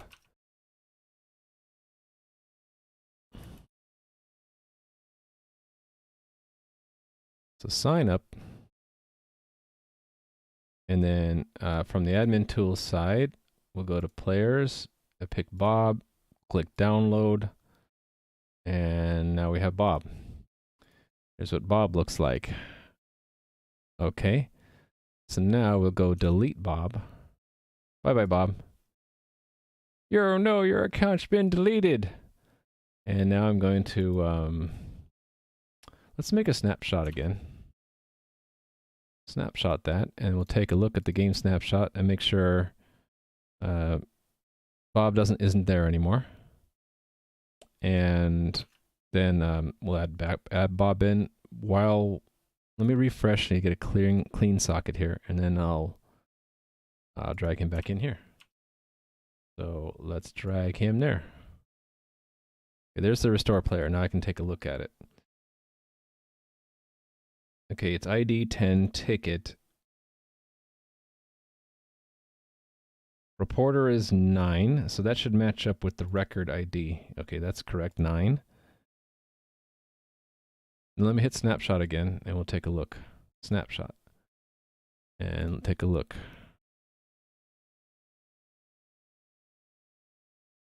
So here's Bob added back in.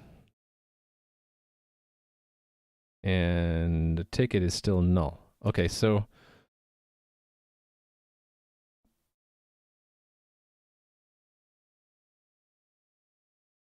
ID and ticket has a ticket content, so that's being misinterpreted somehow. Let me trace it through the code here by my eye. Let's see, the first place it would hit would be the message handler.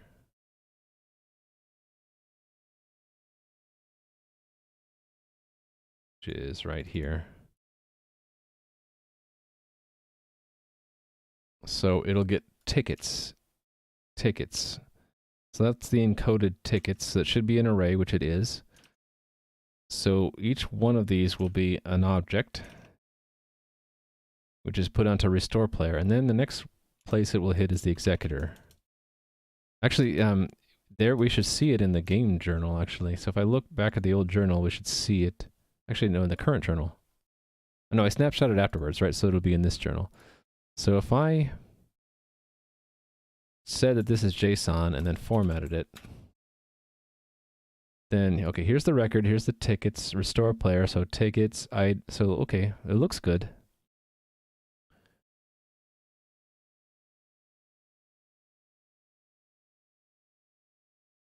Let me make sure that looks the same on every server, though. That'll be a quick sanity check that it's serialized correctly. Aha! Look at that. Oh, wait a minute, no, I just didn't collapse it right. Never mind. Okay, so it replicated the command correctly. So then the next step would be the executor. I don't need these, actually I don't want to save these. Okay, so next is the executor. It will get to here. So it's going to go through and tell the mod queue to restore the ticket, which will be the object. So it might be in there. If it's not, then I'm not really sure. Let's see, mod queue. Restore. Calls deserialize, which looks at ID. Oh, look, it's looking at content and not ticket. That's what it is. Okay, so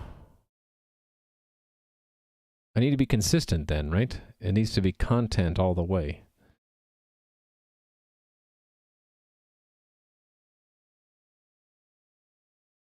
So how did it come to be tickets and not content?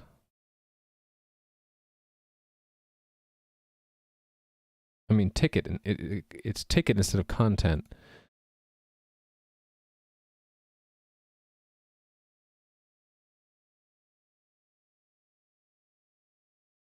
Yeah, the serialization should say content, not ticket. So what went wrong here? What went wrong there?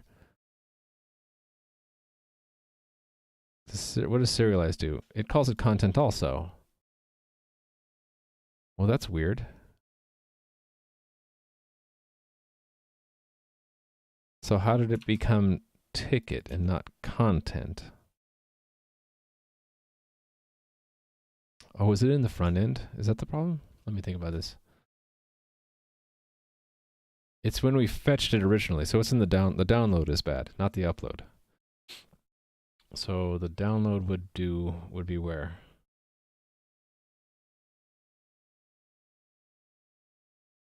That was in here somewhere.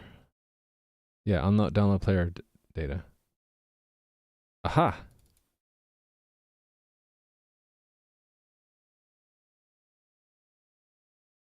Oh yeah, why am I doing it this way? Why don't I just tell it to serialize? Oh, because we only want to serialize certain tickets, that's why. That's why it is.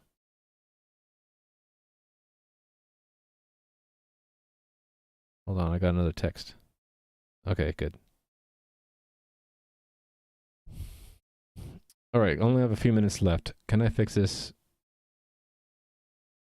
in a unit test? I can, so I just need to expect that that is content, not ticket. And also there's a sensitivity here between this code. There's a little bit of redundant code then between there and there. So let me mark that down.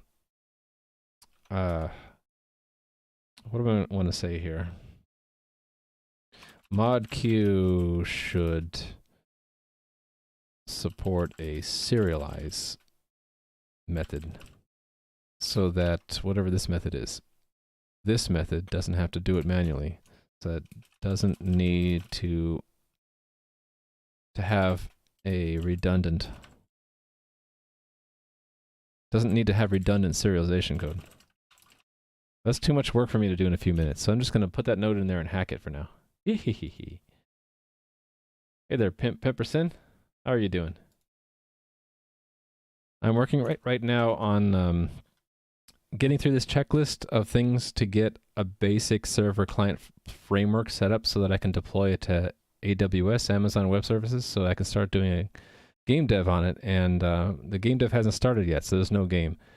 These are what I consider to be essential features to have a platform which is safe for people to play around with, that has moderation and other features. And right now, today I was working on these where I can not show a player's name until we check to make sure it's acceptable, and then basically backing up and restoring player accounts and also deleting accounts. So we got all the way down to here, and there's one final bug I'm working on. Yeah, thank you. So for now, the bug right now is this should be content, not ticket.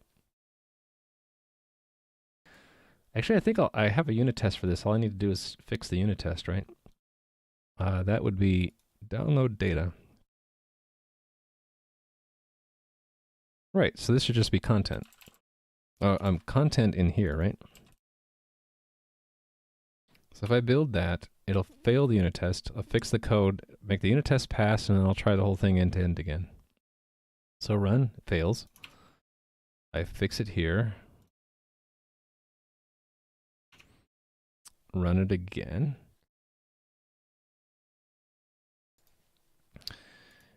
Passes. So we'll update the server code. And I don't have any players, so I need to make one, right? Oh, no, I do. But they don't have any tickets. Let's just delete the old players. Delete, delete, and my account's been deleted, so let's make a new one.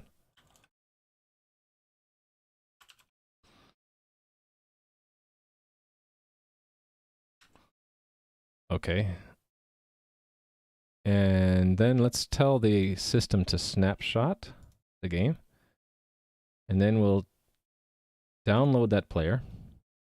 So download the player, and then we can look at it, make sure I see my datas. All my datas are here. And it has content instead of tickets, so it's fixed. Hey there, Ruin. Coding's pretty good. I'm near the end of my stream though, because I have to leave in literally 2.5 minutes. I have to take people somewhere, drop people off and all that. So really quick, let me just run this end to end, which is now I'm going to delete the account. Oh no, my account's been deleted. No, never fear. We have it on file. It is, I closed the window. I'll find it again. It's in my downloads. Player.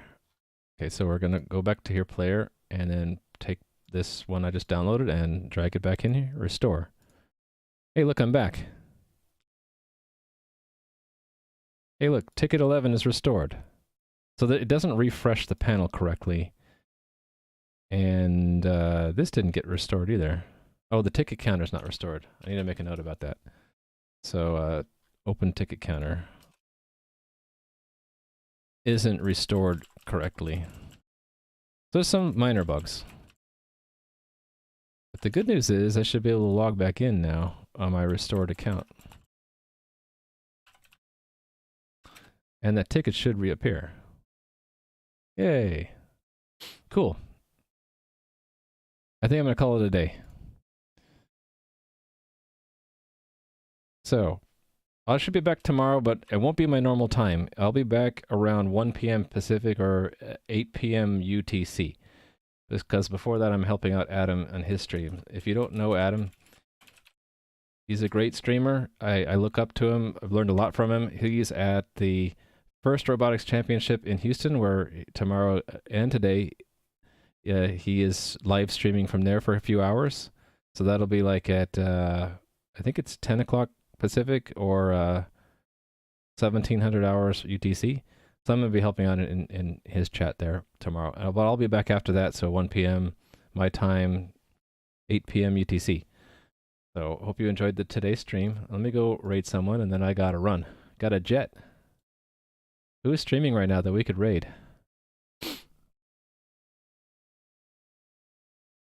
I think we will raid Zorkenheimer. Let's make sure he's not ending his stream. Zorkenheimer's a great guy. He is writing assembly language for the NES, so this 8-bit Nintendo Entertainment System.